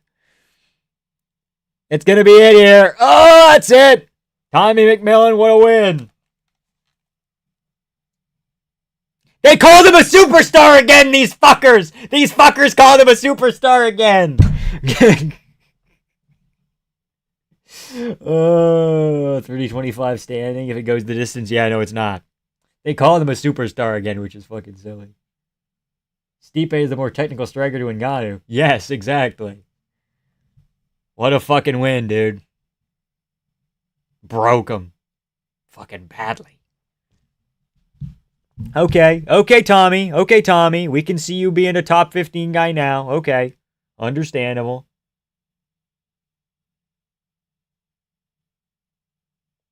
A superstar. I don't think he's a superstar. Whatever. But he's legit. He's a legit fighter. That's a decent win. That's way better than fucking Zucchini. Like, I think he could be top 15 now, but that's where I'm seeing his ceiling. I don't know if he gets to top 10. Like, does Tommy McMillan beat Vallejos? Not a lot of people do, but does he? I don't know.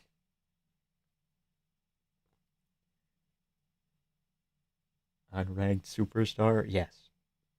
Keep in mind, like, Taporia would beat Max Holloway and they wouldn't call him a fucking superstar, you know? Like, I think I like this Tommy McMillan guy. Give him Volk. Yeah. Bigger superstar, McMillan or Messi? Oh, good question. Good question.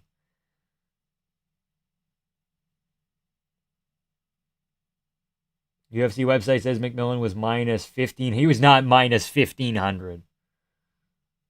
Vamp glazing another fraud. What a surprise. Glazing a fraud. I'm not glazing a fraud. Okay. McMillan, Alexandre Taporia, Battle of the Superstars. Yeah, Alexandre Taporia, known superstar. You can't tell me Tommy can't beat Onama? He can. He very well can beat Onama. That's where I see him now. If you would have told me he beats Onama after he beat Zucchini, I wouldn't have believed you. But he showed so much improvement between that fight and this fight. For sure. Loki, McMillan Vallejos is a banger, yeah. Better than I thought still. Okay. He's a good-ass fighter. He's not a fraud. No, he's not entirely a fraud.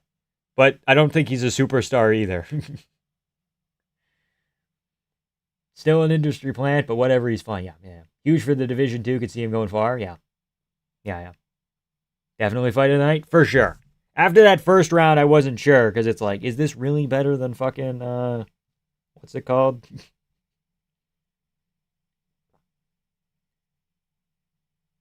Like, personally, Elliott versus Anderson was my fight of the night going into, you know? But yeah, definitely fight of the night now. But I could see them giving him fight of the night and performance bonus for shits and giggles. I can weirdly see Josh Emmett chinning him with a big meaty overhand. I can't. I can see him beating the fuck out of Josh Emmett. Chins Aaron Pico? No. Gets that wrestled by Aaron Pico.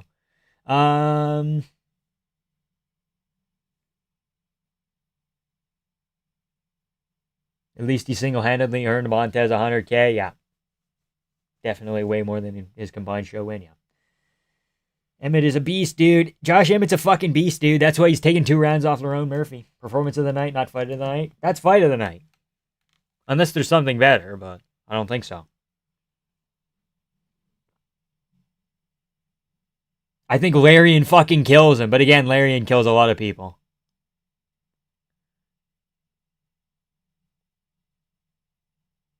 Hot take, Gable would beat Vamp in sexual assault. He would. He would sexually assault me if he wanted to.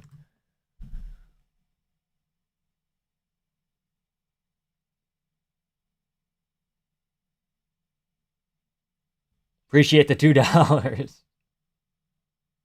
Pico, we get rage baited? Pico doesn't get rage baited. Pico's calm.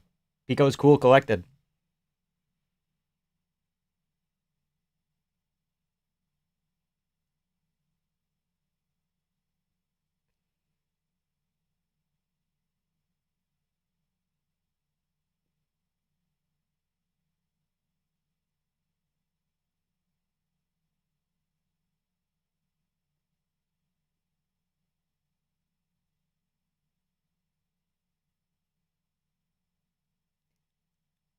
That's a good fucking call out, dude. That's a good call out. Get me on the Noche card. Let me chin a Mexican. That's a fucking excellent call out. It's got vision. It's got a story.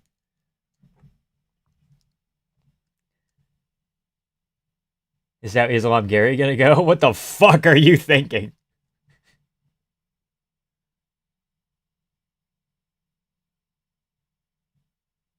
Delgado can be that Mexican, true.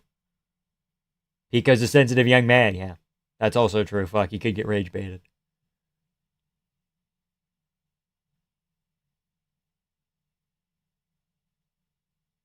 They were by my side this whole camp, but they weren't here today. What's up with his lip? I don't know. He just got a weird ass lip.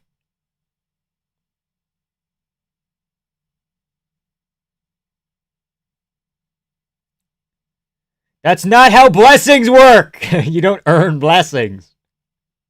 These blessings that I've been earning, that's just categorically not how blessings work. Whatever.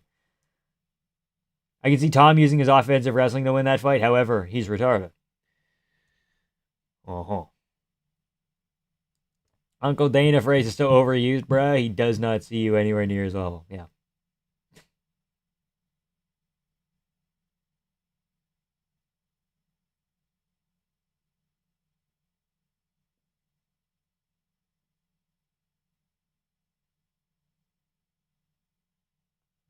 Vamp not blessed legs. Who's this fucking guy? Florida Marlins. Callum Walsh. Hello, sir. McMillan hate watch continues. Yep. It'll just be even sweeter. Oh, that's why Callum Walsh is here. Tabitha Ricci's fighting. That makes sense. Who's this guy? Cowboy? PBR. Shout out PBR. I think Steve Garcia would beat him. I think that's plausible. But Steve Garcia is also kind of chinny in the pocket.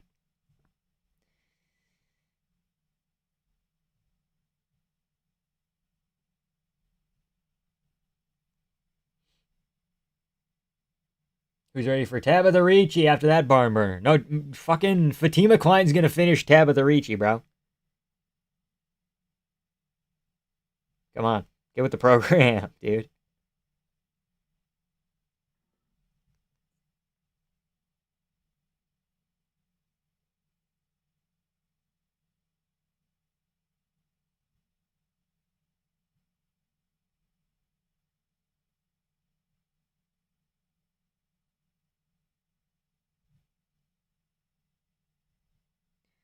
Tabitha Ricci.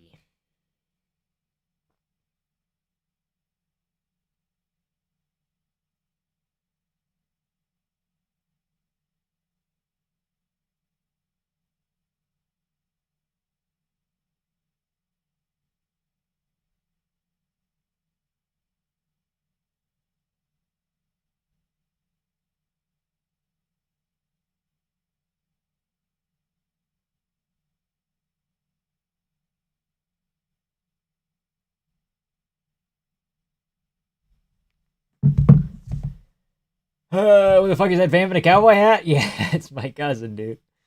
Callum Walsh is such a cringe, forced Zuffa plant. True. All industry plants should be required to call Dana Uncle Dana. Yeah, they gotta report back to him, dude. Feel bad for Montez? I mean, at least he might get a bonus here. Fraud doesn't even have siblings. That could be an uncle. Way to ruin the momentum with the fucking bum-ass Ricci. Dude, Fatima Klein's actually a good women's MMA fighter, and she's gonna beat Tabitha Ricci, and it's gonna be impressive, okay? Please. Fatima slimed this lady out in the first, and my life is yours, dude. Is CLD in UFC 6? No, he's not yet. No, he's not. Sucks. But he's not. Is he? Roman Dolidze is. I don't think he is. This is like the least women's MMA swap fight of the last, 5 events, okay, guys? People forget, man. Fatima Klein's on a whole different level. I'm behind her. She unironically is very good. You never know, man. Maybe Ricci puts on an Islam Volk performance. Islam Volk 1 or 2. Which begs the question. Islam Volk 1 or 2?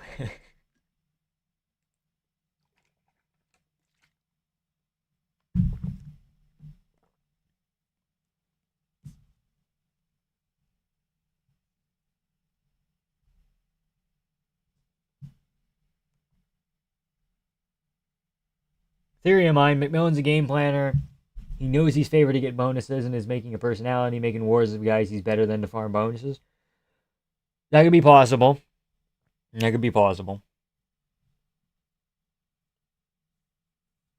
Damn, she's minus 500. That's insane odds for women's MMA when they're so inconsistent. That is true, but if anyone deserves those odds, it's Fatima Klein, dude.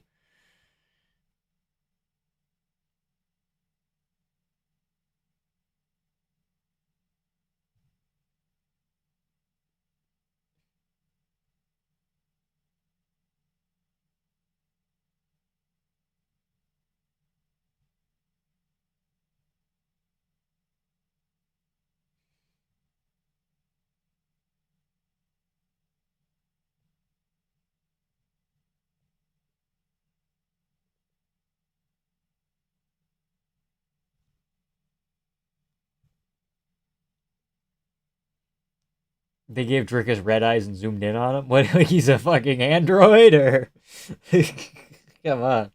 Does Guskov get a title shot if he chins Ankalaev? Yes. Immediately. And then he chins Alberg, and then we do Guskov Yuri for the Northern European belt. Klein's alright, but Ricci's a terrorist, even for women's MMA standards. If you were to make a comparison, if Sabatini was a local rapist, Ricci is Epstein. Fuck.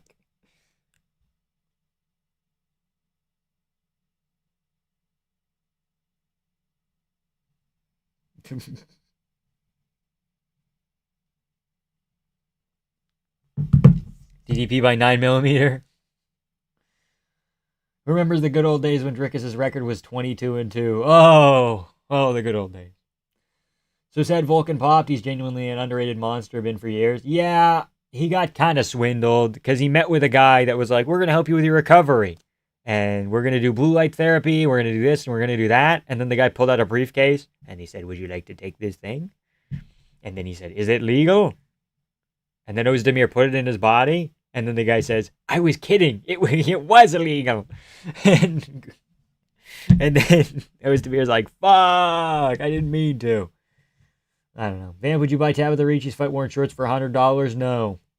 Guskov Olberg title match just nuked the division. Guskov's fun. Guskov Yuri would be euphoria on my screen for the 3 minutes it lasted. True.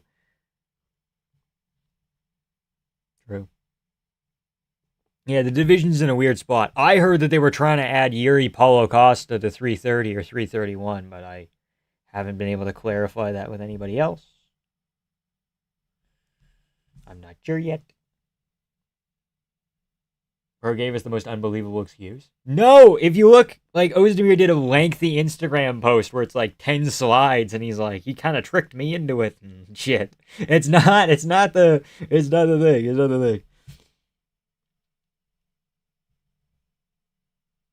Calls that a Mexican for September 12th. That's good. I like that. It's in Arizona. Plus, it's a Noche event. Mexican. I fought a bunch of different ethnicities. It works as a story, right? It's something the UFC can sell. The minority hunter, if you will.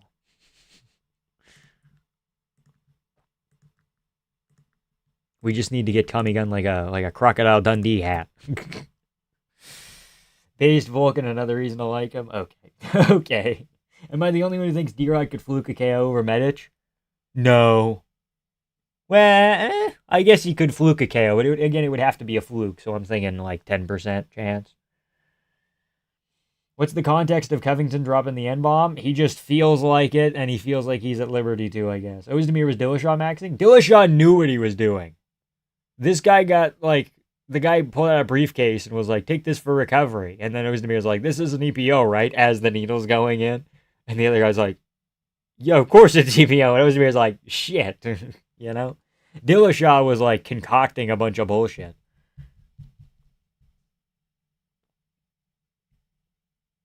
Not only was Dillashaw on EPO, but odds are he was on stuff to hide the EPO in his bloodstream. Like, come on. Vulcan's nutritionist is Rumpelstiltskin. Yeah, his feet are... his toes are bursting out of his shoes into the ground, you know? You guys watching FIFA? No. Isn't soccer over? Isn't there one game left? Maybe Eros is chinny, yeah.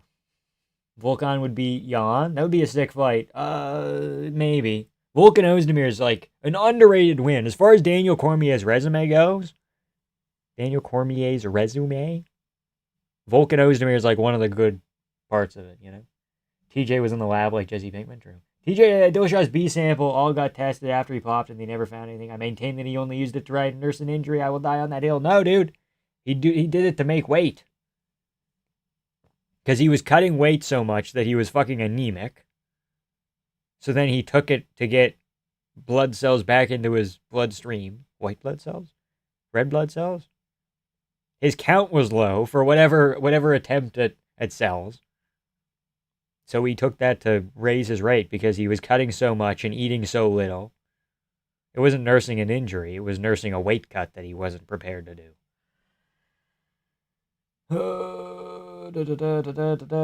Medic has been finished a good amount of times, and D-Rod only finished by Cock and Fluke Master himself, Neil Magny. Yeah. But D-Rod also got wobbled a bunch by Kevin Holland. I maintain that Kevin Holland beat D-Rod, even though that was like a goofy fight where Kevin Holland underperformed. I think he still won. Yeah, soccer's over. They're shutting the sport down. No more soccer ever again.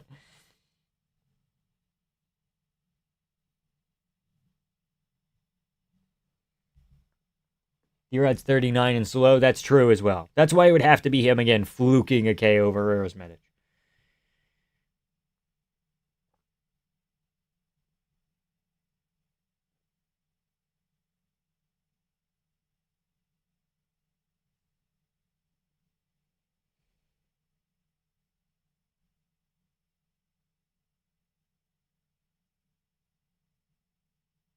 No way there was another Scottish twister at PFL Austin.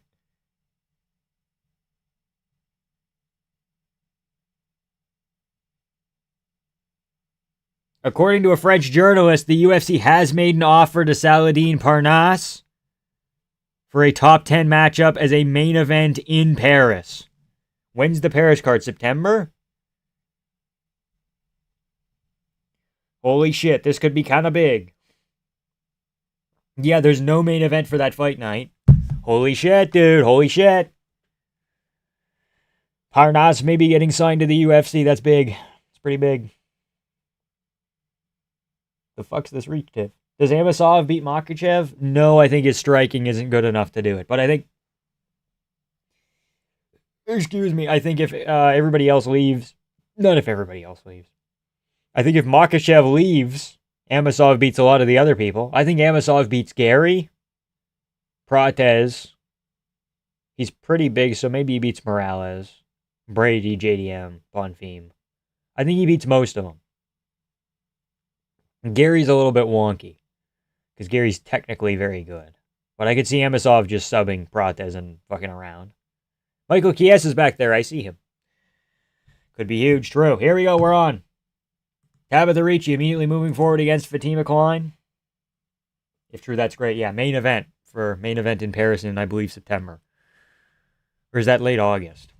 I want to say September. Klein is not out. September 5th. Thought the Paris fight night meant that Amava was getting skipped over for a title shot? I don't know what the situation is there. If DDP finishes Usman in a round or something nutty, you could argue he fucking hopscotches Amavov and Brendan Allen.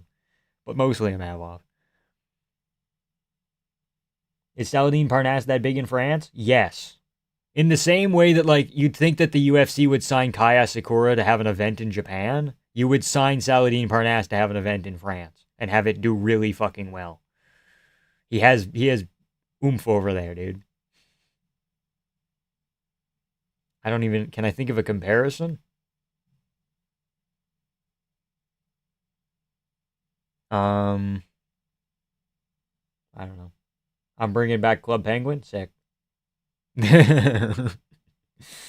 Diddy boxing. Show the fight. The Diddy boxing. In the range.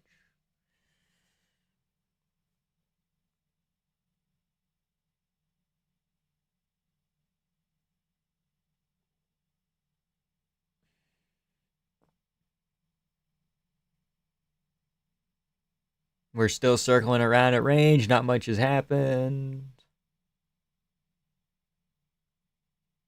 Tabitha Ricci jabbing at range again. Fatima Klein very good in the clinch with some knees and elbows. I think it puts her minorly ahead.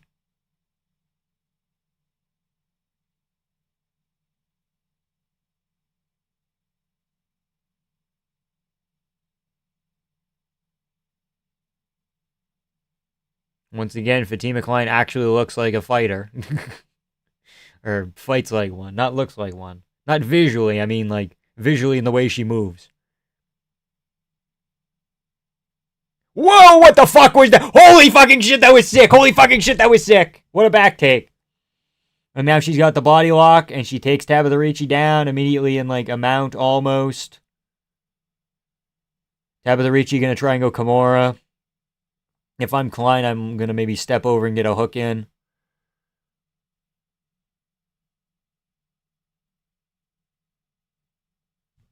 I forgot who said it, but apparently Amavov's going to need another fight because he turned down a shot against Hamzat. Yes, Hamzat and Amavov were like, we're French. We're not French brothers. We're Muslim brothers. We can't fight each other. Anybody else does that, and that's a problem. Bobby Green says it, and it's like, okay, you know. Bobby Green's like, I don't want to fight any other African American. I don't want to fight my brothers, my MMA brothers. It's like, okay. You weren't wrong about Klein being an actually entertaining women's MMA fighter. Damn, yeah, she trains with Erin Blanchfield, so we know she's like technically good on that level and can win fights. But she's also fun. Like she can go in the clinch, she can get takedowns, trips, reversals, all that jazz. Like it's not that bad. Like there's worse. Clock, my bad. It's up there. It's up there. It's up there. Prates Morales in Brazil. Yeah. So then the Ecuadorians can travel as well. Bro's pretending to be excited. Klein's not watching the stream, gang. Didn't you say earlier that she wasn't a terrorist of the sport? She's one of the few who isn't a terrorist of the sport. Come on. You should be like a little bit happy. Pfeiffer Allen, probably. I think you match up Pfeiffer and Allen. Or one of them with Baralho.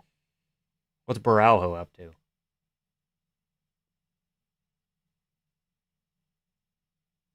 Holy shit, another good takedown and a back take here. Leg reveal when? Like unclothed leg reveal, or we can just pop these suckers up. I mean, come on. Didn't scroll up enough to see clock. Okay, all good.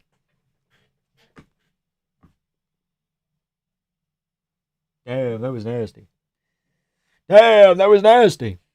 Couple big shots from the back here. All good, dude. Is she gonna go guillotine off this? Maybe. Knee on the break, that's good. Looking like a Klein 10-9.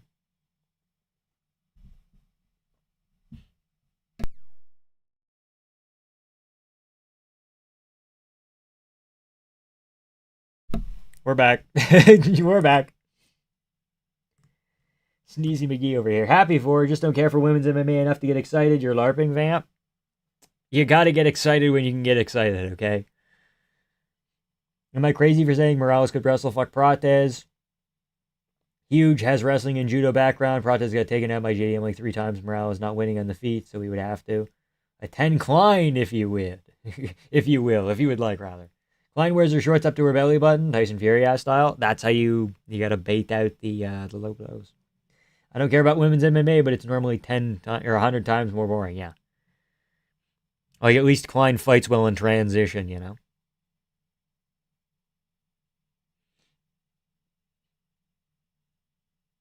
Yeah, Morales could out-wrestle Prates, but have we seen Morales out-wrestle anybody? He didn't have to against Burns. He didn't have to against Brady, you know? If the UFC gave you the chance to cut a fighter from the roster, who would it be? Gable. Or Gone, I guess. Mine would be Yair. Yair's an option. But Yair's not long for this world. Yair's going to move up to lightweight, apparently. And even if he does come back, it's like Yair's not putting together a title run. I pray Klein Crusades are way to a strawweight belt. That would be ideal. Holy shit, 93.7%. Tabitha Ricci currently has less of a chance of winning than Alberto Montez did in the 3rd round. Fuck. Am I crazy for thinking Morales is a problem for Islam, like the other guy said? Huge, extreme reach, strong, judo background, but we haven't seen him use it. We know Morales has this judo background because he talks about it. Clock, my bad. But we haven't seen it against a high-level grappler, right? Like, if Morales got taken down by Brady, and he worked butterfly guard, and he got, like, a big reversal. Whoa, a little fireman almost. Oh, a back take by Klein. She tried to, like, sneak around. Oh, whoa, whoa, whoa, whoa. It's hypothetical wrestling skill, but still educated guess. Like, it could be a problem. But then it's like, okay, what does he do on the feet? Does he outstrike Makhachev? Makhachev can kind of just leg kick Prates. He's not too short. Would he physically be stronger? Or would they kind of even out? Probably even out. So then it becomes a skill diff. Yeah, I don't know. Hard to tell. Like, again, hypothetically, yeah, he could be a bit of a problem, but we just don't know. Oh, Kiss Mary Kill Rayful Gagne here. Oh.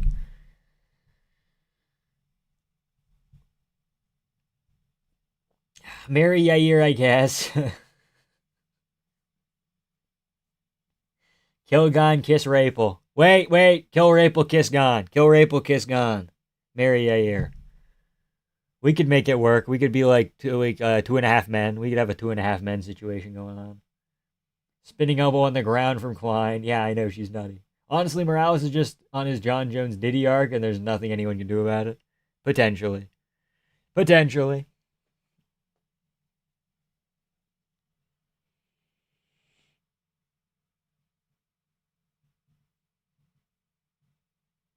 I would trust Morales' grappling against Prates more than I would against Makhachev, though.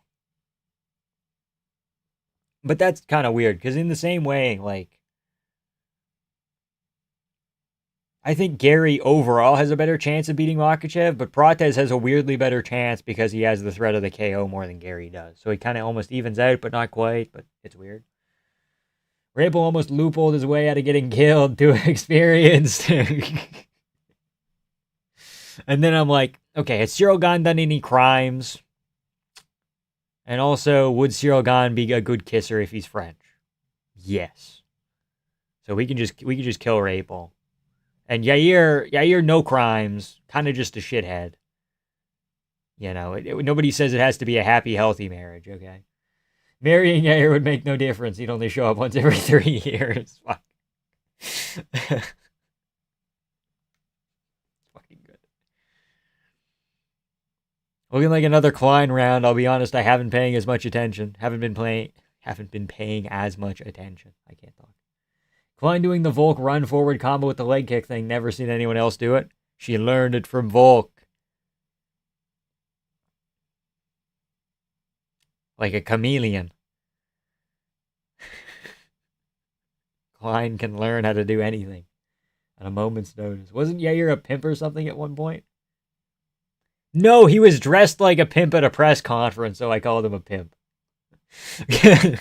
Because at the press conference where he was yelling with Diego Lopez, he was dressed in like a white suit with like red lining and fucking big ass sunglasses, and we called him a pimp. That's why. Yair went duck home life, so you just get the house to yourself. Yeah. Is that Ron Perlman in the crowd? I would know a Ron Perlman anywhere. I watched Drive like a week ago. Hello, Ron Perlman. Tabitha Ricci getting a little takedown here. Or Klein getting a Fatima Klein getting a takedown here. Not on Tabitha Ricci. Do you think Hogan would bring up what happened in 2019 if he fought Gable?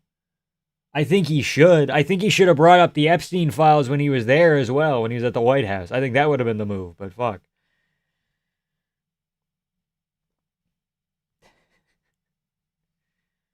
Definitely Hogan ain't a bitch. Well, he didn't say Epstein file shit, man. Come on. Hold on. Not entirely not a bitch. Unlike MMA media. That's real. Dressed like a pimp next card. I don't want to rent a purple fuzzy suit. I'm sorry. I bet Ramirez KO value's too good. Yeah. Like, I picked Chase Hooper, but fuck. If Ramirez getting a KO isn't an option. Close to rear naked there. Yeah, almost saved us around. Fuck. Oh, Chase Hooper feature fight. I repeat, Chase Hooper feature fight.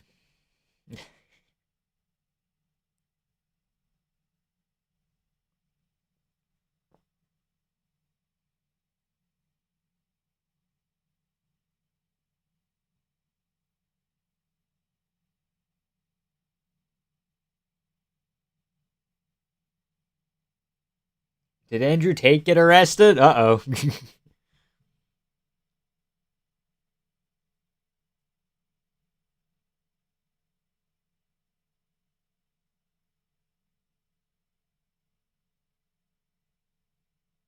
Arrested in Miami? Hold on.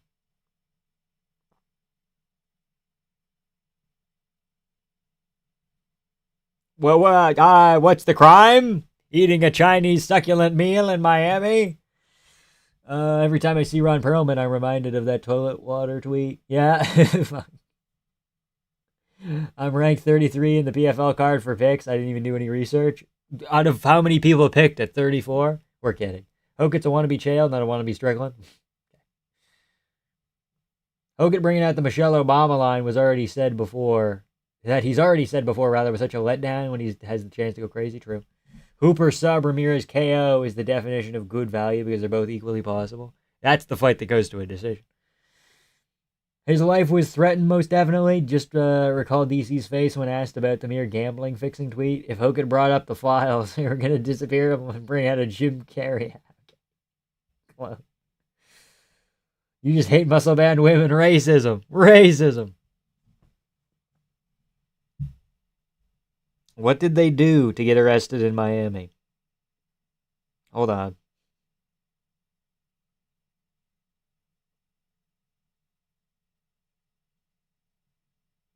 U.S. Marshal Service. Charges unknown at the time. Legal troubles all over the place.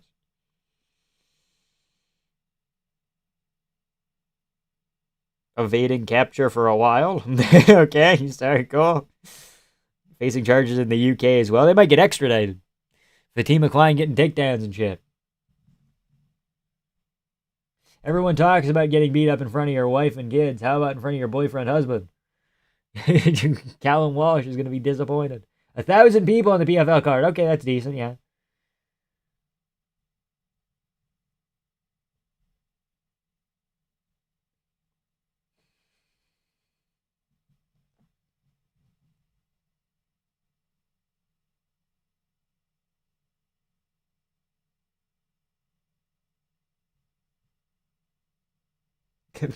Okay, we got nothing on him.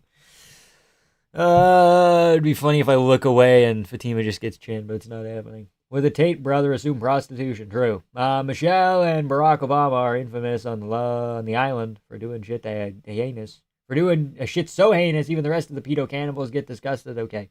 Double suplex is a pretty good flex. I know. Fatima Klein, dude, she's actually fun to watch.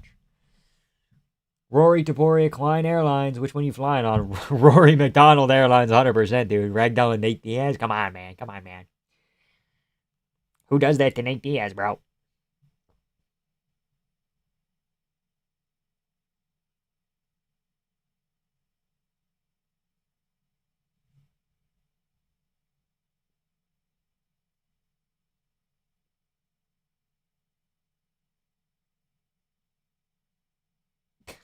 Keep just watching DDP KO Trevin Giles. More fun than most women's MMA. That being said, I'm still literally falling asleep at 9 p.m. watching her. Yeah.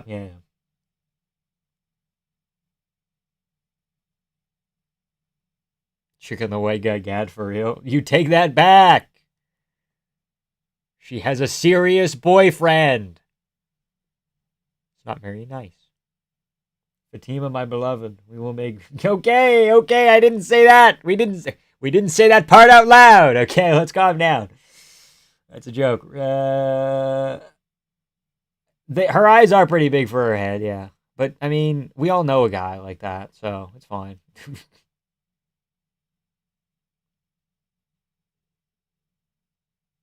Oh shit, bird's eye view. Hello. Can we go to that more often? That was fucking sick. I felt like a bird for a second there. What the fuck is a top-down view? I thought it was sick. I thought it was fucking legitness, dude. Come on. Tabitha Ricci in on a takedown. Klein can just stall out with a body triangle for 45 seconds here. She can make this work. She's up 2 rounds already and probably a third. Can Tabitha Ricci stop putting her fingers in her eyes? Can we not do that? Helen of Detroit.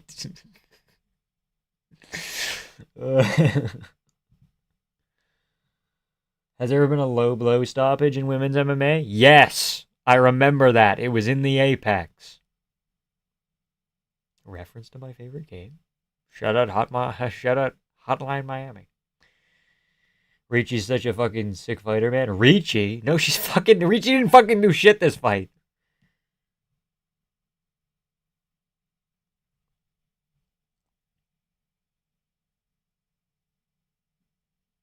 I'm hungry.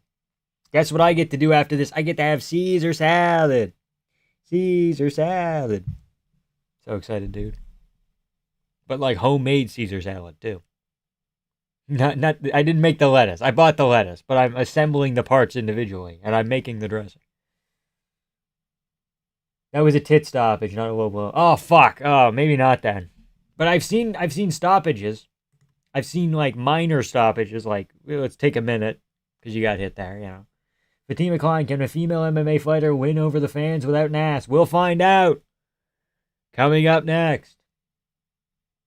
How did a women's fighter get stopped by a low blow? Well, I would assume it wouldn't hurt. I assume it wouldn't hurt. I would assume it still hurts getting hit there, generally speaking. There's nerve endings and such. You didn't grow your own lettuce, you fucking Caesar salad casual.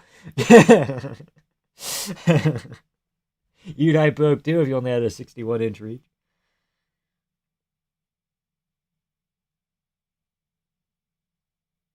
Sucks to be so close to this card and not be able to go. I wanted to try to get a kiss from DDP when he sends Usman to the nursing home wood chipper. Okay. I've seen enough Axe the women's divisions. That was an okay fight. That was like not even that bad. It lasted 45 minutes. I'm asleep. Okay, it was not. It was 15 minutes as per usual. UFC should auction off women's MMA fighter shorts for extra revenue. They fucking do. I should make the video on the auction site next, shouldn't I? The UFC auction site, dude. I should make the fucking... Yeah, I will do that. We'll get it done. Vamp, if someone hit Cap in the gyno tit, would the ref treat it like a low blow? I'm not sure. They should. I mean, if they hit it just right, they might puncture it, and then we'd have like we have a bag milk scenario on our hands. But are women's MMA fighters allowed to punch in the tits? I mean, if there was a tit stoppage for a moment, technically, you'd think maybe they're not. But I've seen, like, what do you do if somebody gets punched in the chest? You know, 6 to 12 elbow to the gooch for was it KO? Wasn't it? That counts. Okay. Oh yeah. Klein is the physique of female Sean Woodson. A little bit of that. At least Ricci kept trying, which is more than you can say about most losing women's MMA fighters. True.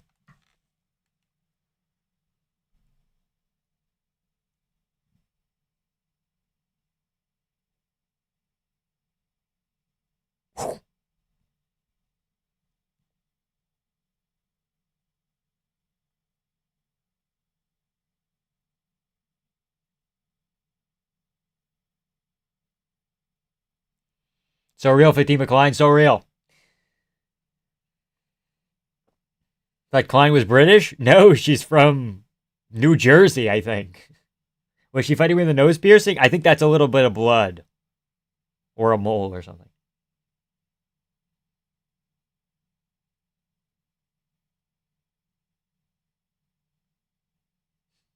Boy, you bet.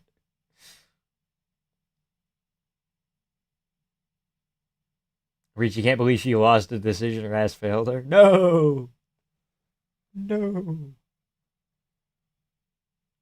Yeah, Jasmine is a weight class bigger, true.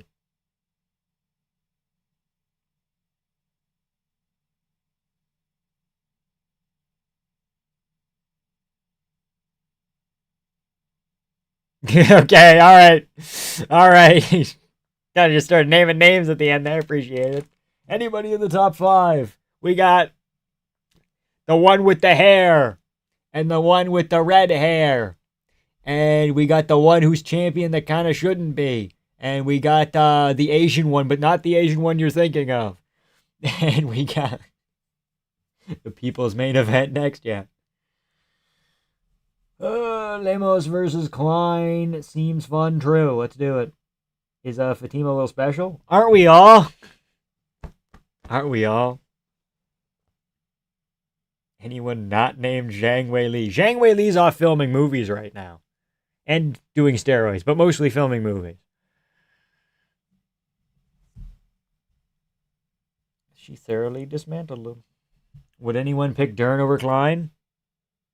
I think some people would. I know a person specifically who would, but I wouldn't. That sucks. That sucks that Jacoby Smith is here. And Kevin Holland is here. You're injured, but you show your fucking face like a bitch, dude. Fuck you. Pull out of the Kevin Holland has the balls. Shout out John Smith. Kevin Holland has the balls to pull out of his fight with Jacoby Smith and then still show up to the event like fucking Kaikara France. Hey, David Taylor. What's up, dude? Shout out David Taylor. She got blob slimed and she's filming movies? Yes, she's Cyril Gone maxing. Thanks a lot, Kevin. Vampiric legs refers to him being mentally handicapped, true. Is Kenny Okoye Danny Okoye's barber? Brother, rather, not barber. Yes. I forgot about Tim Elliott, Edgar Showers. That's a sick fight. Waldo Curtis. Oh, oh fuck! They moved Waldo Curtis to that. Waldo Curtis was supposed to be on 311 in California. Shit. Why is Manon Fiorot at Alexa Grasso not in France? I guess it needs to be on here because it's Grasso, but that's kind of a sick card. That's a sick card.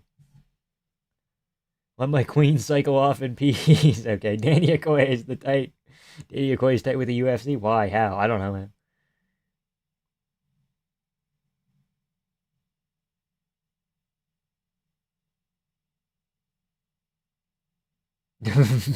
Why are we talking about smelling women? Can we stop that?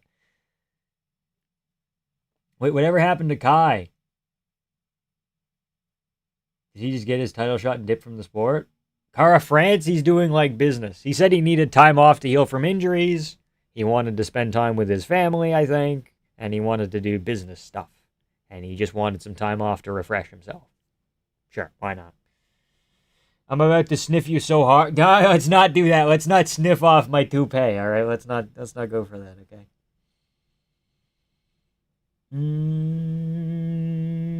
A barber is a closer relationship than a brother. True. That's what they say. J.J. Aldrich coming off a robbery of the century, by the way. Yeah, J.J. Aldrich is booked to fight somebody. I forgot who. I smell vamp right now. No, you don't. I want to smell you, Vamp. No, you don't. Would have liked to see Waldo Hokett more than Waldo Curtis. Yeah. But now we can get Hokett Pereira. No way they're coming to Edmonton. That's crazy. Maybe I'll make a journey over there. Huh. October 17th. Vamp smells Canadian bacon.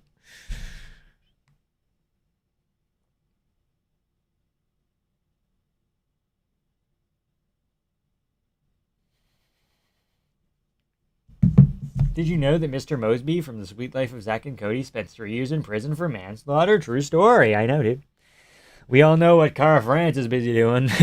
Getting passed around CKB, dude. Vamp at the presser would be massive. Come on. I show up to media day with like a fucking fedora with a little piece of paper in it. And a comical newspaper. Not a comical newspaper. A comical little like fucking notepad. And I'm writing shit down. And I'm like, extra, extra. Read all about it. I haven't eaten in 30 years. This chat has aroused my hunger. Okay. Vamp smells like the glue he was eating before stream. I was not eating glue. I had apple slices and a tuna salad sandwich. Is this fight night at the Thunder Arena naturally? What do you mean naturally? I don't know what naturally means, but I think it is at the Oklahoma City Thunder Arena. I believe so. Mosby spent 3 more years in jail than Jones somehow. Okay. Oh, Bogdan Guskov, you handsome young man. I only mention it because Vamp looks like a long-lost triplet that was supposed to be in the show, but was lost at birth. Yeah. And then I got frozen in carbonite, and it was a whole fucking thing. Just how bad is Bukowskis for losing to Krylov? I mean, he had moments against Whitaker. I don't think it's that bad, but I don't think Bukowskis is top 15 level. Alright, Crusader. Fucking hell. Kinda caught me off guard, too. He got sentenced to 5 years, but only served 1. He was drunk driving, which honestly only 1 year for that. It's fucking ridiculous. Yeah. Well, naturally, I mean, how many arenas are in Oklahoma City? Probably just the one. Don't forget to like the stream, so true. That was a good fight. For women's MMA, yes, it was. Or is it a high school multi-purpose? I think it's way bigger than that. McMillan I'm referring to. Oh, well, that was good, too. I mean, yeah. McMillan Montez pales in comparison to fucking Fatima Klein, but come on. Islam Dulatov coming back for his annual chinning of a bum. Yes. True. Seeing Hooper on the pads, he looks like iCarly. Yeah. Remember when Chase Hooper was a big deal? Now he's getting fraud checked by random Walmart cashiers. Chase looks nervous warming up. It's do or die. He might get cut if he loses. I would be nervous too. Mythical Wellington Terman showing up every 3 years to get fucking pounded. Yeah.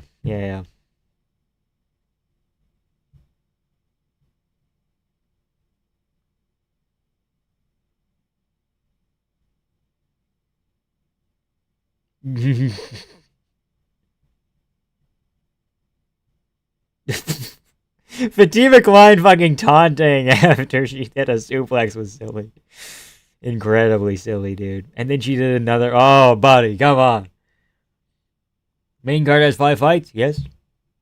Whack? Does it not always have 5? I mean, it was supposed to be Jacoby, Kevin Holland, and they're both here today, but one of them is injured magically. Holy shit! I forgot that they just announced Kevin Holland. Kelvin Gastelum, Yusri Belgarui. I can't talk. I'll just show the picture. Belgarui is gonna slime him out, boys, if Vicente Luque can do it.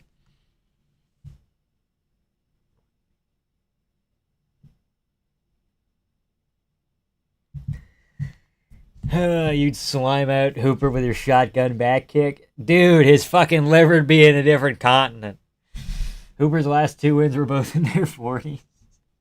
And they weren't finishes either, I don't think. Dulatov seems like a bit of a spaz. He loses composure going for a finish, but it's worked for him so far. True. I mean, haven't we all lost our composure when going for a finish?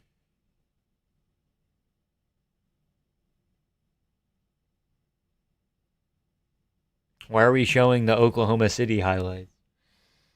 I empathize, but retards who apply kind of deserve a natural selection. What are we talking about? Power slap? I suppose. That's going to be very silly. What, 5'8 versus 6'7? Okay, yeah. Somewhere around there. For what card? Noche in September. Kelvin's resume is pretty crazy. Win or lose? Oh, for sure. No one's arguing that Kelvin Gastelum hasn't fought good opponents. But he just hasn't fought well against the opponents either. Michael Chiesa violence. Look away. Look away. Dude, he would have won the fight if he didn't lose. Hooper really started losing after not gooning in camp anymore. I think he started gooning after the last one, though, and that helped. Too much gooning, too little gooning. You gotta dial it in, buddy. The Guida fight was a finish, but yeah, he took Jim Miller to a decision. Yeah. I forgot that he finished Clay Guida. Yeah, Kelvin's fighting Yusri Belgarui in a couple months. Yusri's taller than Pereira. He is. Yeah. This is essentially if Kelvin Gastelum was fighting Alexander Volkov. Remember him making missing weight eating videos? I do. I like Jack Swagger as a kid. That power slap shit was depressing. Yeah, he had enough money. Surely he didn't blow all his AEW paychecks. Holy shit. Jake Hager, let's get out of here, buddy. They're doing power slap in Belgrade? Yeah, you can get like double tickets to both of the events, and they're cheaper. Oh, damn, he was a Carlos Prates victim. Haven't we all been a Carlos Prates victim?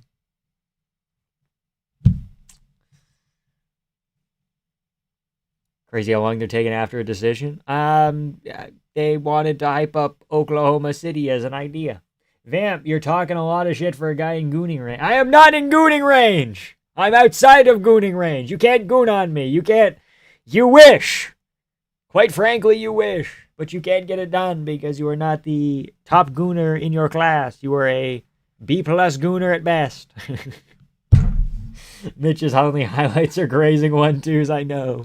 I was going to point that out. Oh, no. Kelvin, what if RDA was fat Gastelum? Not even RDA. Don't fucking shit talk RDA like that, man.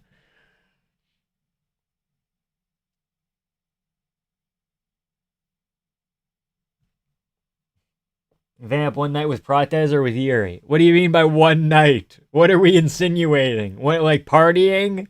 I'd probably rather party with Yuri. Bro's grading Gooners, UFC Gooner tier list. We're not doing a Gooner tier list. Ramirez going from Prates and Mike Davis to Chase Hooper might feel euphoric. Yeah. Especially since you're fighting Prates at welterweight, and then you're taking this step down, and it's like lightweight, but at least it's Mike Davis. Or not at least, but it's still Mike Davis. And then, Chase Hooper at lightweight is like another step down. So we'll see. Intercontinental gooning missile. Okay. Well, does Vamp know the chatter's about to burst through the ceiling to goon on him? No! Comes down with fucking off a helicopter. Cool that I came across your channel. You funny as fuck. Thank you, sir. Thank you, sir. Ramirez by love and compassion. Aww. Aw, that would be so sweet. I said Gastelum's like RDA if he chose not to ever cut and lost to Pettis. I like RDA. I thought you were like, Gastelum's just like fat. Gastelum's just like fat RDA. And I'm like, well, what the fuck? You got to give the people what they want. Real. I wish I could do a zoom out. I wish I had different cameras. I got to get a better camera. I want a multi-cam setup, okay? This room is kind of messy, so maybe not right now.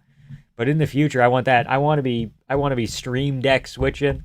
I want a camera up there. I want one there. I want one a little bit further back. That there's like a slow zoom. Oh, goodness gracious. Vamp is a Zionist evangelical. He worships the state of Israel and Big Yahoo as his Lord and Savior. Yeah. Where do you think the dice came from? Looking pretty Mormon? Nah, dude. Nah, dude. We are not loopholing it up. I gotta be honest. Did the main event happen? No, we're going to the feature fight. So 3 more. Vamp has several wives. Oh, too many to count. It would be a travesty. Show us the Goon Cave. The Goon Cave? You're going to show you something in the hotel room. Yeah. Adesanya fucks dog, so he'd be near the top of the list. Yeah, same with, what's her name? Luana Santos. Everybody raise your arms and channel the Moab. Mother of all ghouls. Vamp toilet cam at 1 mil. At 1 mil, okay. At 1 mil, I would bring you guys to the washroom. Okay. No audio, but just like, I would put on a fucking, you know the things that people wear where it's not a GoPro, but it's like a chest little harness and it has a camera kind of out here and pointing back this way. I would wear one of those and you could just come with me. Is this AI? Yes, this is AI. This is all AI, dude.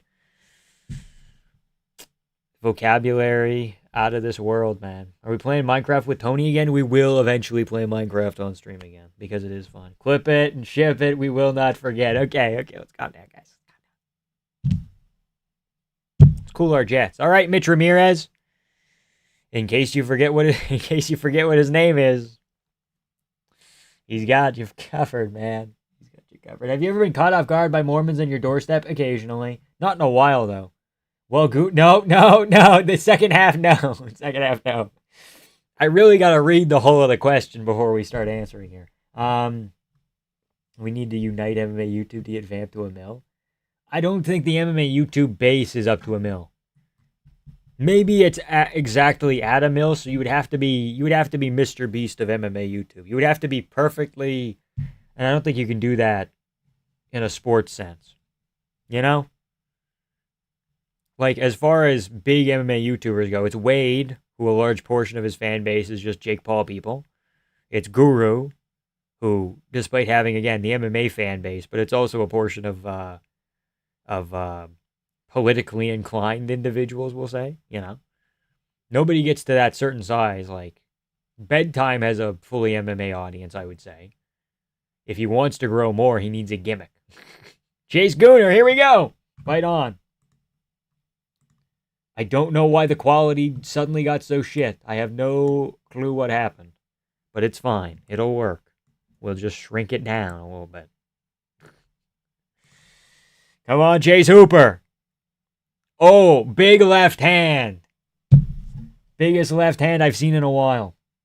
Why would a big MMA YouTuber want to be a pedophile like Mr. Beast? No, I mean in the way that like Mr. Beast, like he's entirely a brand, and there's no pushback, there's no personality, there's no, there's a couple controversies here and there, but largely Mr. Beast's whole idea is, what if I made the most generic bullshit ever?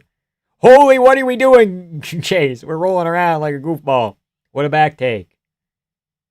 Kitty cat paw guard? You gotta hit him with it, dude. How is somebody gonna somebody gonna get the Chase Hooper when he's fucking fainting at range? I did see the Colby Armin press conference. How's it going, Denmark? It's time, Chase. Mr. Heads Hooper, okay.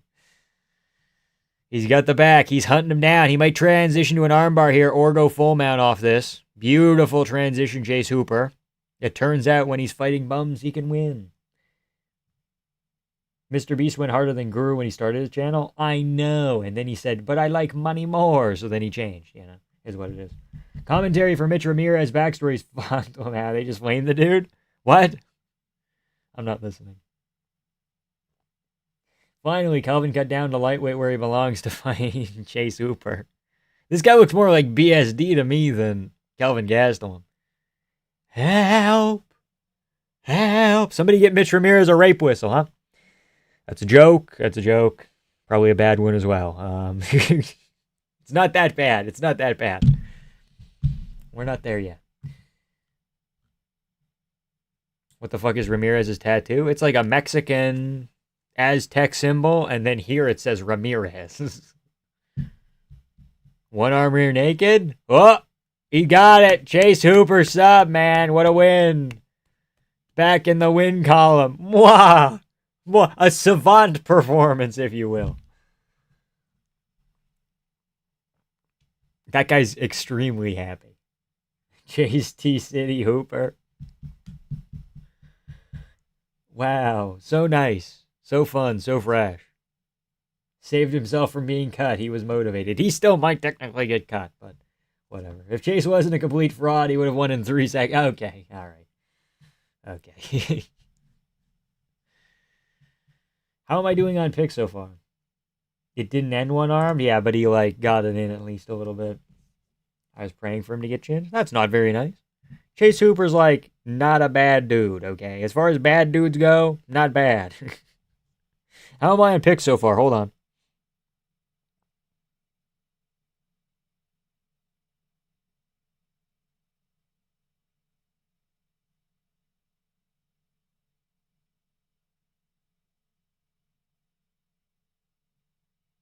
I think I'm 6-4. That's kind of rough. Okay, so we could potentially either break even or go up by 1 this card. I don't know. We'll see. Hooper and Vamp busted out. What? Take it back, dude. Take it back. Finally he got a win. Now he just got to get slimed out by a competent fighter again. Yeah, it's rough. He's going on the Charles Oliveira run. Fuck, maybe. That was a weird yawn. But it was a yawn. Let's be real.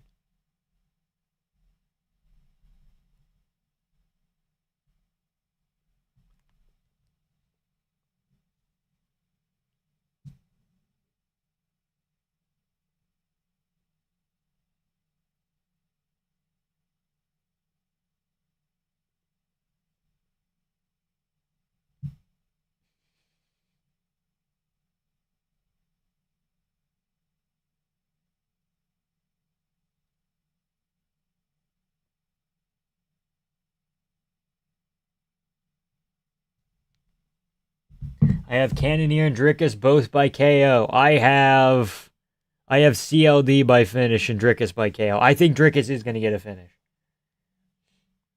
Sometimes you got to listen. Okay. What will you do if Usman wins by fluke KO? Cry a little bit? I don't know. Cannoneer and Drickus round 1 KO so we can get to be... So we can get to watch Askren Bilal. Okay. I can sense Lucas Tracy muzzling and screaming, hell yeah, as we speak. Yeah, for sure. Cold ass speech. I got one goon on my mind. Conor McGregor, can I borrow the dumbbells? Mitch has his gloves only half off. All right.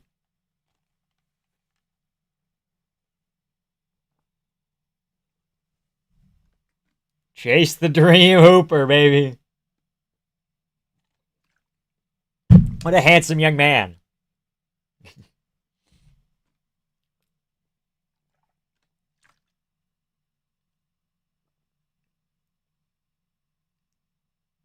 I told my wife I'm not losing 3 in a row. She said I'm sleeping on the couch if I do, so what you gotta do, man?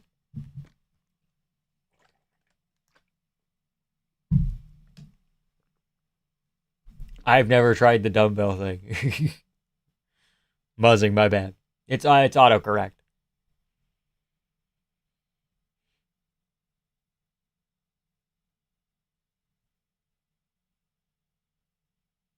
Next card, DC. He told his wife he wants to win fights. Yeah.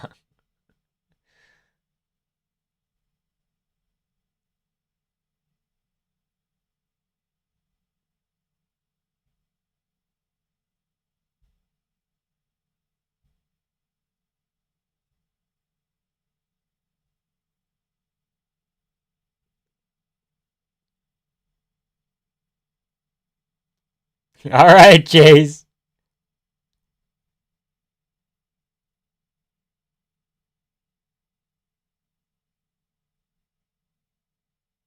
Never goon! Never goon!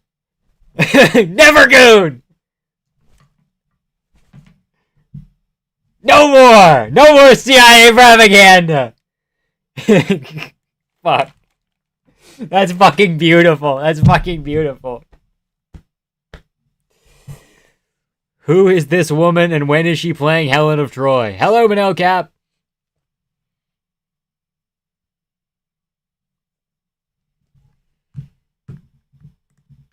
Hello, Diego Lopez! Big pop for Diego Lopez. They love him. They fucking love him. Diego Lopez is at like every event, isn't he? He pulled the goon rope ladder up behind him. Just popping into like the stream and saying, never goon! True. So true, dude. So true.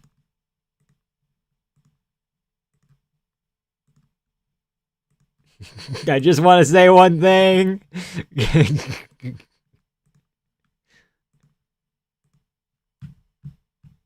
I got one thing to say. I got one thing on my mind.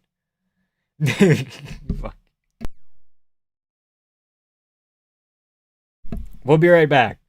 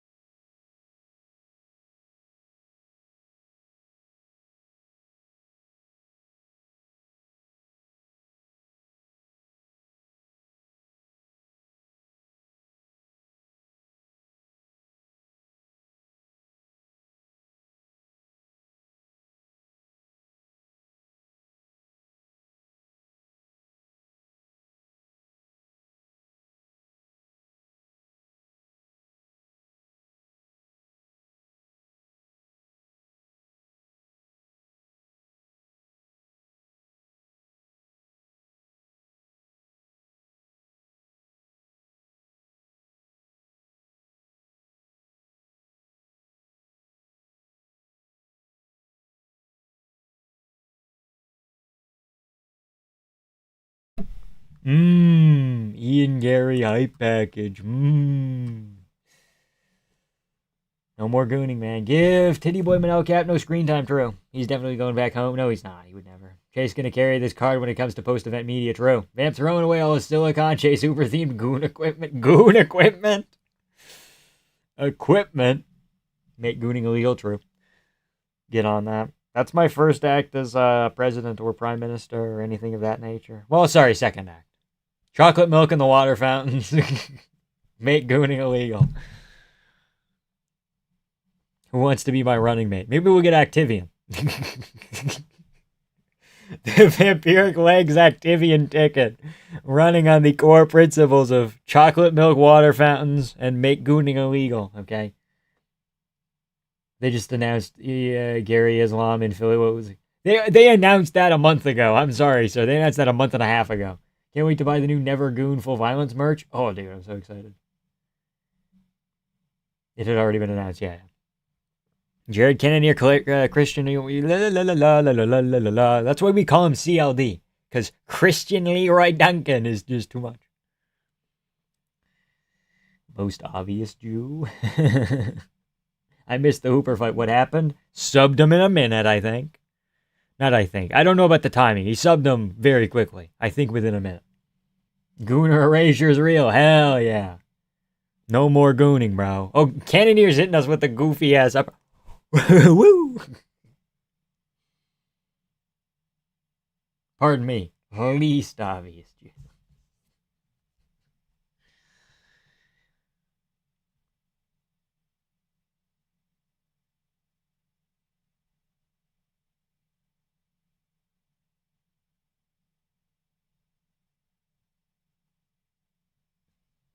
This is a Gooner genocide. Okay.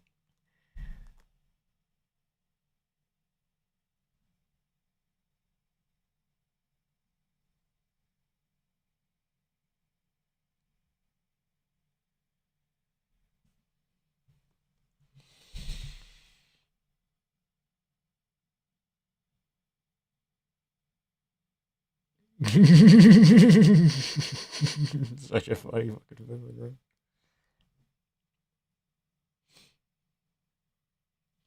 Hearing Chase Hooper say never goon is like hearing Netanyahu say free Palestine.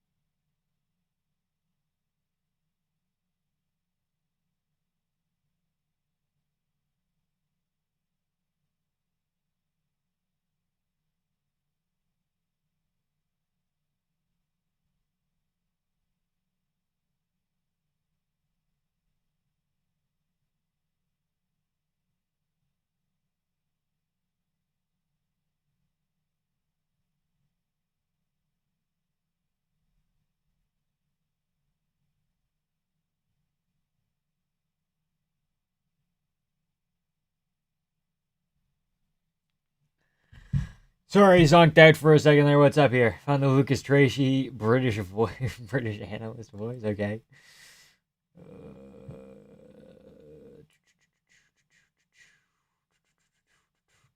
Ramirez should stop gooning. True. He too could get wins over himself if he stopped gooning. How come if he calls himself a gorilla, it's cool, but if I do it, I'm a racist?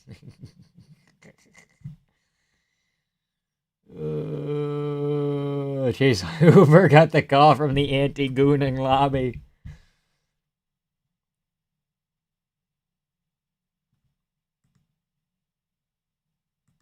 The anti-gooning lobby's fucking crazy.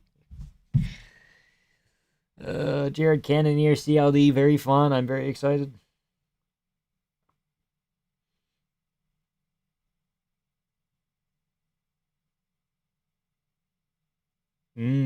You know, you see beavers eat trees a bunch, but beavers also eat lily pads. I've just found that out. That's crazy. The more you know.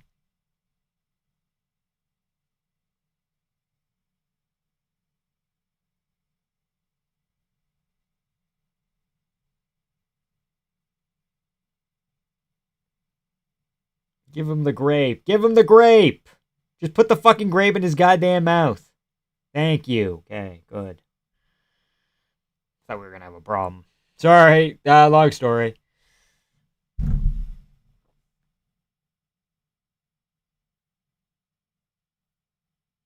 I want a crafty Unk performance, but I picked against it. Yeah, I also picked CLD, but I wouldn't be surprised if Cannonier caught him coming in with something silly.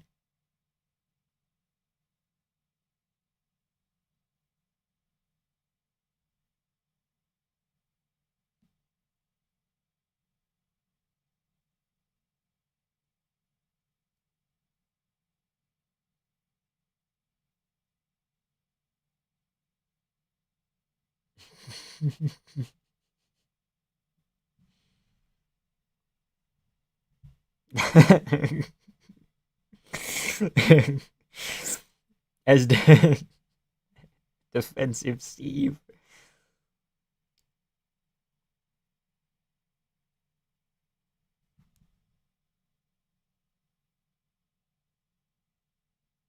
I'm gooning. I'm not gooning. I was talking about a grape, okay? Because they were holding it over a red panda's head, and the red panda was like, "Give me the grape," and they weren't giving it to him. So,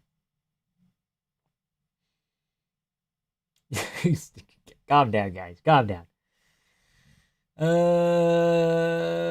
Try not to goon challenge watching CLD become a Blade. Okay, as a black Israeli lesbian, as a black Hebrew Israelite, deeply offended by Chase's anti-Semitic comments. Okay. I didn't go. I wasn't gooning. It wasn't gooning. It was simply looking at videos of animals for like 20 seconds. First, it was a beaver eating lily pads. Then it was a panda, and they were teasing him with a grape. A grape in a guy's mouth. I know, man. Okay. You should collab with Chase Hooper. If Chase Hooper wants to run duos on Fortnite, we can make it happen. I only do fighter interviews if we play Fortnite together. That's my one condition. I'm kidding. No, maybe. I don't know. I don't know if he does media. He does like full violent stuff. Vamp and Chase are opening an OF together. Yeah, we just give investment advice. Hair in my mouth. Don't clip that. Can't wait for Jaden Cable and Chase Hooper interview. Okay. All right. If Cannoneer gets a KO, can you launch a meaty overhand at the punching bag? Sure. Is anyone else's stream just on a break? I'm in a commercial break right now on Sportsnet, so yeah. They'll be back. They're not showing us Cannoneer's walkout because they're too good for us. Bullshit. No bullshit. Oh, bullshit. Come on, man. Duos with Jays. He didn't show any improvement. Same game plan. Yeah, it was just a different level of competition. That's the only difference.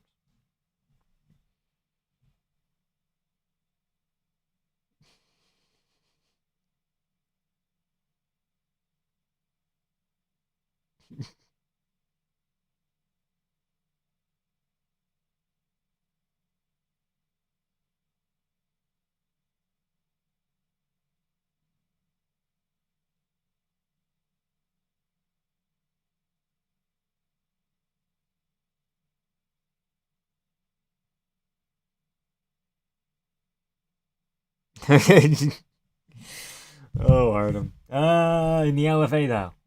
What do we say? Chase is the future champ in the LFA. Okay, yeah. Vamp versus Chase, the Dream, Hooper, Goonoff. Give the people what they want. Never.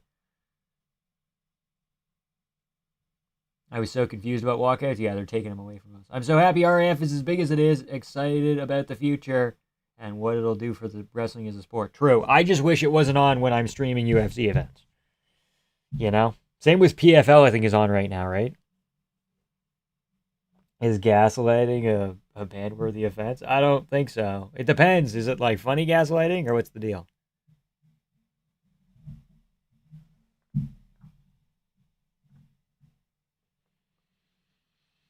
One of 26 active American middleweights. Could we not have shown any other stat, man? Any other stat? I forgot he was born in Texas. For some reason, I thought Jared Cannonier always lived in Alaska. I don't know. Wrestling's kind of boring, though. Well, not when it's Ben Askren, Bilal Muhammad. Okay, then there's reasons to watch. Reasons to watch. Root do do do do do do do do do do do. I've been gaslighting Vamp into not believing he has bugs under his skin for 10 years. True. Hypothetically, could you beat Hooper in a 1v1? No, probably not. I think even if he has been retired for a little bit here, I think I'd go crazy. I never said that, Vamp. You're crazy. Okay, now we're just doing gaslighting bullshit. Okay. Cannonier beat Shogun Who in 2019. I know. I was there. I watched it happen. Cannonier also, I think, got hook kicked by Sean Jordan at heavyweight. But haven't we all? Every chatter is actually the same one person on multiple accounts. I'm just gaslighting Vamp into thinking he has an audience. Okay. Wrestling is subjective and entertainment value. If you like explosiveness, quick movement, it's good. Bendy flexibility in the knees, true, yeah. I can understand why people aren't big fans of it, though. For sure.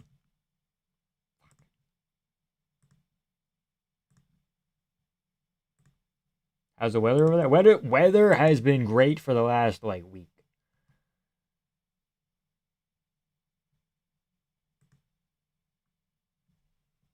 Moose Jaw weather has been good. That's sick, dude. Haven't we all lost to Louis Sutherland by decision? I know. Jax Forrest versus Marcus Blaze. That's not a real matchup. Blaze versus Forrest. Forrest Fire matchup. Come on, man. Don't lie to me. Nobody likes a liar.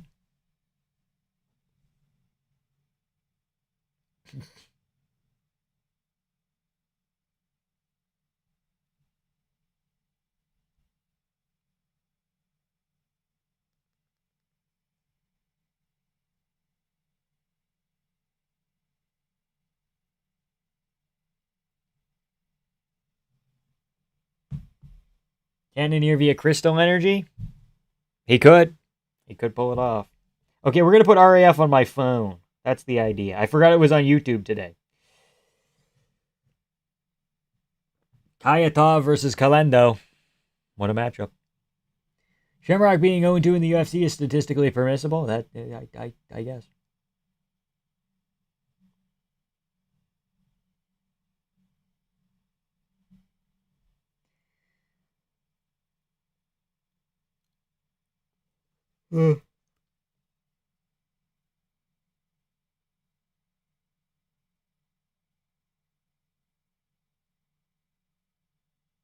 Who's wrestling? Who the fuck is that? Actual wrestler people. It's not Ben Askren and what's his name yet. Ben Askren, Bilal Muhammad. Sorry. Evelyn just knocked him out. Of course he did. He's too good at picking BFL. Crazy. Shout out Johnny Evelyn, dude. Sloppy fun. I would argue sloppy fun is the best kind of fun, okay? I'll need to look up the highlight in a bit here. Jared about to pull out the spirit bomb? No.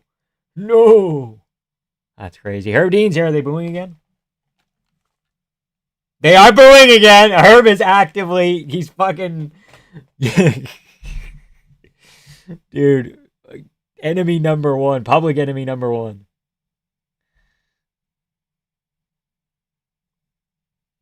Booing Herb, so funny. Oh, CLD's already spinning. Here we go. Round on. Clock. Here, bang. Where is it? Where'd it go? Clock. Kenny, you're about to get a body shot TKO from bottom half guard? I don't think so. CLD looks on pretty early here, but he always looks a little bit on early. We'll see.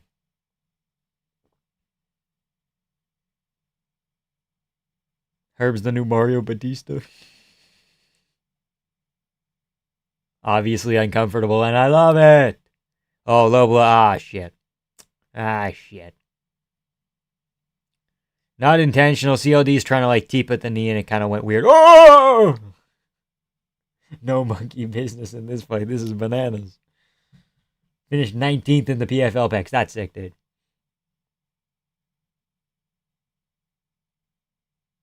Am I looking at a Caden Henschel trading card right now? Hold on. Cannoneer on a takedown. Oh, that's interesting. CLD's Yuri against Olberg maxing? Yep.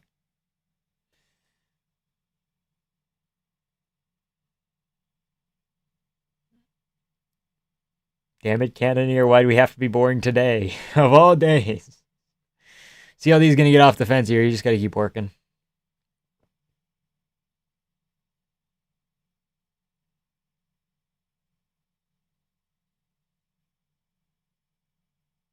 Jumping knee while you're hopping out of a single leg? Yes. Exactly.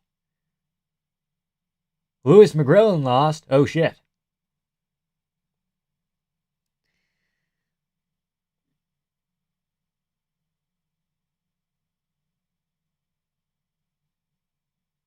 CLD DLC.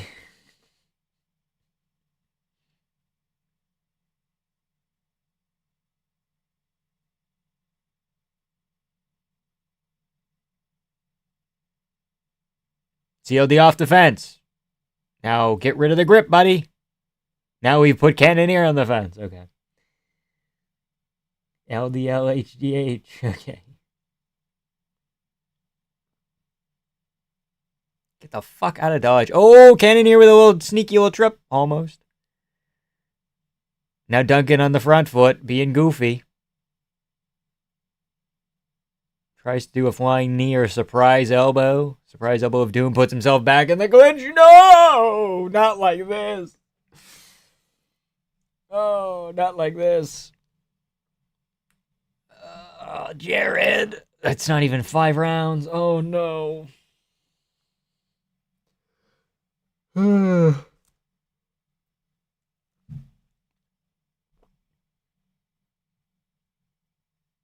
Baldy can't mess with the killer gorilla, dude. Apparently not. He's got nothing for him.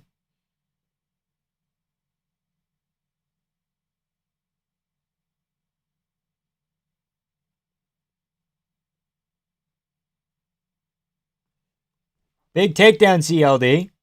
Gets a little back take going.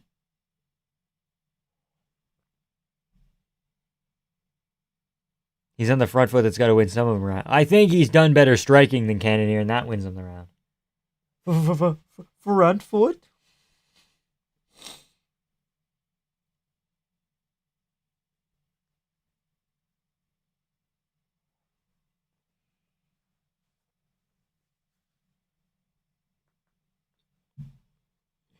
Short shots from Christian Leroy Duncan.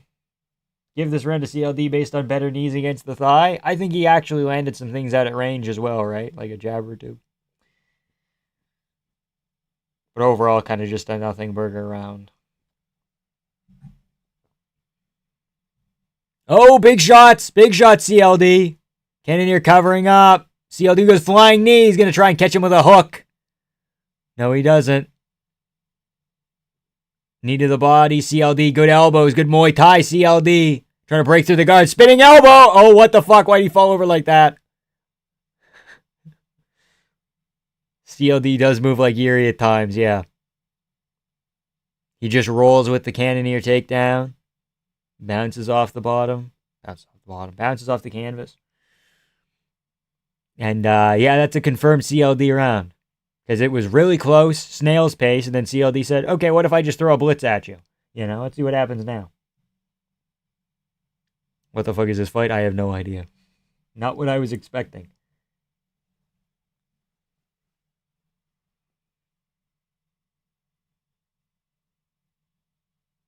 Cannoneer was liking it. I'm back. My boy Jared winning? Not quite. But he made it a close round, and then he got blitzed and he lost. It was low activity. Round 1 CLD, true. 10-9. I thought he could manage it with his fundamentals and CLD's tendencies to throw close. Jared just isn't letting his hands go in general. That's what I would do if I was Jared. It's not bad. It wasn't a horrible round. It wasn't horrific, but he didn't do much. And he just needs to do more. Crafting it up is code word for smudging against the fence. It is. Crafting it up is like anything like less than ideal, you know? Like, you could argue like RDR against Whitaker when he's glove grabbing him is crafting it up, technically. Crafty little glove grab, you know? Dude, Jared has become so fragile as of late. Great recovery, but he reacts to everything? Yes. And CLD fucking throws everything at him with a level of power that gets reactions, so. I'm itchy all of a sudden. Must be the mites.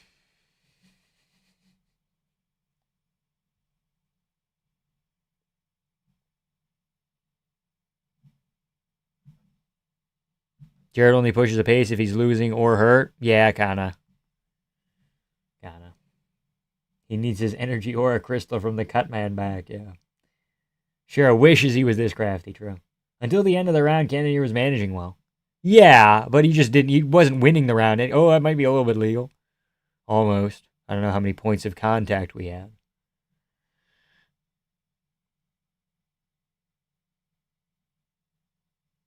I think Jared Cannoneer still beats Sharaput Magomedov. CLD's the white guy?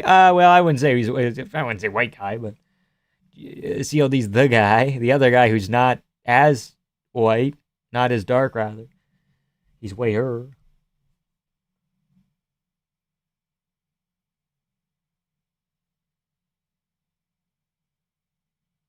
very close to an illegal knee. I'm not sure if it was or not. Depends on if Cannonier's points of contact were.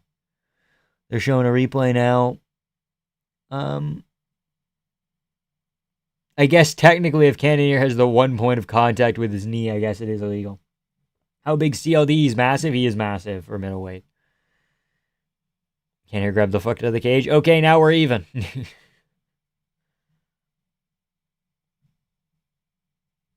I think it was illegal. I don't know. It's close. DC's reaction, didn't hear it. I don't care. Not my call.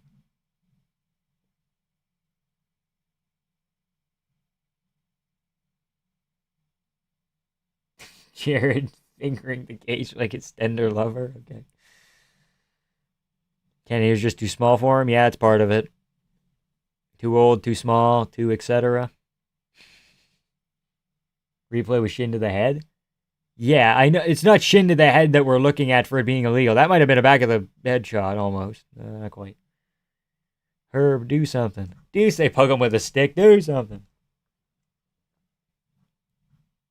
Cannonier crafting it up. Oh, CLD has him hurt. CLD has Gara. Oh, Cannonier back with a fucking overhand. This is where he gets him. CLD like getting kind of silly rushing in.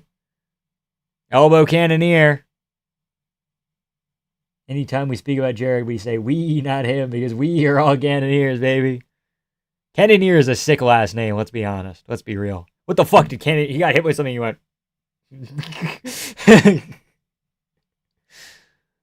Again, CLD's bad entries here. He's running into shit still. A little judo throw, and he can put him on the fence now. Cannonier was charging his oral crystals. Oh, shit. Oh, shit.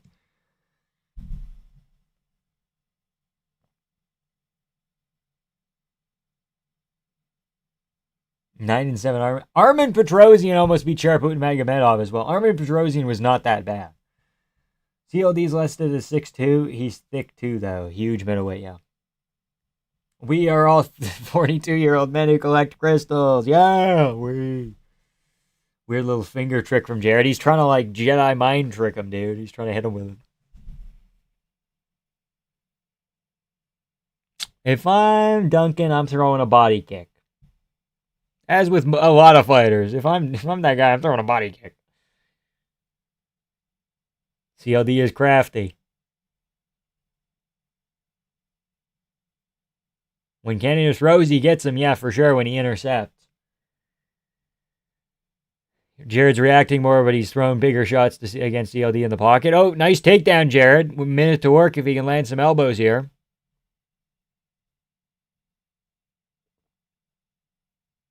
Or a takedown, or a submission attempt, rather.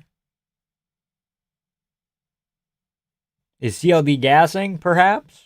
A little bit of that could be going on. Is he Cannonier too? Will end up co-main eventing in 2027. Good elbow, Cannonier. He got a cut immediately, I think, on the nose.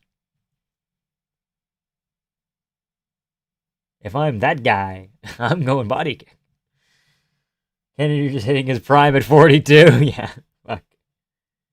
How does he have that body? Oh! This is erotic? Oh, it's always erotic. CLD needs a couple of big shots to maybe try and steal this back here. Because if he loses this one, I don't know if he... Oh, that's a fucking point deduction, Herb. Dear God, Herb. That's a point deduction, Herb! You can take one. You can take one without stopping the action. Herb has the ability to stop back and say, Red fighter, I'm taking a point. He can do it right now. Is he going to fucking do it?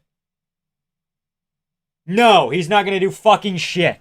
That's like the 4th time Cannonier did that. I swear to God. He grabbed the fence 4 times this fight. Already. 2nd round in. Holy shit. Actually retarded. Actually fucking retarded. They're shitting on Herb. Yeah. Close round, but the judges will probably give it CLD. Yeah. He ended up on top at the end there as well, so I don't know. He did get a cut with the elbow. That was important for Cannonier. I wish CLD would have landed some more ground and pound at the end, but it's a little bit spooky now. If they did give that to Cannonier, we have CLD gassing in the 3rd round here, and Cannonier's still dangerous. Cannonier, underrated technician, tough guy as well, former Alaskan truck driver. I picked him too. I'm actually cracked. I mean, it's 1-1 right now, at worst. But also, it could be 2-0 CLD. Oh, that landed on the neck. Youch! Herb Dean needing to go back on the JRE to get his public image back. Yeah. Should make it a different material for the holes in the cage. Yeah, it should be like it should be razor blades. I'm telling you, if you had ninjas on each eighth side of the cage and they all had like a cigarette cutter, or cigar cutter rather, it's an illegal shot. There it is. I know. Herb's fucking up everything. It's dead ass Jared Round. I'm saying the judges won't give it to him. I'm saying, yeah, kinda. I can understand where you're coming from. At this point, fighters can just do whatever they want with Herb. Like, that's 4. That's really bad. You know, that's not even like a single little glove grab that doesn't allow him to get back up to the feet or whatever. It's like that's like 3 or 4 by now. 3 minimum, at least 3, right? Odds are 4. In the same, like, these degenerates laughing about Jared being kicked in the head, we should 100% cast Chamber Herb for our own safety. Are we supposed to? Me? I'm reffing?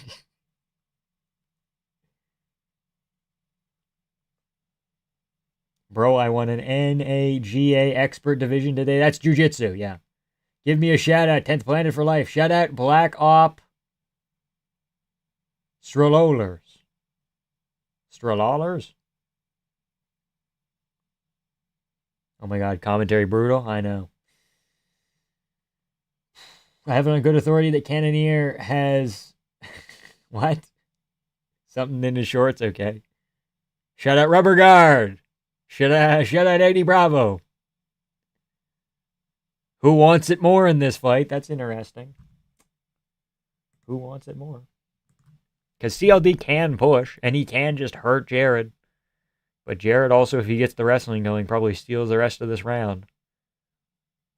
Uh-oh. Uh-oh. Good elbow.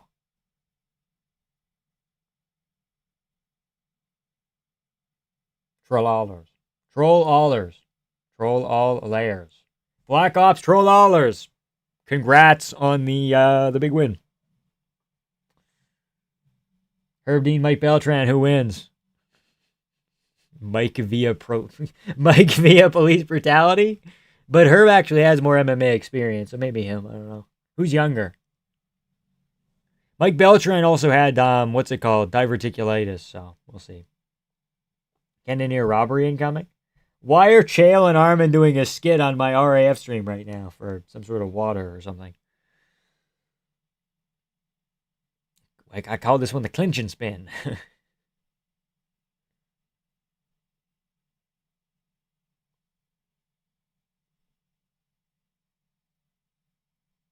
If I'm CLD, I'm trying to grapple Cannoneer back and get him to bait another fucking fence grab and see what happens.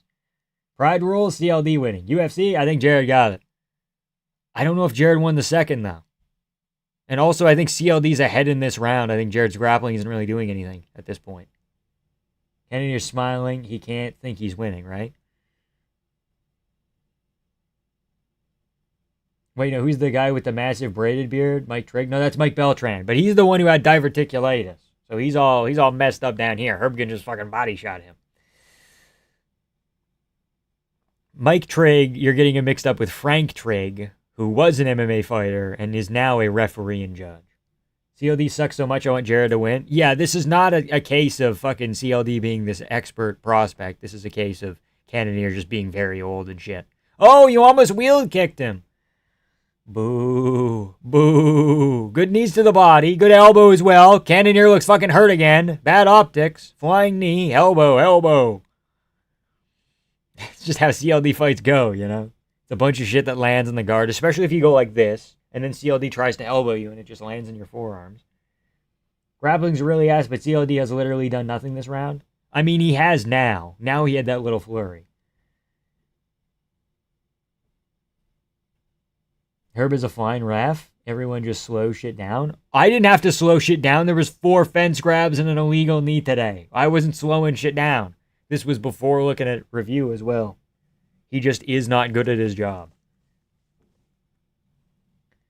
How'd the fight go? I missed it. Cannoneer CLD still going on. But it's really close. It's weirdly close. kind of any man's game here if somebody gets a wobble. But I think this is a CLD round because he just did more. And he had a moment where Cannonier was shelled up. Head kick, buddy. Head kick. Oh, fuck. Oh, fuck. Now go up and raise your arms. Go up and raise your arms. Oh, they're just sitting there. Oh, they're Tuivasa fucking what's it called maxing. Tuivasa Teixeira maxing. That's sick, dude. Okay, at least they're chill. Herb's a literal war criminal and should be tribunal. That is not 30-27 Cannonier. Holy shit. 3-0 CLD, 29-28 at worst. It has to be CLD. You cannot give that to Cannonier. But Cannonier could have won if he threw more. I mean, it was kind of just nothing rounds in the clinch. And then CLD would go wham, wham, wham, wham, and nothing would land. And there would be like a spin in there and a flying knee and ba. You know. Cannonier did not do enough, sadly. 29-28 CLD, yeah, at minimum. 31-9 Cannonier. Oh no, Brazilian 10 forthcoming. Oh no. Oh no.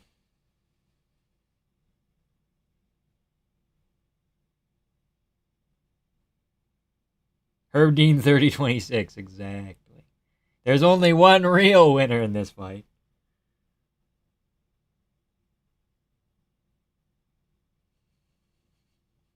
This cigar cutter will be your ruin. Real. CLD almost finished himself with his spinning elbow. If CLD throws enough spins, eventually he'll fucking twirl up and hit a light fixture, and then we got a problem. Shit, is it the Brazilian 10? It might be. Either Cannonier is now going to 9 or he's going to 10. I'm not sure.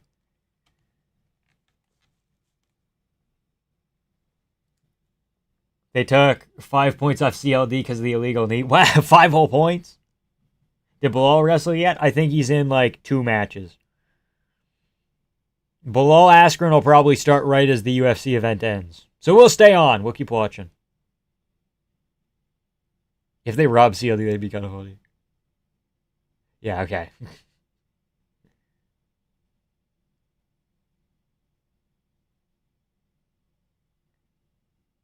How does this affect Herb standing on the ref GOAT list? Fuck, it's bad. Time to hang up the gloves, big guy. Yeah, we're getting there.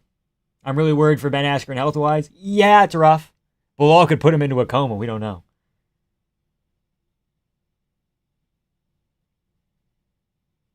Holy shit, I forgot how low CLD's voice is. Shout out to Jared Kennedy. Fuck. Crazy. You'd think Herb would realize his hesitation is the problem with his reffing and he'd be more proactive. He's trying to avoid criticism by never making any calls so he can't make a bad call. Pathetic, yeah. Hear me out. CLD greater than Jared, greater than Strickland. Fuck off. If Bilal loses, I don't even know what to do anymore, yeah.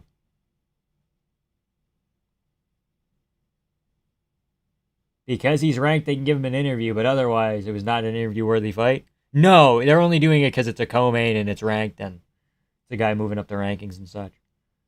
What is CLD's X factor besides throwing spinning strikes mid-fighter? It's nothing besides throwing spinning strikes. He's like, CLD is big, he's tall, he's athletic. He's got sneakily good defensive wrestling at moments, but sometimes he doesn't have it. Like,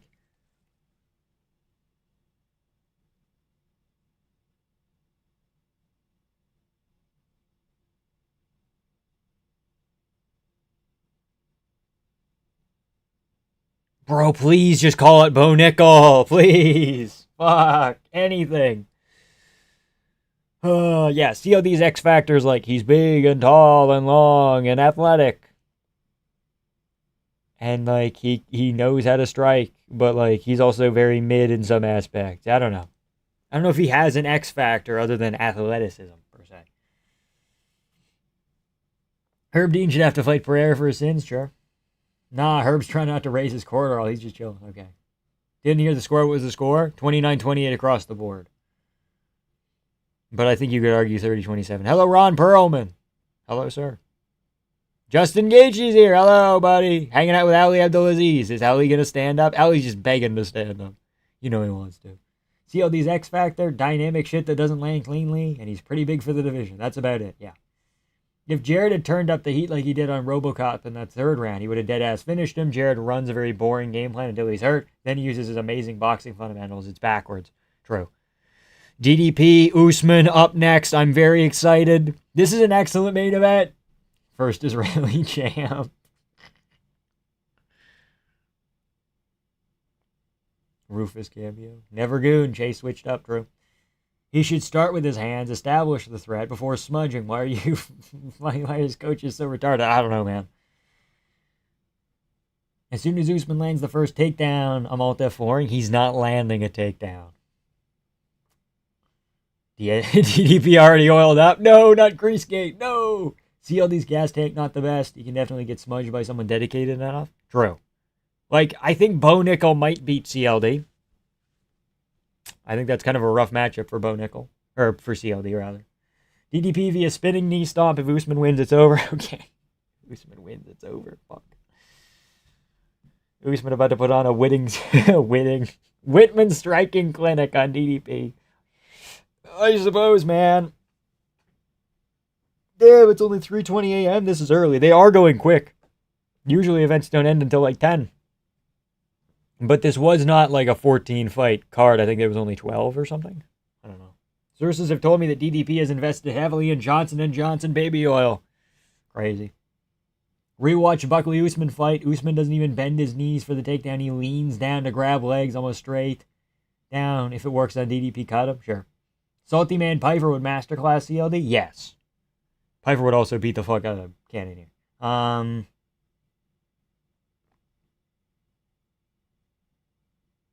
Dear Drickus Duplessis, please don't get wrestle-fucked. Sincerely me. Real.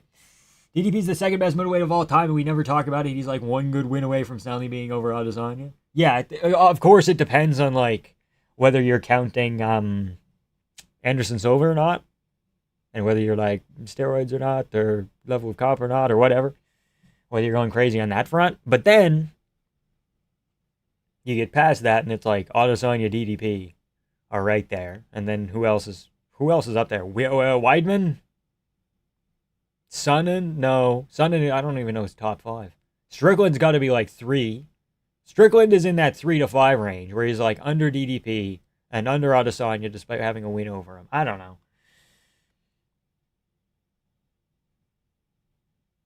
Strickland, yeah. Strickland's there, maybe at 3. I don't know. Strickland's kind of 3 to 5, depends. Usman's going to get cracked with those mongoloid hooks. Okay. Charles Johnson Asu was earliest stoppage this year. I don't remember. Strickland above Izzy. I just don't know if I can go that crazy. DC, obviously. DC is a light heavyweight. Strickland will be number 3 soon. If he gets a title defense, yeah. For sure 3. We want Strickland DDP 3. We want redemption. We had staph infection and a broken arm going into the second DDP fight. Strickland passes Adesanya with another win. I mean, I'm not trying to be a contrarian, but I don't really think Silva's the best middleweight of all time, to be honest. I mean, I'd disqualify him for the steroids in general. CLD's middleweight gone? Nah, that's a... No. No. I don't like Gone, but like that's too much. Suluev split while Charles Johnson just does that. Oh, okay. Who's Wheelo, bro? Bo Nickel small for middleweight. You're probably right, though. I don't know. Maybe. I feel like CLD, if he's getting taken out by Cannonier, like, eek. If Strickland gives DDP a title shot and beats him, is he the middleweight GOAT? He's up. He very well might be. You can't tell me Izzy never touched steroids. But we don't have proof in the way that we have proof for Anderson. Strickland has such a high amount of quality wins, and I want to put him over, but it's the lack of dominance, man. The issue is allowing too many fights to get too close, yeah. And then, of course, having the 2 losses to DDP. Mustache cost Strickland the second fight. That was part of it as well. It was just a bad vibe all around.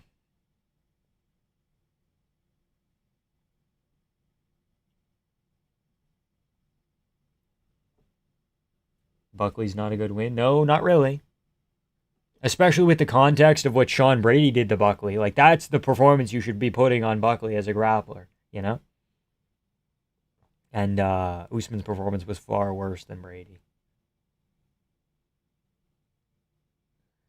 Oh, they're showing the fucking spinning elbow that lands with the dreaded tricep. Brandon Allen is middleweight gone. Yes. I back Vamp. I back. Trust me, I back Vamp.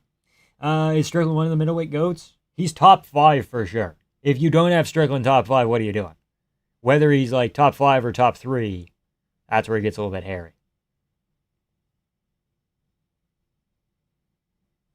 I think legitimately, I'm going Adesanya, DDP, Strickland, which is weird and feels like recency bias, but I do genuinely just think that they're the best guys who fought the best guys, compared to like Anderson holding down the division forever and disqualifying himself, and also fighting not great people overall. And then it's like Bisping, Rockhold. Maybe Rockhold sneaks into the top 5, but I think Rockhold's probably under Sean.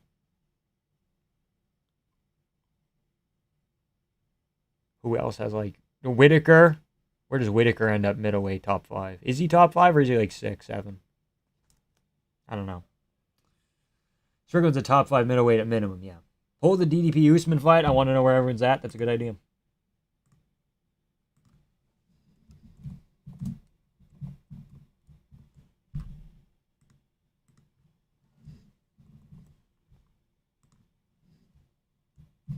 This is a sick main event, dude.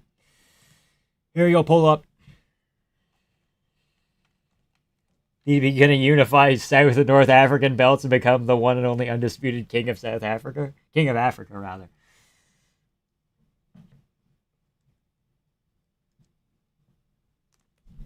I don't know what the song is, but it's okay, I guess. Because it'd be a bad beatdown, man.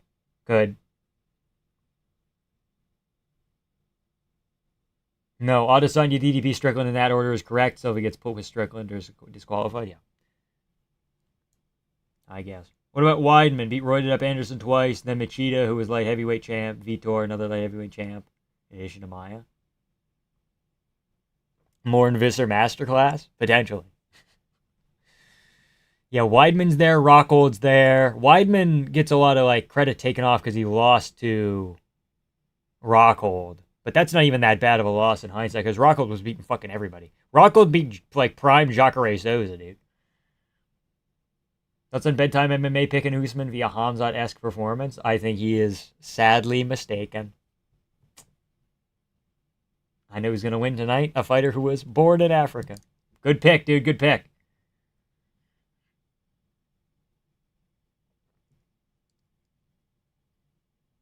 Seriously, though, DDP should win this one soundly. I'll be surprised if Usman's able to show out and establish any sort of momentum.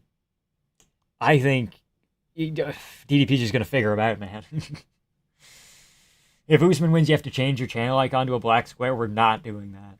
It is not 2020. Vamp hit the bag real quick. No, we only said we were hitting the bag if Cannonier won. So it's not my fault, man. It's out of my hands. DDP via DNA test. The crafty Eric Anders win puts him number 1. Masterful display. I forgot about that, dude. I forgot about that. The crafty Bruno Silva double eye poke, man. Think about it.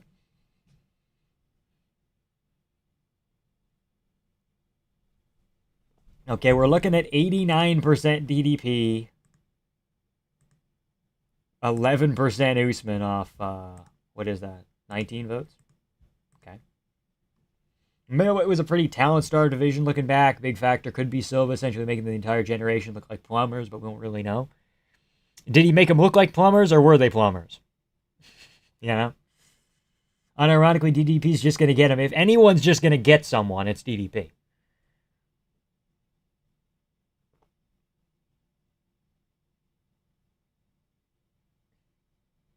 Usman has Obama in his corner? Oh shit, oh shit, we got a problem, dude. We got Obama in the corner. Someone donate for a meow. If someone wants to donate for a meow, it's an option. But what does Usman even do if he loses? He should probably just retire. I think he has enough saved up. But if not, he's stuck at middleweight. Brendan Allen, baby. Depends on how bad he gets beat up. 'Cause, like, if he gets beat up, then he can retire. But if he loses, he should probably just retire. I think he has enough saved up. But if not, he's stuck at middleweight. Brendan Allen, baby. Depends on how bad he gets beat up. 'Cause, like, if he gets beat up, then he can retire. That's Tuco Salamanca.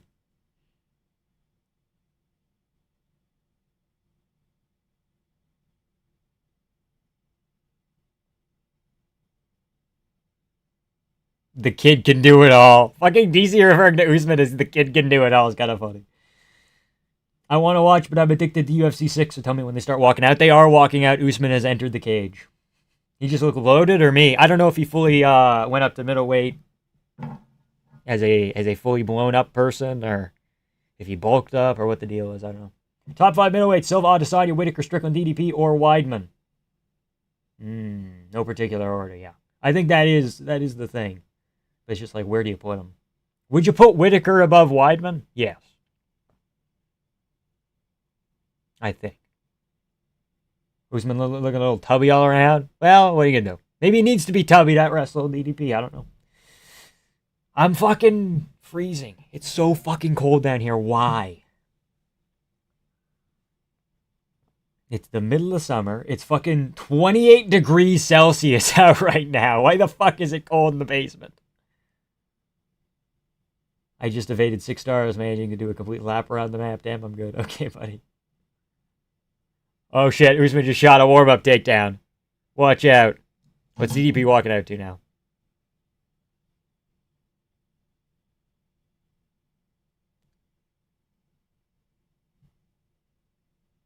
Bobby Knuckles above Strickland? No,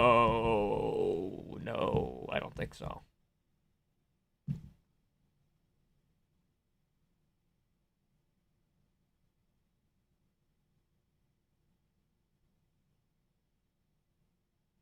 Hey! Is Usman a serial cheater? To a degree, yeah. Cut off the AC? Oh, fucking, I can't. I'm down here. I'm trapped.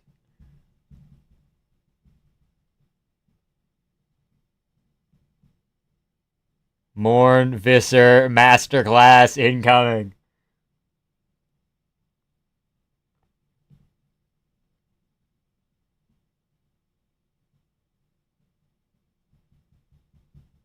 Guru not wearing his African outfit? Drat! I guess DDP has to be a champion for him to do it. I don't know. Wearing his African outfit. Just absolutely plants one on his wife. Holy smokes. Here he comes, dude.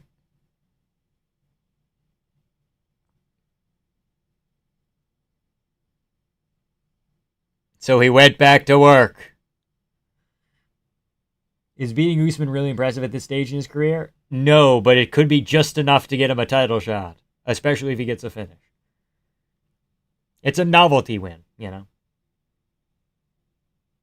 Why did you cause wildfires? I would never do that. Trevor Whitman wishes he was more investor. Adesanya, Silva, Strickland, Rob, Weidman. Where's DDP? Hold on. I think we're missing a man in there.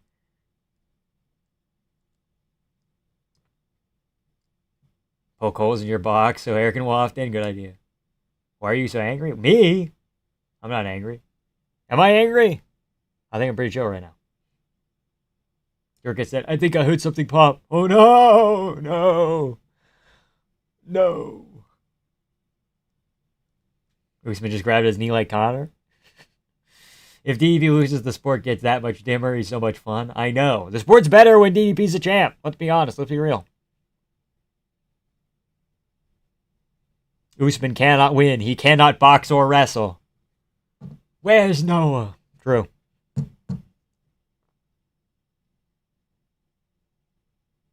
Silva, Strickland, DDP, Izzy, Weidman.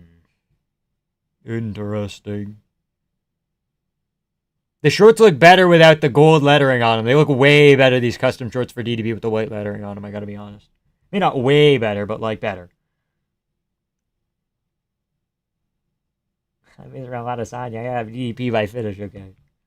DDP by hiring Bilal.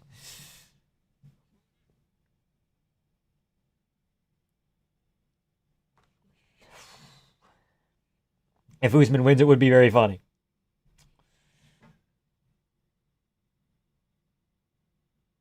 This is a sick fucking main event, dude. DDP moves down in rank if he wins the fight? No. No. I swear I had nothing to do with 9/11. Fuck. Usman, when he shoots that Captain Clark ass take that and realizes he's up against an actual MMA fighter, not Joaquin, just fuck me, Buckley. Okay. People forget, man, DDP also started his career as a middleweight. That's why he's smaller. He's not the biggest middleweight we've ever seen, you know? Usman could just chin him like Soldich. You know? You know, Roberto Soldich? KO artist Roberto Soldich? Usman could just channel the essence of Roberto Soldich into that piston jab, man. That piston jab. This is the main event. Here we go. Two former world champions. Oh, we're actually doing like a real deal introduction here. Middleweight division showdown. Just fuck me, Buckley's top 10 slander I've ever seen. Kind of main event you'd see in a bedtime UFC 5 FC playthrough. Yeah. Usman about to get headshot dead.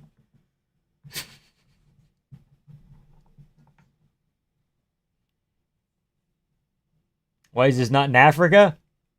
I don't know, man. Not my call. Kerry Hatley, not Herb Dean. What a move, man. People forget, man. DDP got taken down by Uncle Bronson. DDP got taken down by Darren Till. It doesn't mean anything. If DDP doesn't laser eye him in 5 seconds, it's going to be bad, my neighbor. Okay, man. This is big. This has implications, as they say in the business.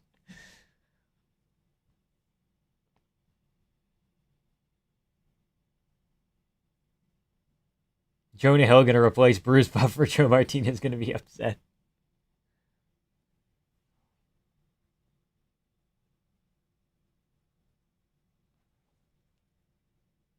DDP got taken down by Tavares? Yeah, DDP's got taken down by fucking everybody. Maybe Tavares, I'm not sure.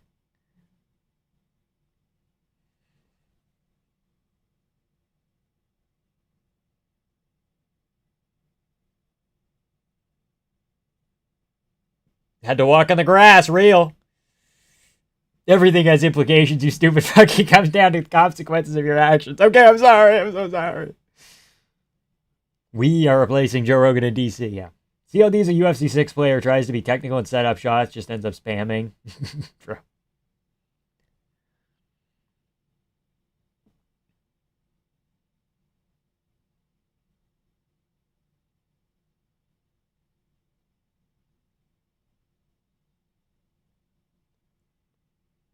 Kamara's entire family in the stands. You know what it means, boys. DDP guillotine? Maybe. He could find something. DDP's gonna find something, okay? Bro, DDP fights out of Pretoria. I know. That is crazy. I can feel it. Twitter's gonna get so racist after this. Oh boy. Here we go. I'm shaking. I'm shaking my desk right now. Here we go. We're on. Kamaru Usman. Look at those knees. They're holding up. Guru's wearing his stuff now? Okay, cool. Here we go. We're on. Here we go. Main event. DDP Usman. Here we go.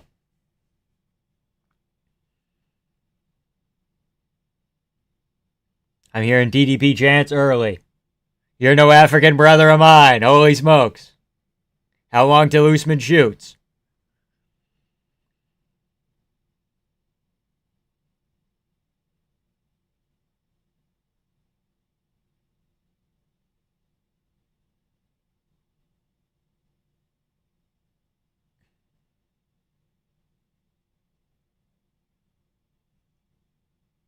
Good leg kick DDP. Jab DDP kind of gets through glancing. We're turning chat off. I'm sorry. How'd this guy ever make middleweight? How'd this guy ever make welterweight?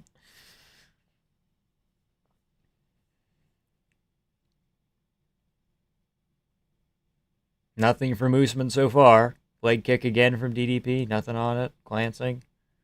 Jab to the body, Usman. He's going to need more of those. Good leg kick, DDP. Whoa!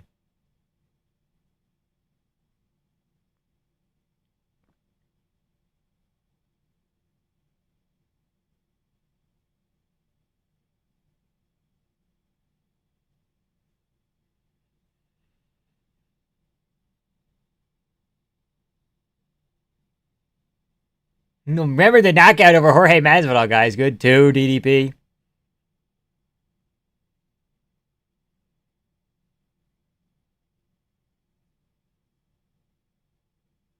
1-1-2, nothing on it. Jab to the body, Usman glancing. Nothing really clean for either of them yet.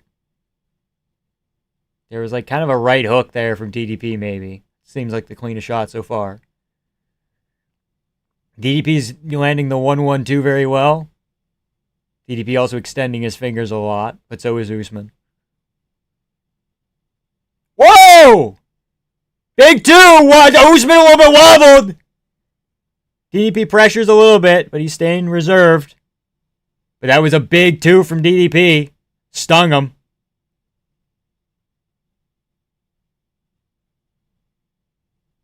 DDP's not DDP. Usman's not reacting well to shots, like super duper well.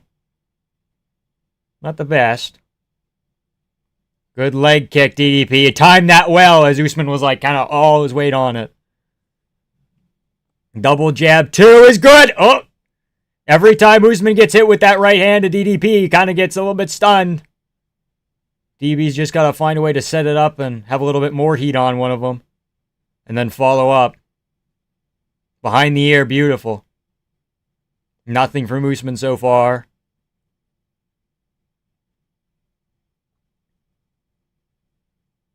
Whoa! We're swinging in the pocket. Another leg kick, DDP. Tries to go uppercut, can't quite land it. A little evasive movement from DDP. Goes into southpaw. Stops the takedown. Usman was just feigning it, though, to try and land a hook.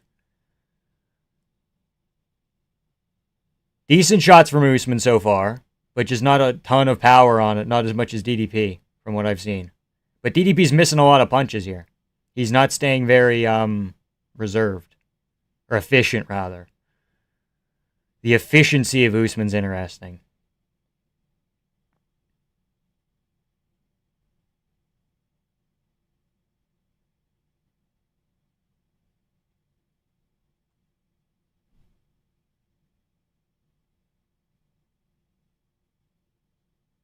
Knee to the body, DDP. Couple of slaps both ways, controlling the hips very well. Low blow, Usman. He does it every fucking fight, dude.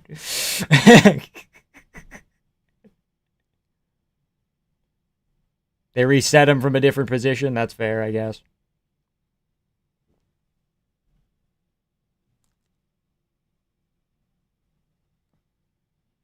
Usman has not landed 12. I disagree. That was on the fucking arm. Let's not maybe say that's nice there, commentary team. Whoa! Big 2 from Usman.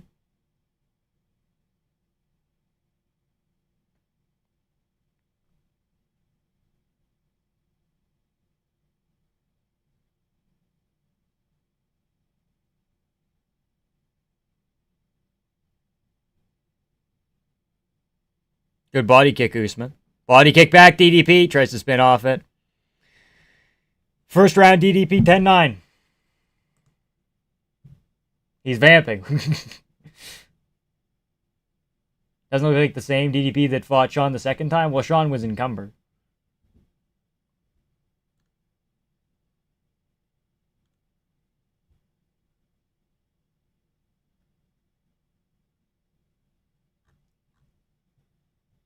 Okay.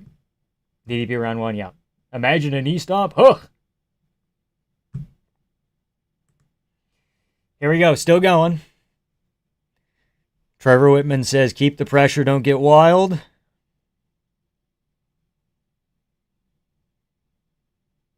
DDP didn't really capitalize on that like you think he would. It's fine, though.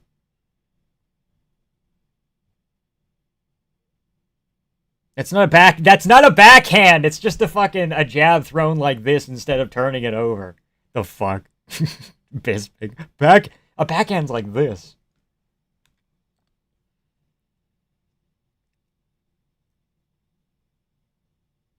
Good two from Usman.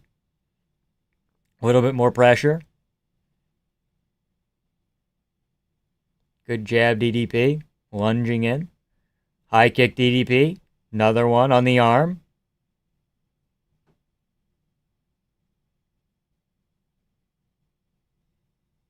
Bilal Muhammad is walking out at RAF currently. Oh, he got with the knee. He's wobbly. Usman wobbly. Usman wobbly. Got caught with the knee ducking in. Good leg kick. Double kick. Double kick DDP. 1-1-2. Usman still wobbly. DDP not putting as much pressure on. He's staying very safe here. If I'm DDP, I'm throwing a lead high kick. I'm switching it up. Beautiful catch on the knee there. What a read. Another knee to the body. Couple hooks after it. Getting bad in a hurry. Good jab from DDP. Excellent weapon that he landed on Whitaker. Good high kick. Almost gets around the guard.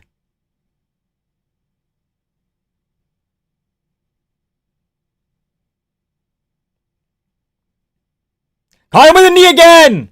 Might have landed on the shoulder this time. Stuffs the takedown. Beautiful. Might get a takedown of his own. Goes knee. Back into the clinch here. Usman has time to recover. Not even halfway done this round yet. More knees to the body from Usman. Couple big punches to the body. DDP's eating them. He's breaking locks. He's getting out of there. DDP is not Joaquin Buckley, so we're good. DDP is fighting southpaw. He's Leon Edwards maxing right now to a degree. That's true. Now he goes back to orthodox.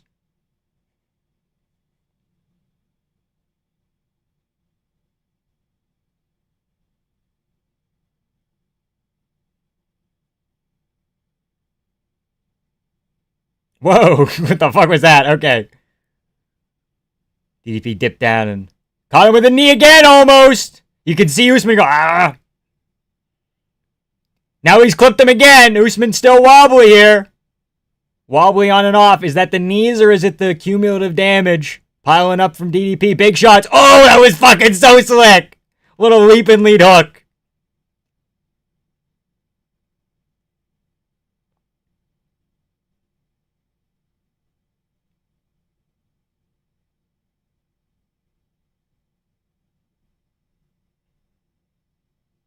Whoa! Usman even wobblier! That was not an eye poke! What the fuck? That was not an eye poke! What? I don't fucking think so.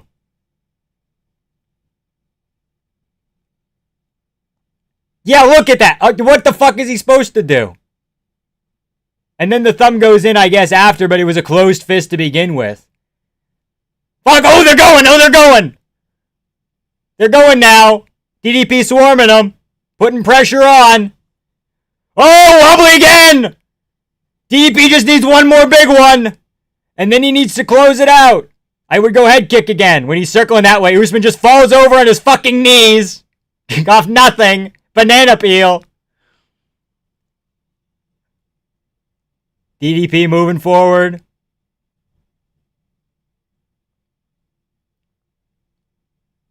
Couple of good body shots up against the clinch. DDP's got to kind of hang around here and get off the fence. There we go. Bang. Beautiful. Little lead hook Usman. Nothing on it.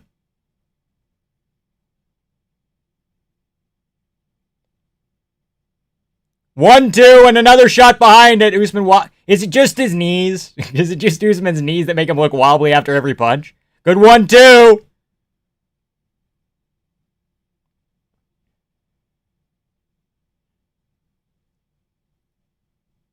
Good jab. Caught Usman with a knee again. 1-2. Now Usman's going to throw down. He's still moving forward. Oh, good high kick glancing. Off the dome. Off the Malteser dome. Superman punch DDP. Fucking hook behind it.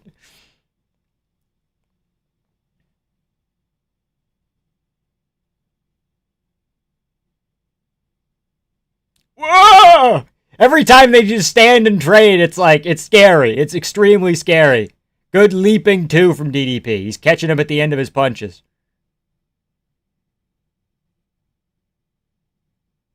And you can't even be like, oh, well, DDP looks tired. He always kind of looks a little tired. Good, too, as well there.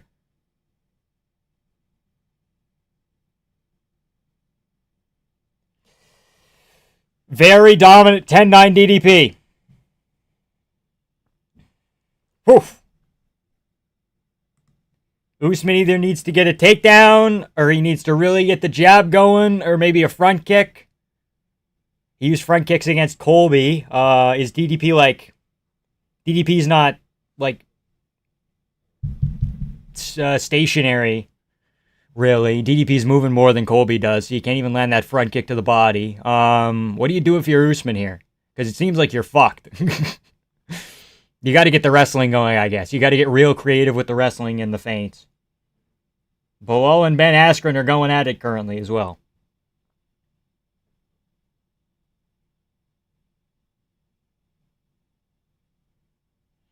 Another big round for DDP. And DDP can throw that amount of volume and he can go 5. We've seen it before.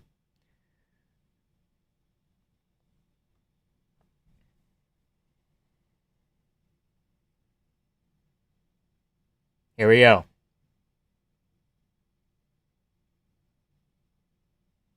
Usman has to set the tone in this third round or he's going to be down 3.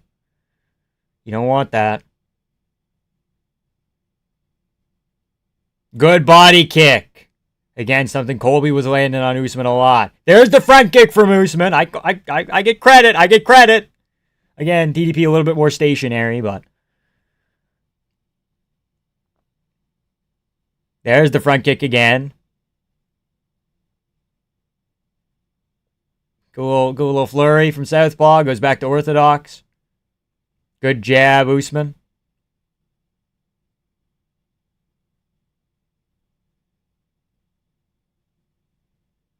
Jab lands on the guard of DDP. Parries it.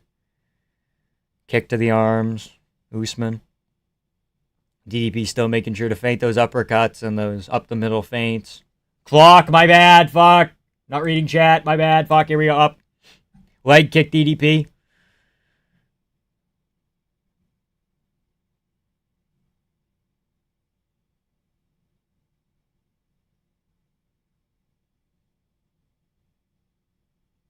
But a good 2 for Usman.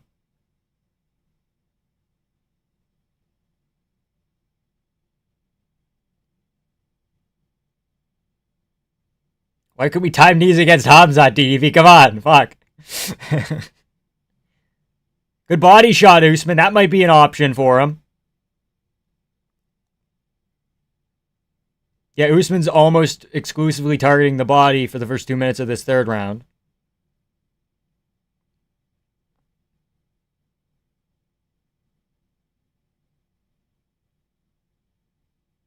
Good high kick.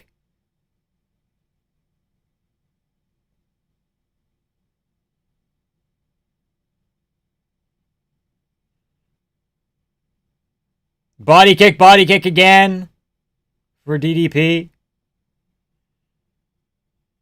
He sneaks him in there so well, that body kick.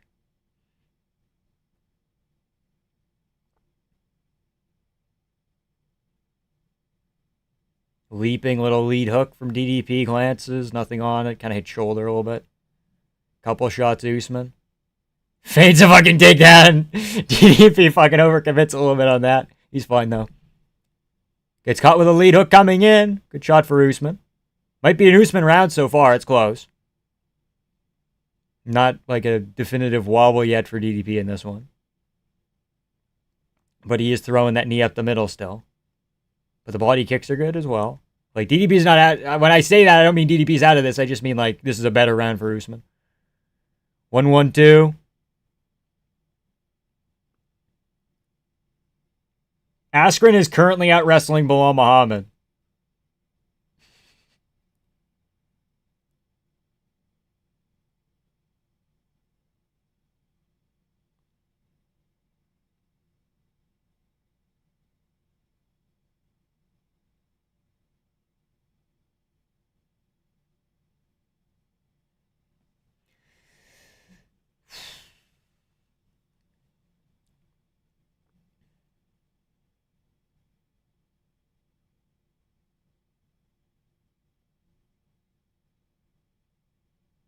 1-1-2 on the temple.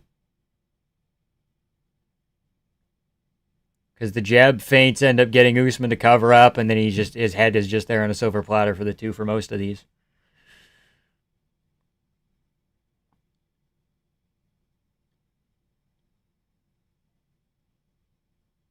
Go lead hook DDP.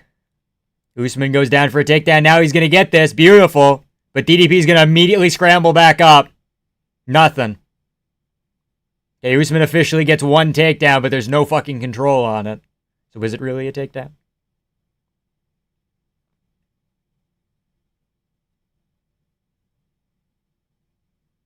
Good little inside low kick as Usman's coming in. That's an interesting little adjustment for DDP. Go back to the low kicks that were working in round 1 that he kind of abandoned in 2.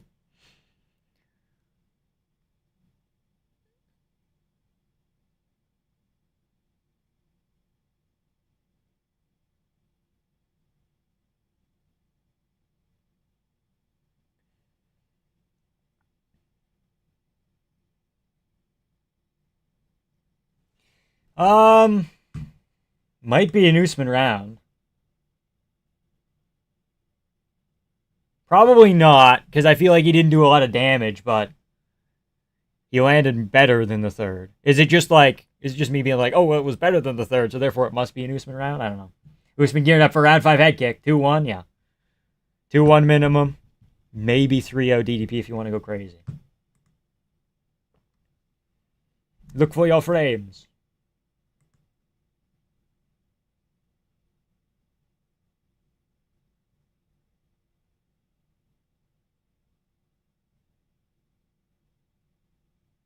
Usman could win via cardio, but does he have more cardio than DDP? Really not necessarily.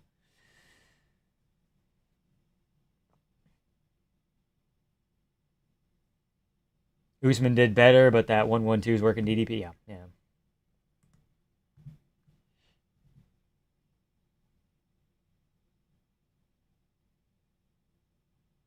Bilal Muhammad scored points. It's now 4-3 Bilal Muhammad. No! Ben, no! Fuck.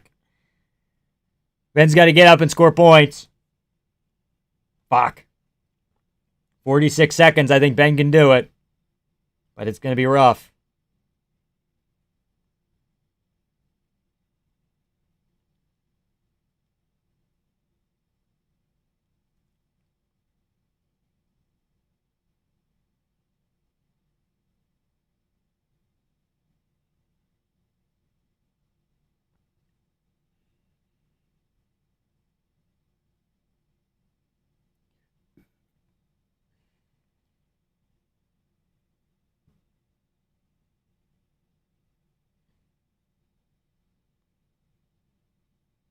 Jab to the body, Usman again.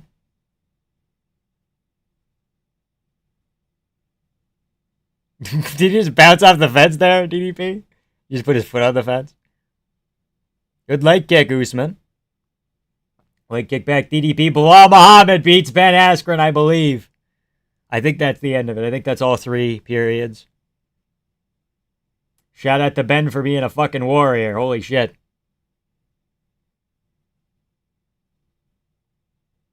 Bilal Muhammad almost got out wrestled by a man with a lung transplant. Holy fucking shit. He made it very close. A little bit too close for comfort, if you will.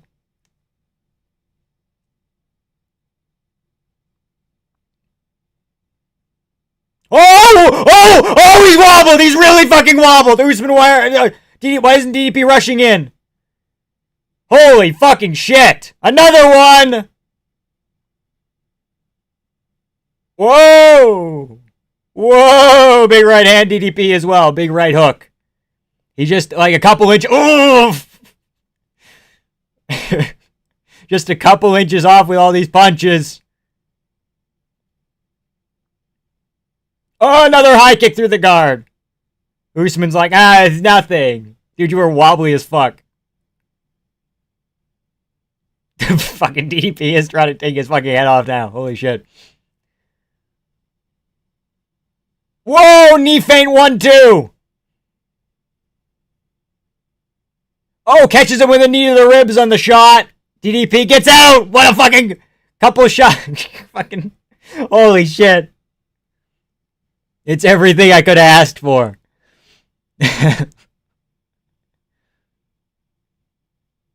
DDP chants ring out throughout the crowd.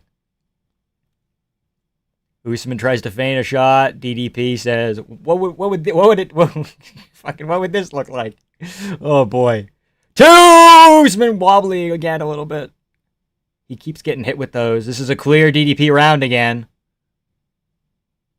This is more round 2 than it is round 3.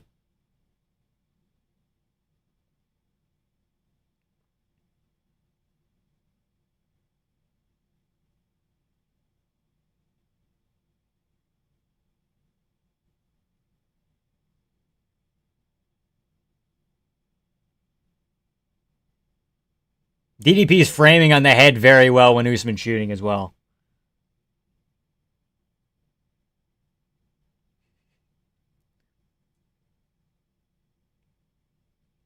If I'm DDP, I'm going back to the body kick to set up another head kick. There was a body kick and a 1-2 that he whiffs on big time. Holy smokes. Minute left in this 4th round. Clear DDP so far. But Usman still chipping away at the body. You know. As you do. Whoa! Yeah, sometimes Usman will just plant himself.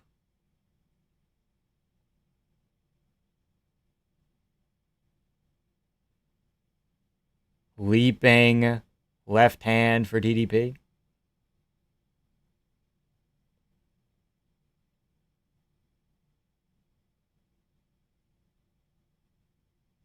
Whoa, big 1-1-2! Holy shit! Massive 1-1-2 Usman. But now he's in the fire. Now he hit a fucking knee now. Shot to the body. Shot to the body again. DDP kick to the body. I'm thinking that's a DDP round. I'm thinking it's 1-2-4 DDP, 3 maybe Usman. I don't think Usman did enough to steal it.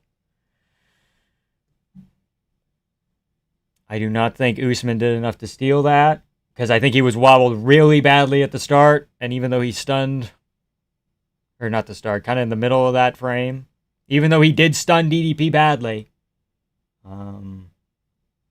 yeah, not enough. Should Usman retire? I mean, this is DDP. Like, there's no shame in losing to him, especially if you're not getting finished like Adesanya, you know? Bilal Askren match has me upset? Okay. Not gonna lie, here in bed made me really sad. Okay. 4-0 DDP straight up. You maybe give Usman the 3rd. Maybe. But it's still close. Usman surviving is a good look in my books. True, it is. But a lot of people said Usman was going to get a takedown. Did I or did I not say, chat, that I thought it to myself. I don't think I said it out loud, but I'm like, what if Usman just doesn't get any takedowns? You know? Whitman, we need a finish. Usman, really? You thought you won 2 rounds? Holy shit. Right, rounds 2 and 3 are better for Usman, but it's bad for him. No, rounds 1 and 3 are like Usman, like closer rounds. Or 3 and 4? I don't know. I'm getting it all mixed up now. He didn't stun DDP at all. He landed like a big 1-1-2 that he followed through with.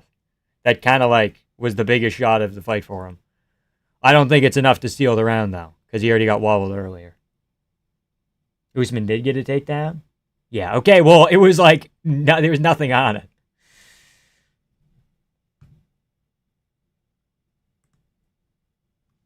Really? Really we need to finish? Motherfucker thought he was winning. Crazy. Body kick Usman.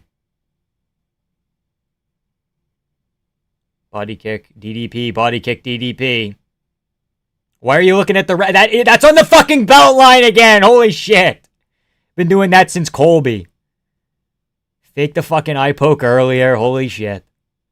Wait, woo! DDP got out of that like a schoolgirl. Fucking hopped out of it.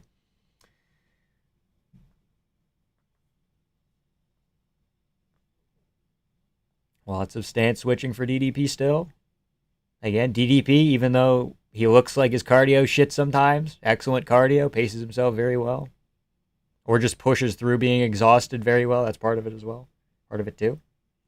Big 2, Usman can't find a connection afterwards. No, I agree, Michael Bisping. Usman is not throwing enough, but he doesn't want to get his ass beat. So, good body kick again, Usman. 1-1-2, out of range. Now Usman just can't hit him. 1-2 on the shoulder.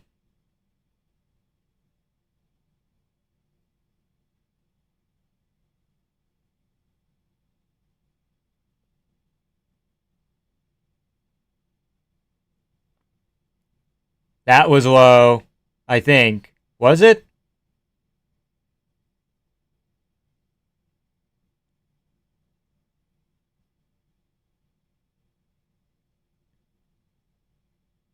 Let's have a look. If it's fucking... Oh, yeah. Okay, hit the leg and then slipped over. Okay, that's fair. That's fair. It did sound like it. You could hear like a crack, but I was just like, where'd it come from? Because it looked like it was clean initially. Okay. Makes sense. Fine. You're fair. You're fair, Usman.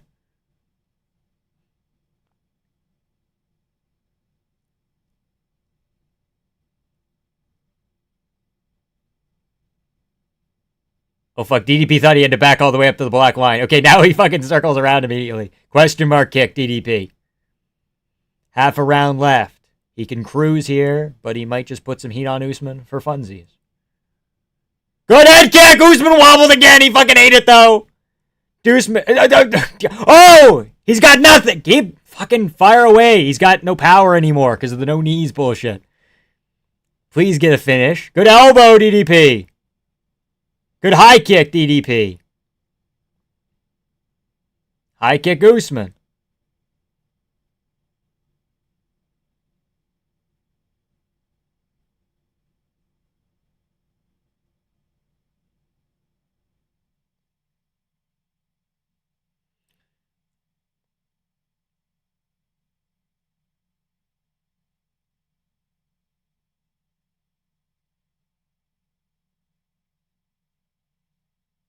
DDP tries to take that of his own. Please don't get guillotined here, buddy. I'm begging you. Knee to the body.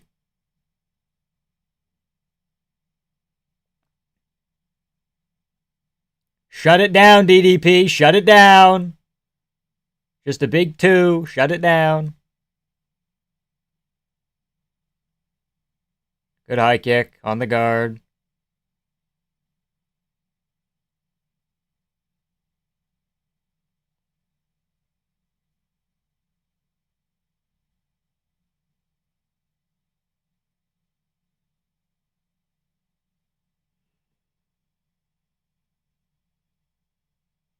I couldn't imagine, Michael. I don't think I can imagine Usman getting a finish.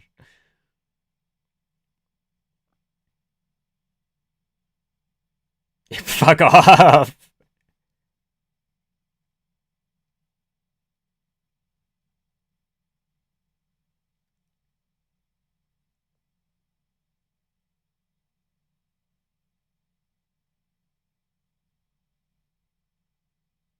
Fucking commentary will just like pick a narrative and just start going there. Being like, Usman, he has fresh life. He's moving forward. He should be winning these rounds. He's moving forward.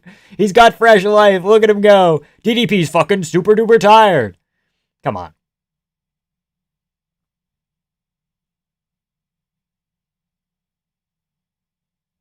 By the way, this is still a DDP round because of the wobble at the start. Fuck. Body kick DDP. 13 seconds. You want to be a champion, Usman? He's got to push for 10.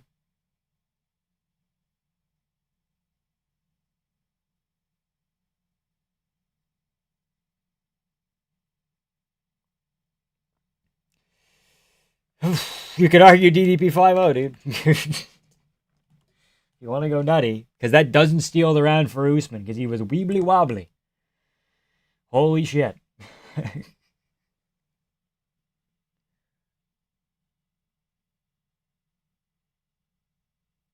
If this lands, the entire game's different. What a win by DDP. Has anybody shut out Usman like that before? Hold on. No joke, it's 5-0, yeah. You maybe give DDP, or not DDP, you maybe give Usman one round, maybe round 3. I don't know. 4-1. 4-1 minimum. Absolute minimum 4-1. I don't want to hear any 48-47 bullshit.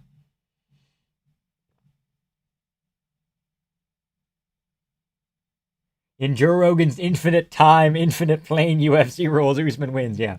Colby Armin starting now? Yeah, Colby's walking out. He's shaking hands with the children. Unironically, 5-0, and at worst, you could argue it's 3-2. Maybe you could argue 3-2, but I don't really like 3-2. I like 4-1. Did you say DDP beat an African American by 5-0? Who does that to a 39-year-old Usman? Yeah, but who does that to Usman in general? Hamzat went life and death with Usman. Leon had to fluke it. And then Leon went to a draw with Usman the second time because he won 3-2, and then there should have been a point deduction. We remember. Pepperidge Farms remembers. You could argue a 10-8 in round 2. It was kind of one-way traffic. Maybe, I don't know. Let's not get too crazy. Armin's going to kill Colby? Probably. We're probably picking Armin. We are picking Armin. If you're Usman's cousin, you can argue 49, 48, 47. It's terribly argued, yeah. Usman's looking around at the judges. 50-45? What? Like, bro, you didn't win those rounds. You didn't win those fucking rounds. At all. Who's the real African? Dude, DDP 0-2 against 2-0 against Africans. Fuck. He's very good at this whole fighting thing, isn't he? Those are fresher versions of Usman. No, he's been sitting out. True. That's a piece of it. I don't know if I'm calling that the best performance of DDP's career.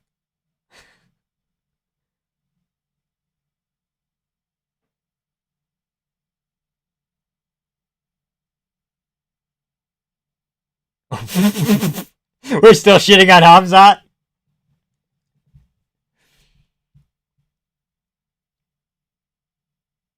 Maybe it's best for Usman to act confused for the sake of his daughter's image of him.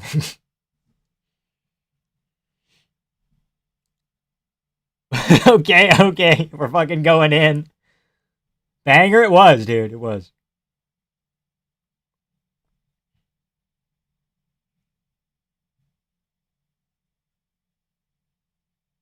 Oh shit, okay. I don't know if it's impressive enough to hopscotch Amavov, but dude, Usman Bilal, come on.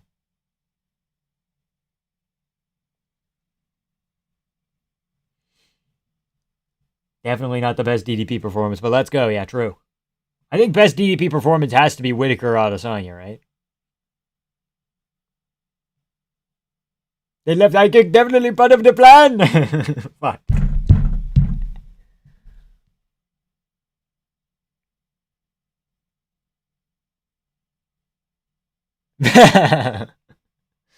It's actually his best. He nullified Usman's wrestling completely and then cooked every attempt. Every attempted momentum swing with slick adjustments like that frame into the inside low kick, it was a master. I know it's a masterclass, but like based on quality of opponent.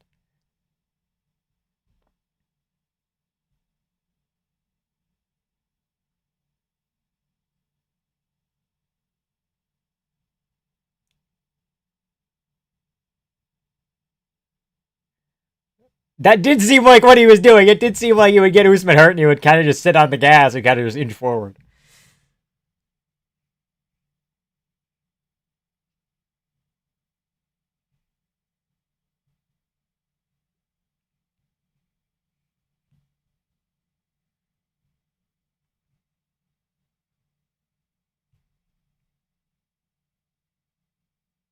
Shout out Jesus Christ. Crazy how Joey makes Kenneth look like a saint. Real, dude, real.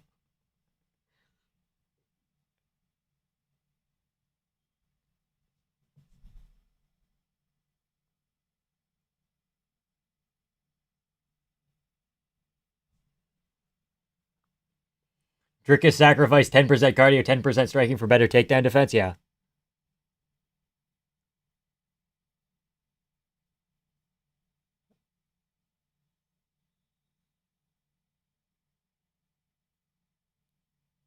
Aha! You see the little laugh he did at the end? 0 takedowns officially? No way, dude, no way. Covington has a point on Saryukian so far. Oh, Usman's talking. He has his gloves off. Hold on.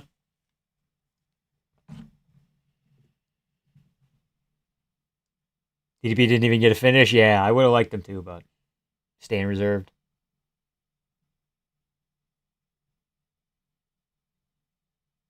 Shut the fuck up. Boo him. They're kind of booing. They're booing a little bit.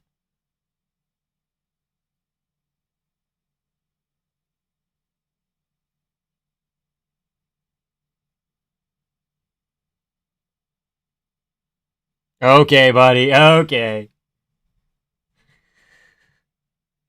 All right, buddy.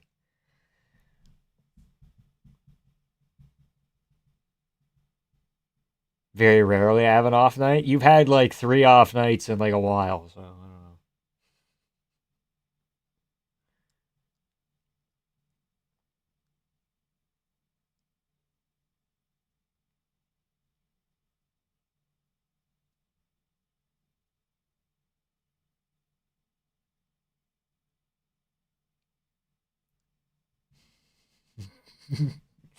Oh, I don't agree with 50-45. What do you agree with then, Usman?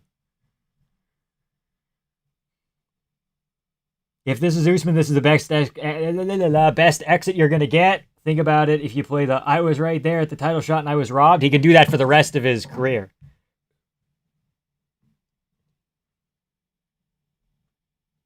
What the fuck does that mean?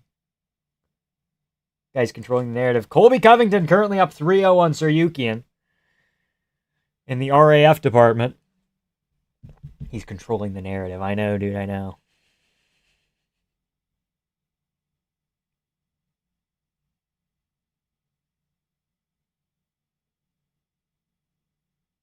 Yeah, like maybe 50-45 is a little harsh. Probably 49-46 is the score I'm going to settle on because I think I gave Usman the third.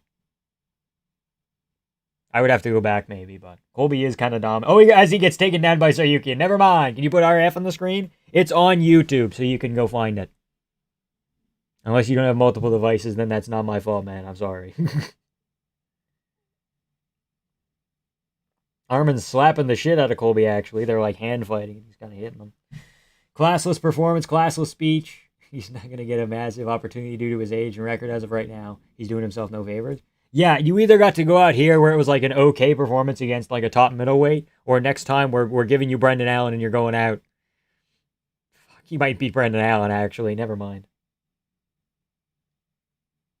Colby's got to keep circling here, and he might get the back points. If Covington wins, he's gonna shit on Usman so bad.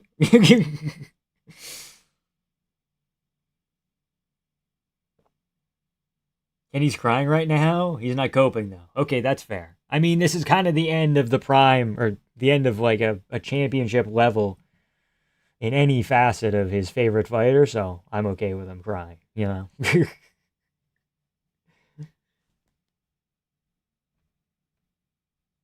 I added DDP 1-2-3 initially, but after seeing the strike numbers, I added 4 to the list. 50-45 is odd as fuck, though. I think he won the 5th, too. He wobbled DDP, like... Not he wobbled DDP. He wobbled Usman badly in the 5th early. Like, don't let that last, like, 20-second blitz where it's all on the guard fool you, man. There was, like, fuck it, Usman Edwards 4. There was a significant, like, set of wobblage after a high kick in the 5th. I believe. Are you watching RAF? I am. It's on my phone currently. I'm closing out Sportsnet. Good win for DDP. So we're going to watch the rest of RAF and then we're going to do a card recap on that front, okay? Sounds good, boys?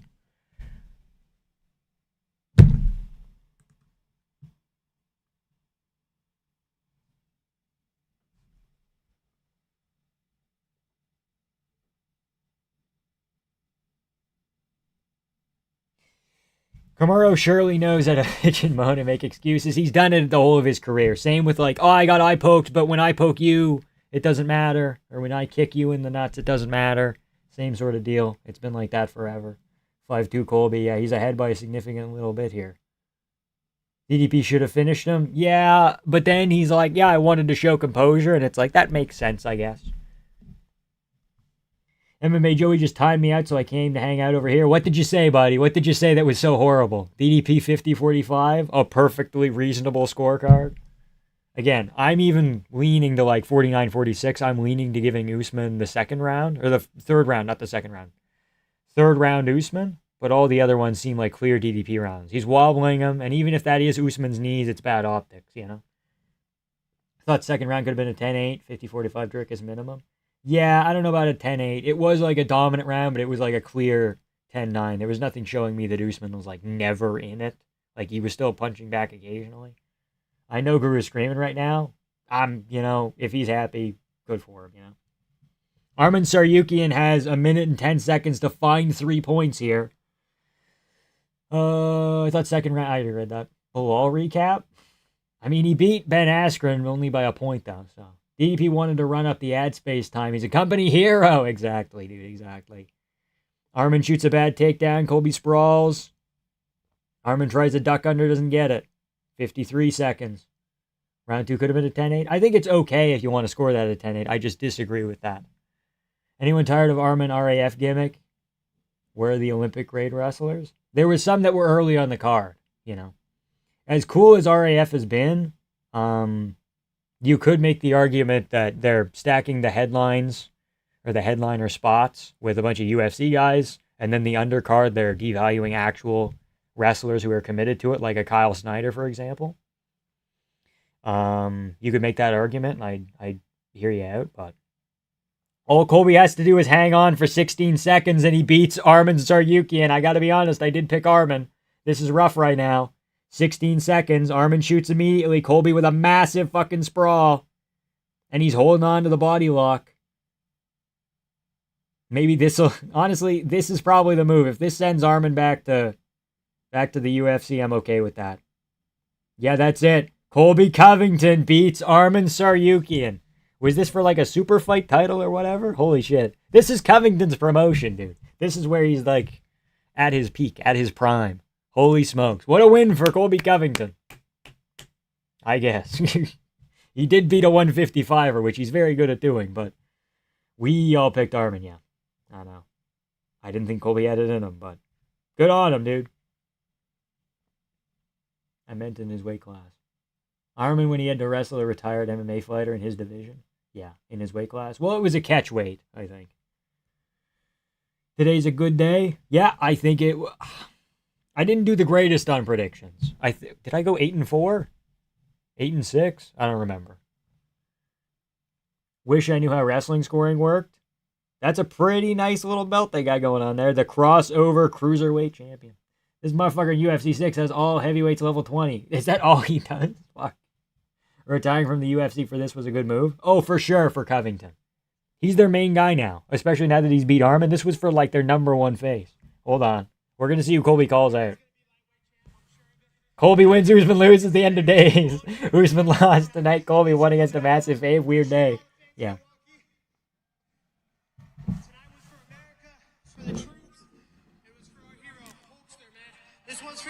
This one's for Hulk Hogan, apparently. Went 9-3. That's sick, dude. So then I probably went 8-4, I think. Anyone ever said you look like a twink before? That's not very nice, but I've heard it before. That was a tough guy took down tonight to win this belt. It's an honor to be the first crossover championship in RF history. Anybody can get it. Bring them all. I got a list of guys I want. Bring on Chimaev. Oh no. Cross-eyed fucking dork, fucking Bilal. Bring on Woodley. They can all get it, bro. I'm defending this crossover championship for America. The champion, Colby Covington.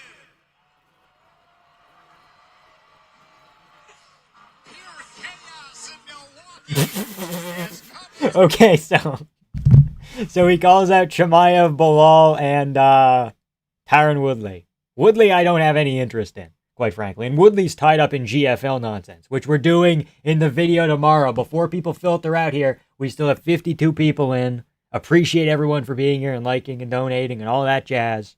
If you could do me a favor, GFL video out tomorrow. I can't tell you the time exactly. Noon my time, when all the videos come out. GFL return video. Very excited about it. How does Kevin Lee fit into this? True. I got jump scared by a Polymarket ad on Vamp screen. No! Don't do that to them. How good is 2024 Bilal? I don't know. I'm officially 70% on Topology. That's sick, dude. Just gonna pretend this was Colby winning the trilogy with Usman? Yeah, for sure. Askren is so unbelievably fucking goated for taking that match. Don't care if it was scripted or whatever. Well, he lost. I don't think it was scripted. The only GFL Vamp cares about is the Yelf down the street. Okay. Is he in Armenia? Who? No, they're in Wisconsin. The GFL's returning. They are, in fact, returning. Video tomorrow, breaking down everything. Make a community post. Yeah, we're going to do the community post like usual. Premiere the video. Can I set a notification then? Or I can set a notification then? I'll look into it. It's human to want to rationalize Usman getting close in round 3 and 5 by saying, well, it couldn't be a 50-45. It wasn't that dominant. And that's the nature of the nature of round-based scoring. Usman didn't win a whole round. He didn't get wobbled in 3. And he landed decent body shots, but he did get outstruck. Yeah, I don't know. You can go all over the place. I'm not going to premiere the video because reasons. I forgot why. I don't do video premieres, but I do it for a good reason. Apologies. I meant for the GFL video, whatever you said, one tomorrow. Yeah, we're going to make a community post about that. Like I usually do. Like we usually put out the community post with the one teaser image and we say new video tomorrow and that jazz. I just knocked the fuck out of all level 20 heavyweight guys. Sick, dude. GFL, the AI slop one? Yeah, they're back with more AI slop. Would you believe it? Wait, is the GFL actually coming back or is this like the last time? No, they're actually trying to come back again. They've done some improvements all over the place. Become full twink. Serve Big D from that. No, thank you. No, thank you. I think, yeah, everybody pretty much picked Armin. Good win for Colby, though. Excited that he can do something with his life. Okay. We're going to do a quick rundown. We're not going to put anything on screen, but we're going to talk about it. Oh, we're going to have numbers, I guess, up. We'll put numbers up. Hold on. Where is the post-fight thing? There we go. All right, boys and girls. We're gonna make me a little bit bigger. Yep, that's the move.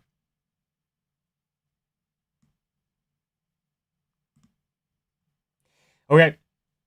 We're going to start at the bottom of the card. We're going to work our way back up. Diana Barboza immediately subbed Anna Melisano. Good win. She might get a bonus, maybe not. RJ Harris against a returning Alvin Hines coming off his steroid suspension. Big KO. He uppercutted him off of his feet by an inch. Pretty fucking nutty. Alden Karaya versus Stuart Nickel was kind of a nothing burger, and it made Alden Karaya look not as great as I thought he was going to be. His takedown defense and his decision-making isn't where it needs to be, but Alden Karaya, big news. It doesn't have his age here. Only 28. That's a little much, actually. Hold on. 28? Yes. Aiden Karaya fights like someone who's 24. Okay, it could be a problem. I don't think he's ever going to be a champ or anything. Ezra Elliott, Damian Anderson. Not a lot of significant strikes, obviously, according to the numbers, but a very good win for Ezra Elliott. Damian Anderson was coming up. This fight was put together in short notice. Damian Anderson was a bantamweight fighting at featherweight, and Ezra Elliott did miss weight. Kind of a rough look for Ezra Elliott, but he can put that pace and that grappling pressure on someone as technically talented as Damian Anderson. That's important. And when it happened, I said, okay, Ezra Elliott has more potential overall than, what's his name? Tommy Guns, who we'll get to in a second here. We'll get to how my opinion changed on him. Felipe Franco defeated Levi Rodriguez in a heavyweight slop fight that happened at light heavyweight. Felipe Franco had a close fight with Mario Pinto to a degree, not really that close. Levi Rodriguez coming off a steroid suspension in the Contender Series. He wasn't very good at all. He said, why was that a stoppage? You can't just sit there on bottom getting your head pounded in. Thank you, Jeffrey, for the $5. Meow. How about it, dude? How about it? Appreciate the big $5. Okay. Jean-Paul We'll pronounce it well one day. JPL got the win over Seung Hyun Ko. And I got to be honest, I scored it for Seung Hyun Ko. I couldn't tell you the rounds because I've already forgotten. But it was very impressive because I thought Jean Paul was going to get KO'd in like a minute. Not a minute, inside of a round. I thought he was going to get finished. And very impressive win for him. I disagree with the scoring. But I think it was a close fight that could have went either way. So, I'm entirely okay with it. He's a good fighter. I'd love to fight him. Not really. He's a good fighter. Excited for the future. Jose Delgado, Austin Bashi was very scary because Delgado got rocked early, but Austin Bashi kind of just has nothing in the way of like meaningful offense. Also, they didn't count the knockdown that Bashi got on Delgado. It was not an off balance. It was a full on, he got him, you know. Close striking numbers. You got to go Delgado. Stole the round in the first with a knockdown. The next two rounds were kind of iffy. Bad fight IQ. Delgado's never going to be ranked. But, fun action fighter who likes spinning a lot. A lot like Christian Leroy Duncan at times. Very, very physical, big for the weight class, athletic at moments. Fight IQ isn't there. Grappling isn't where it needs to be anything substantial. Tommy McMillan. I got to be honest. I picked Alberto Montez. I did not pick him by finish. I think I picked him by decision. And good win for Tommy McMillan. Excellent win. Way more technical. Broke the record for strikes in a 3-round fight, I believe. Even though a lot of the strikes are on the guard, whatever. Tommy McMillan, as he's shown me now, has the potential to be a top 15 featherweight. Maybe not much past that, though. But before, I thought he wasn't even going to get ranked, so it is an upgrade. Hello, Thunder. Fatima Klein put on a masterclass against Tabitha Ricci. 30-27, suplexes, taunting, not a lot of finishing instinct, but like more than an average women's fighter, so it's something.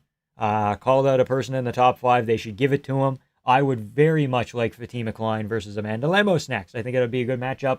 We get to see Fatima Klein against Fatima Klein the rankings. Fatima Klein climb the rankings against someone who does have decent grappling at moments in Amanda Lemos, but also has weird issues, but is also like a little bit athletic and hits pretty hard. So that's a good test for her, I think. See if she gets chinned or not. Feature fight, Chase Hooper, Mitch Ramirez. What do I want to say about this fight, man? Never goon. Never goon, says Chase Hooper, and he gets it done. He only needed to land 3 significant strikes. That's all you need. And took Mitch Ramirez down, made it look very easy. Mitch Ramirez, not a great opponent, but Chase Hooper doesn't get cut anymore, and he's having a child soon, so good for him. Good on him. Appreciate it. Do you watch World Cup? No, not really. All of my teams were out immediately. Canada, Netherlands, well, not out immediately, but they didn't make it that far. You know, Canada, Netherlands, Germany, Bosnia. I picked 4. Christian Leroy Duncan. Oops. Christian Leroy Duncan did, in fact, beat. We're going to go in and out. Christian Leroy Duncan did, in fact, beat Jared Cannonier. Wasn't very impressive. He's athletic and he's big, but he would probably lose to Bo Nickel. His grappling isn't where it needs to be. Fight IQ isn't where it needs to be. He suffers a lot of the same problems as Delgado. I think he got knocked down by Roman Dolidze last fight. That's what somebody said. Don't quote me on that. Mic's a little bit far away from my head. My bad. And obviously like an okay win because Cannonier's still dangerous, but he's not always dangerous. And this was kind of one of those Cannonier performances where he kind of just does nothing. And then it's like, he could have done more. He could have won, but he just doesn't try. So it's rough. And then DDP, Kamaru Usman, our main event of the evening, does not quite. We really got vintage Usman faking being found like a little crybaby. Yep, that did in fact happen a couple of times with low blows. There was one low blow that was legit, but Usman also got DDP back earlier and tried to fight through it, so it was weird. And then it was one of those, like, if anybody remembers Figueiredo Moreno, where Moreno throws like a punch and it lands in Figgy's eye, but it's the knuckle. It's one of those types of things. Cannonier Duncan is not worth rewatching. Just, it's an average Cannonier performance where he doesn't throw enough, and Duncan spun a bunch, but he left himself open for grappling exchanges. Just nothing really going on. DDP Usman, very fun fight. Maybe even fight of the night. Probably 5-0 DDP. Maybe you give Usman a round for the sake of giving him a round, but not really. Excellent performance by DDP. He said he wanted to be like a little bit more chill. He wanted to not rush into a finish. He knows he can go around finishing people. He wanted to test his gas tank and his ability to push through and just have a longer fight and get reps in consistent moments and see if Usman shoots again. Stopped every Usman takedown. He got taken down once. This stat's like a little bit wonky, the takedown stat, because he did get taken down once, but like he slipped out underneath and popped right back up immediately. There was no control from Usman. It was kind of like it was a weird double leg that he let go of. So kind of a wonky number, but DDP proved that again, unless you're Hamzat Chimaev and you're shooting those sorts of takedowns. Sorry, give me a second here. There we go. Okay. Unless you're Hamzat Chimaev and you're shooting those sorts of takedowns,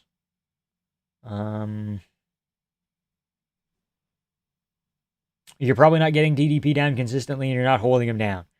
You know, Darren Till, like, oh, it was a reversal takedown, and like you can see Brunson take him down and hold him down for a minute, but like Brunson does that to a lot of people. DDP has the slippery bastard buff. True. DDP, as he said, his racism. Sure. Nah, just finished it. I got it 50-45 Usman. You can be generous and give Usman the fifth, but it's a stretch. I would rather give Usman the third than the fifth, personally. DDP, please take a order. Usman plummeted his stock with his conduct. He's been doing that forever, though. He's been doing that forever, faking fouls, being like, what's that scorecard, you know? DDP's takedown defense is second to Strickland as of right now. Let's see here. Amavov got taken down by Strickland. We'll look at the rankings quickly before we call it.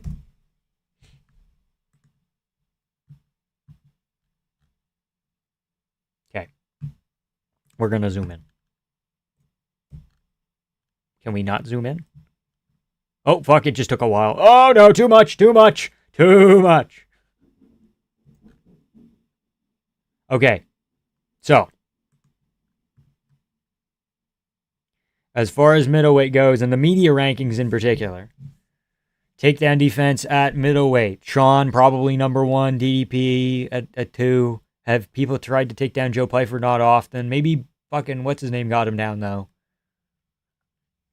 You know, the guy who's been around a while, from Norway. Jack Hermanson, I believe, probably took down Pyfer.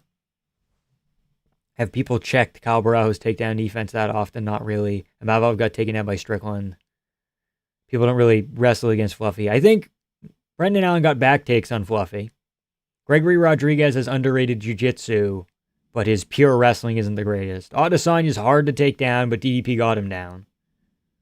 It depends on the circumstance with Adesanya. Like, he can wall walk very well, but...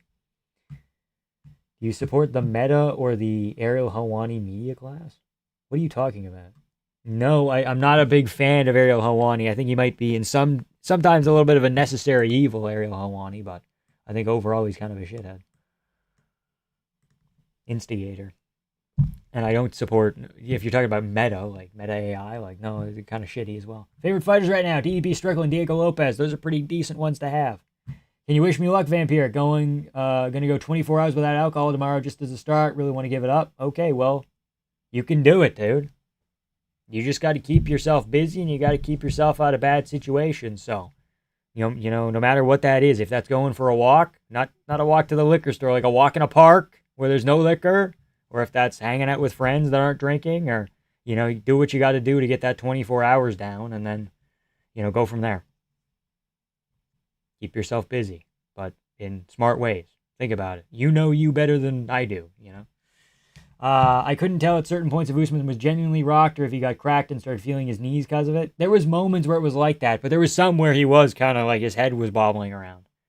Like if you just saw if you saw his little legs go a little bit wobbly, then you'd be like, oh, well, okay, you know. Overall, beautiful performance out of DDP. Another case of Usman showing why his X factor is his willingness to make adjustments during the fight. True. True. Usman did make those good adjustments with the body kicks and the shots to the body in the third. It just didn't add up in a meaningful way yet, you know.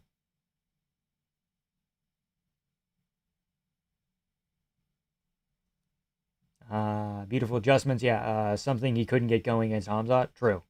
True.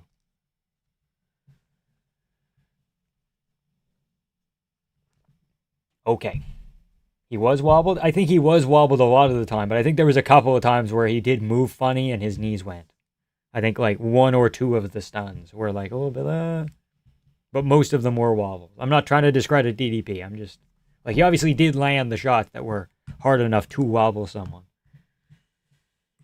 Okay. Appreciate everyone being here. Again, video tomorrow, regular time.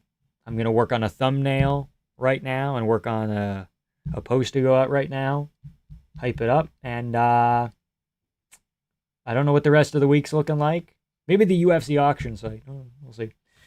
Shout out to Paladin with the 21. George with the 5. George with the 10. George with the 2. Justin with the $7 Canadian. Dr. Froggle PhD with the 2. And Jeffrey the Enjoyer with the extra 5 right at the end there, telling me to meow, of which we obliged. I've been called a twink. I find it quite insulting. Yeah, God bless and good night. Amp and chat. You too, McLovin. You too. Prime Usman came to play with the foul fakes to avoid finishes. People forget Colby wins their first fight without cheating. Colby almost won the second fight, too. Good night. You the man, Vamp. See you around, Longhorns. See you boys around.